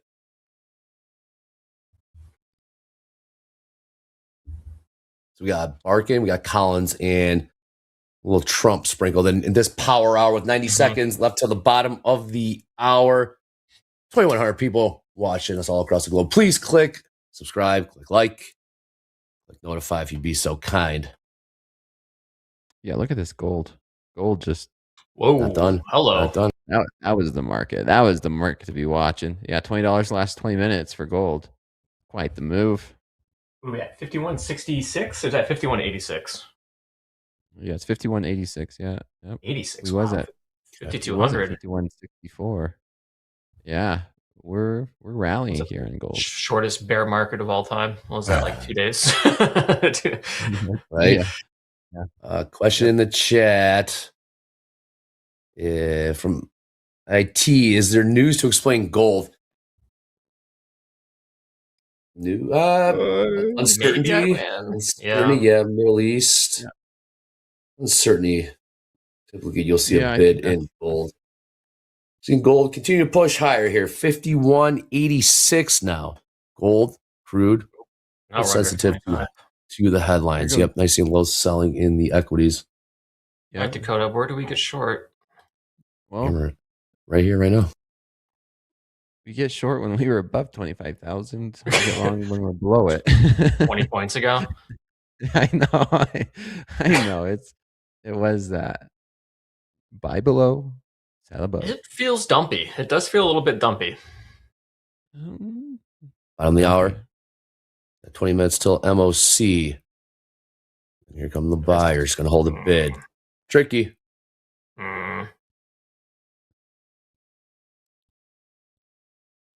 Let's see if we can get short 25s. All right, let's see if we can get short 25s. 25s? 25 on the NASDAQ, yeah. Oh, okay. All right, offer 025. We are stuck in this range. This is a very tight sort of Dorito pattern we got going on here. It's actually 100 points. Feels small though. It is about a 100-point range. Yeah, we're still a bit jaded with this crazy volatility we've got. Yeah, right. Past 3-4 months. Year. Past year. Waiting for the big one. Wait for the big one. All right, seeing a little bit of pullback here in. There's It's tricky. Flush there. I know, Dakota. I My would spidey look sense is for- tingling. My downside going to be these 970s. Maybe we could, take a look down at those 970s. Ooh, would be a fun long. $5 pullback in gold off those recent session highs. Last trade 51.84. Seeing a little bit of a grind lower in NQ. Couple points beneath 25,000. And right back to 25,000 even. All right. We said we got the State of the Union address. I'm just trying to make wine out of water here. State of the Union address this evening. President Trump. Let's get a little preview on what may come. Watch that on slow markets. All right. Tonight's State of the Union comes at a tumultuous political moment for President Trump. It's going to be a long speech because we have so much to talk about. White House Press Secretary Caroline Leavitt previewed what Americans can expect to hear during the speech. A large portion of the speech will, yes, focus on the economy. The president will lay out the case for why he and Republicans are better suited to continue tackling the affordability crisis that was created by the Biden administration and Democrats on Capitol Hill. Last week, the conservative majority Supreme Court struck down Trump's emergency tariffs, a centerpiece of his economic agenda.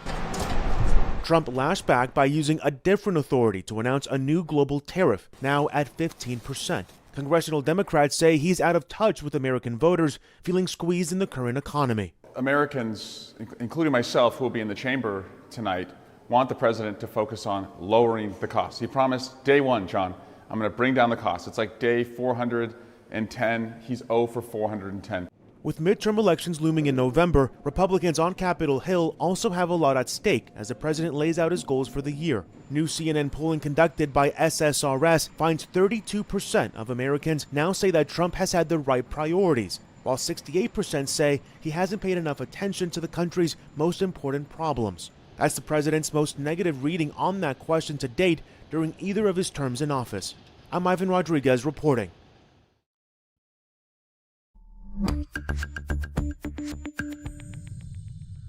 Thank you, Ivan Rodriguez. Well, my favorite baseball player. His name was Ivan Rodriguez. Pudge. Catcher. Right. Yeah.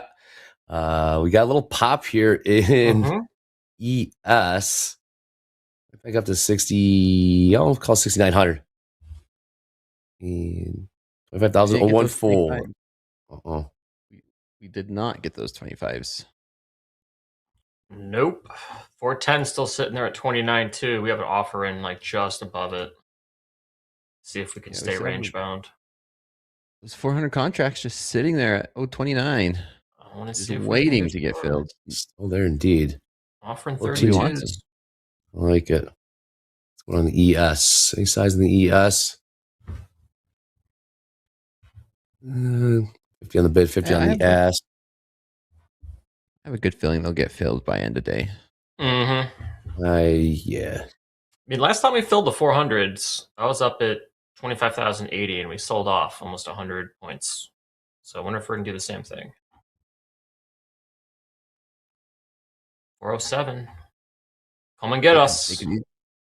They could easily move it. They could move it. 14 minutes till MOC. Already? Wow, okay. Uh-huh. We're not out of time here. Trying to get filled. The market's going sideways. Try to do something here, Dakota. I know. More buyers coming in gold right now.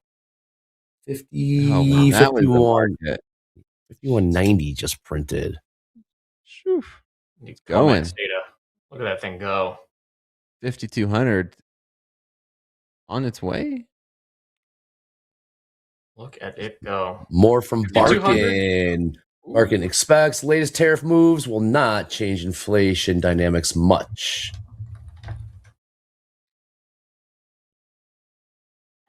Aokato up 279 for the day. Great work.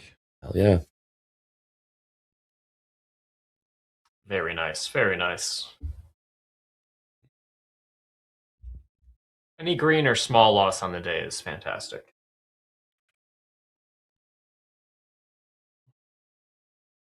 NASDAQ didn't give us those 25s. It does not Or the want to get away 90s. from- Or the make a higher 90s. high. Uh-huh. Neither. Make a higher high. Delta update plus 8,100 in the ES plus 3,600 in NQ. Someone says, "Where's Dakota Long?" Well, I'm flat right now. I minus $3. $3 US. Whole $3. All right, come on, do something. Go fill that 400 lot. No, you want to. 14 points higher in the NQ. The 400 on the offer. 25,029. That's trade. 25,015. Silver. We'll push higher here again. $87.48.5. Here we go. Collins. Repeating what? Okay. I'll repeat what Barkin saying. Latest tariff news has not altered outlook very much. Higher. So he doesn't think it's going to change anything. Okay.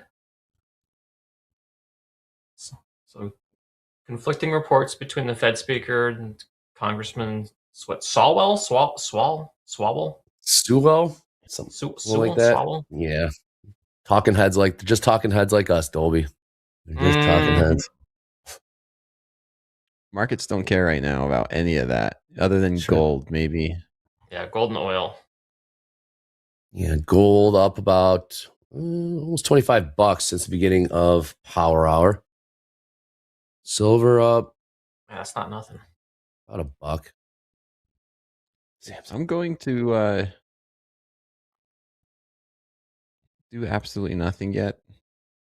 Nothing to I want do. to see us go fill that big contract. If we go fill that 400 contracts, then possibly look for a short back down to 25,000. Mm-hmm. I'm with you on that one.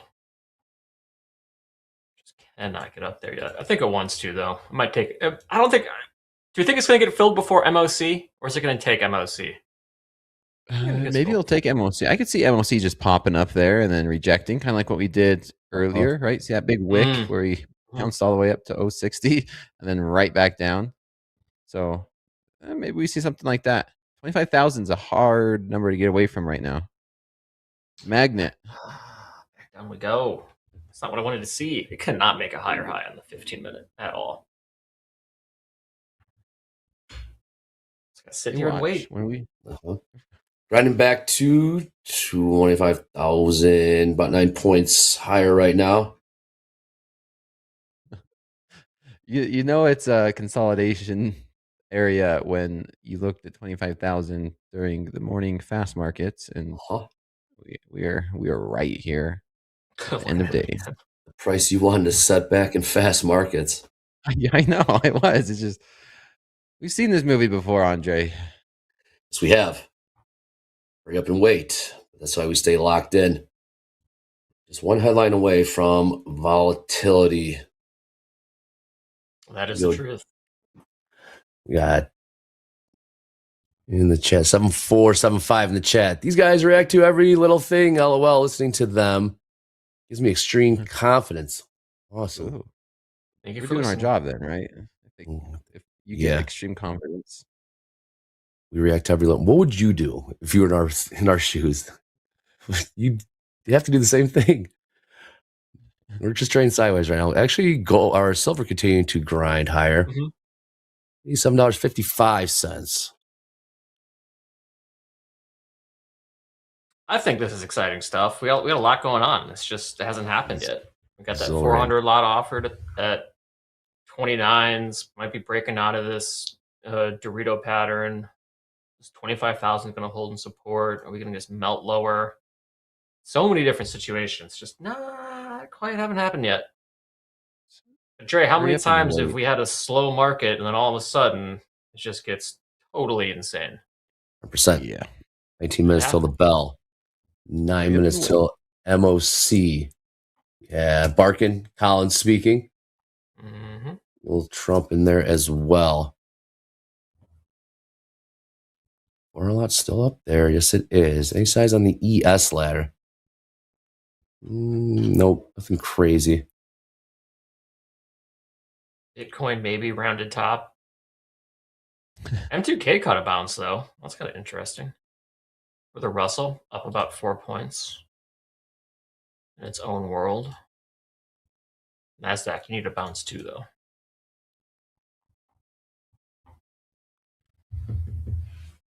Dakota, what'd you order for your business dinner with Mandy? What'd you eat? Chicken. We had tri-tip steaks. They were pretty good. Ooh, got some steaks. Nice. I mean, making me hungry. I got a dentist appointment I'm going to, and I'm so hungry.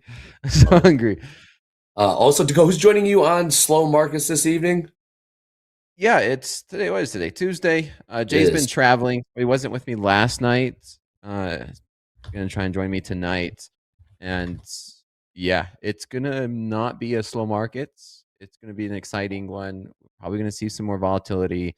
Chinese New Year the holiday is over with, so we're seeing a lot more volatility in these metal markets. So yeah, it's gonna be a good one. I'm excited each and every night. It's never boring, always exciting. It's a great show. What? Look at that. He's invited himself. Who is it? Oh, Everyone's new favorite chew toy. We got Gabe in the house trading it up. Favorite What's up, chew Gabe? toy? Yeah, man. What did I What kind miss? of nickname They is love that? you. Where'd that come Oh, from? the people love you, man. You know, like dog, new chew toy. They actually love you. Oh, Can't okay. let you go. It's a good thing. What's up, man? My favorite tennis ball, Gabe. You're my favorite Yep. tennis ball. How's it going, Gabe? Break down these markets. Make something happen. Oh man, I need to share my screen, but I'm actually short again from 25.015. I'm still targeting those 967s. Let me get my screen shared here. They all got similar levels. Got to be honest. I don't like that. Yeah, we're just failing to get any real continuation. Keep trying to dip below 25,000 and we just keep failing there. So that's kind of the line in the sand that I'm a little concerned with, but I had that tape bomb that stopped me out. I know. I'm trying to. Gaby. Can't believe that cupcakes. stuck. I can't believe that stuck. Ay. You owe Jack like a punch in the arm or something in Vegas. Apparently, dude.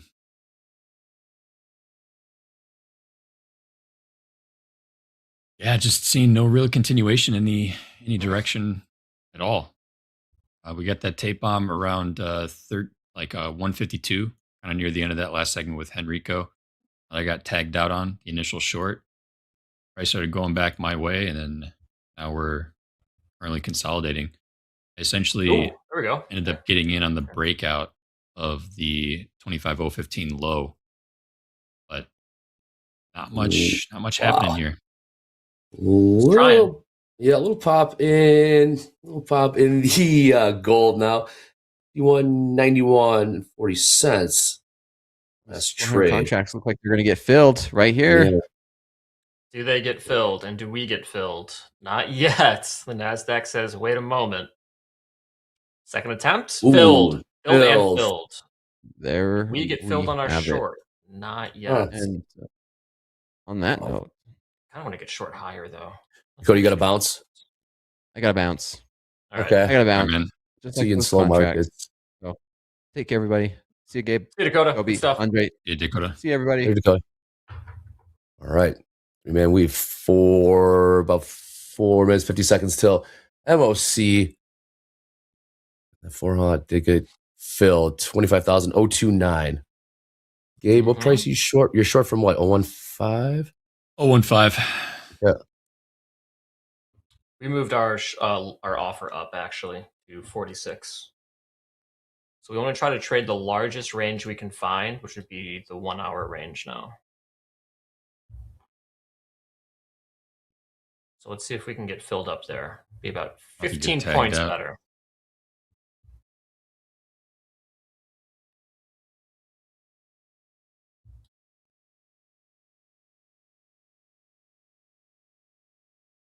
Okay, now what did Trump say about Iran this time? What tweet are we missing? I know, I didn't see anything. We're back on? How long did it take for that 400 lot to get filled? Wow, yeah, 45 minutes, 46 minutes. Yeah, it was a while. Actually got filled.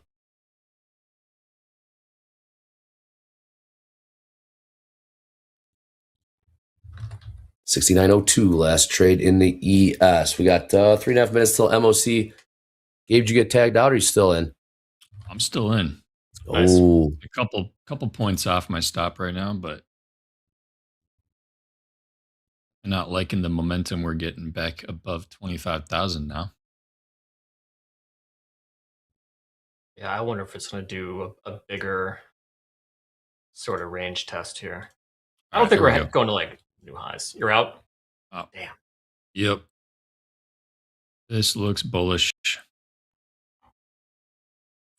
Let's see, there's not a lot of size anymore anywhere. Buyers are pushing this higher, 25,037 now. 038's in the NQ, 50-50 on the tilt. Market productivity rises not just from AI. Okay. Not a whole lot of reaction. 2.5 minutes. MOC. ES grinding higher, 69.04 last trade, about 6 points off session highs. We're about 5 points from getting filled on a short here. There's 163 being offered in the micros. That's just 1.5 E-minis. Got some nice wicks up here.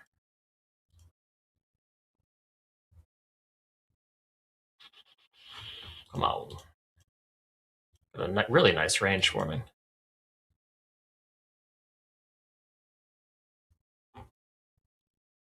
All right, let's do this thing. How'd you trade during the 1 p.m. segment, Gabe? Oh, I took one loss. Okay, it's not bad. Yep. That's 0 for 2 today. 0 for 2. And though right? both were shorts. Interesting. But No kidding. yeah. Yep, That's been a it's tough almost market to short, which is why I'm trying to have wild, dude. some Just keep big range. grinding here. 2 minutes to MOC. Okay. Delta update now plus 9,700. 9,700 in the ES. Buyers coming back in. 9,100. Scratch that. 60 seconds MOC. Buyers. Yeah. Coming in the ES about 4 points off session highs. A little pullback in gold.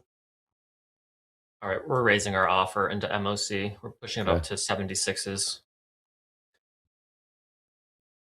Let's see. I'm going to see if we can like shoot up and pull back down again. Like that. Gabe, how are you reading it? I like possibly just getting long on a pullback. I mean, I'm 0 for 2 in shorts. I'm obviously not seeing things clearly. Getting some good momentum. See if I maybe get a bid in at 27.5, 28s.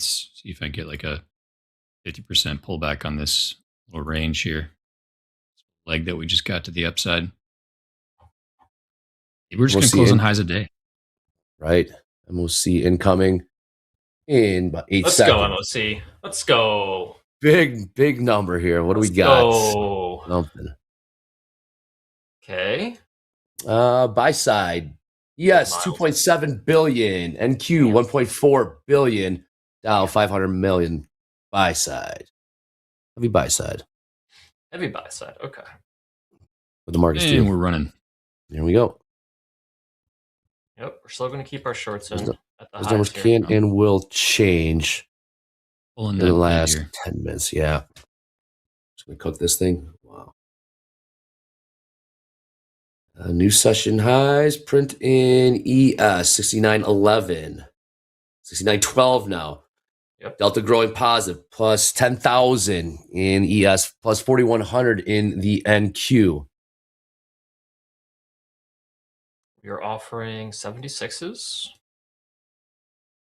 Okay. I'll let you know if those numbers change. Still heavy buy side. That can change. Let's see if we can get filled here. 1 hour range high, short opportunity. Nice thing is that we're like a couple ticks below, maybe a couple points below the high for the day. Ooh, come on. In Come on, man. NQ? Oh, we'll come back. Yeah. Yeah. Okay. Yeah. 50-50. Oh, High of the day is 80s. High of the day is 80s. Maybe we need Dr. Volatility to come and save the day here. Well, Dr. Volatility's in a meeting right now, but we got the next best thing. out. Gabe in the house. Gabe, we asked him in Fast Markets to hit us up at Topstep TV on the X using the hashtag Power Hour. Did they bring the heat today, Gabe? What do you got? Did. All right. You brought the heat. Let's go. Let's take a look. Go ahead and throw them up, Andrew. I'm going to blow through these real quick. We got Drain, 6K in 2 weeks from $90. I'm not there yet, but I'm building the skill set daily. Precision, discipline, and execution. Great work there, Drain. Moving on to the next one, we have, what are you, an owl? We got 10th payout on Top Step. Life is good. So in the screenshots there from the payout, it's been processed. You can also check out your payout kind of process along in the new dashboard. See all along the way from approval all the way to funds being sent. But shout out to you, Who. Next up, we have Trader Models, day 7 of Top Step's 50K Combine Challenge, trading micros. Discipline equals freedom. Loving the mottos. Good job there, trader model. Next up, we got teammate Alex. Extremely frustrating day. Called the direction perfectly, but the market never gave me a clean entry. Finished up $9. We've tried to force a flip, but part of being consistent is knowing when the market simply isn't offering your setup. Green streak still alive. That's a great looking P&L calendar there, Alex. Good stuff. And I think we got another one. We got Junior watching some Topstep TV while waiting. Like he's got it up in the Tesla. Careful. Make sure you are parked. Make sure you are parked. That's all I got to say. I think that might be it. Here we go. Nice. Okay. Markets. Yep. Little turnaround there. Just sprint to new highs in the ES. Pulled back about 9 points. Missed it by a hair. Missed it by a hair. We were looking at 72s. All right. Well, I got long 2 from 44. Okay, let's go. In at that little breakout of volume there. Or 4. Okay. 2 long 2. 4s. Let's go. Gabe's feeling it. See if we can get a little follow through. Still staying buy side. Okay. 1 billion buy side ES. 700 mil buy side NQ. We got less than 6 minutes. Less than 6 minutes till closing bell. We got our 50. Okay.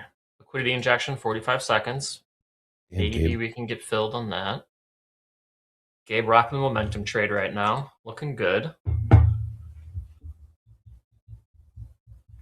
And Buy side growing. 1.2 billion buy side in the ES. Almost back to a billion buy side NQ. Gabe, what are you looking for upside target? You're long from what, 044? Yeah, I'm long from 4/4s. I mean, I like the. Go look at the what is it? The daily time frame was it? Just looking at it. So we technically have already filled the gap from the reopen this week. So that was what 75s essentially, roughly. I liked. Might be flipping sell side here. We are flipping sell side. Yeah. Pairing off now, indeed. Emmons, you see that now? It's a 400 mil buy side ES, only 200 mil buy side NQ. Yeah. Game of ticks, Dre. It's a tricky indeed. Indeed. But you didn't take too much heat there, Gabe. I'm taking a good 12 points right now and a little more than that. This is going to be my last attempt on the day, and then I'm going to be done ski. The one time you try longs, Gabe, it flips up on you. I hate when that happens. Hate when that happens. 5,000. Watch those 970s. Watch those 970s come into play, which is my original target for those 2 shorts. Might be good. We get 970s. We're just Buyers want so to check random. in. We're gonna like soft land right on 25,000. Dakota's gonna be right. He'll probably send us all a message later. Declare victory before the bell. 100%. We have technically closed below my zone, so this is I only have a little bit of a buffer left on this stop, but I'm pretty sure this is going to get cooked here momentarily. What's the 50% of this range? You might be okay. It'll hold here. Pairing off. So yeah, 5,042 last trade in the NQ. We got what? 3 minutes till the closing bell. 3 minutes. Okay. Man. We'll take this trade into like 59. Give it like 2 more minutes. Maybe we can get filled. After that, though, we'll pull it. See if we can hold this thing 3 minutes till the bell. In the chat, Frosted says, so many times y'all buy the top and sell the bottom. That is not a profitable strategy, my friend. That is purely not the case. A lot of the times today, yes. Today, I've been not following my plan very well. Usually, location is important to me. Sometimes you buy the highs and it goes higher. Sometimes you sell the lows and it goes lower. Sometimes you buy the lows and it goes higher and vice versa. I never really know. All right, looking like it. All right, NQ just flipped sell side light. Yes, still seeing buy side light. We got what? 2 minutes till the bell. See what happens here. Again, State of the Union address this evening. Be sure to tune to Slow Markets with Dakota. That. It's the play just to get short and to close to see if we can hit 25K. And that's like 40 points right there. Nah, that's not. All right, 30 seconds, we're pulling all orders. Okay, let's see if it holds. Sell side growing a little more. Stuck in the middle right now of the 1 hour range. Good, Gabe. Yeah, his 50% Maybe. can hold. 35s. 50 35s smash. hold for Gabe. What do we got? 60 seconds. Hold right now. What's the Dow doing? Looking for any indication. Not much. Okay. And here comes the floosh. No. NQ just went back buy side. Cannot make up its mind. 69.03 last trade in the ES. About 9 points off the highs there. And Like Cube a up. tick off. Oh, you're still in this, Gabe. Let's go. Hold this thing. Still in it. Still in this. Oh yeah, there Still it is. in it. Look at these I just buyers think- coming in. Sell side Less than growing. 30 seconds. We got 30 seconds till the bell. And Hold it. Hold it. Oh, literally. Yeah, there it and is. tech. Weak. Route. Okay. Weak. One of those days. Well, Gabe, you're going to have to throw it to yourself here in about 5 seconds for the outro. Look at these prices. 25,000 even was the above below. And there it is. Again, at the buzzer after this. CJ in the chat. That being said, good to be back. Dolby time. Gabe, thanks for jumping in as always. That being said, there's my main man, Gabe. Take us out of here into At the Buzzer. Let's go. All right. Well, shout out to everybody hanging out with us today. It is only about halfway through the week. We got a couple days left here. We got some stuff going on. Of course, we got NVIDIA earnings coming up, I believe, tomorrow. We got the State of the Union address tonight. Don't go away. We do have At the Buzzer. Jay is back from vacation, safe and sound, back in the Northeast, and we are looking to get back into reviewing the markets for the day. Set yourself up for success for the upcoming session tonight. We have slow markets at 7:30 Central, as always, with Coach Dakota, right around when that State of the Union address will be going on. So I'm sure the markets will be cooking.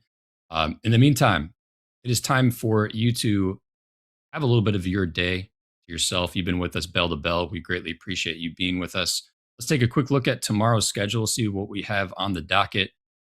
We have, of course, 1:30 a.m. Central. We got Aaron Luce for the London Open. We got Deanna with that new start time of 5:30 a.m. for the metal markets. We got opening call, Jay Hogue and JD. Fast markets, we got Dakota joining us. We have Antonio back for power players around the 11 a.m. segment.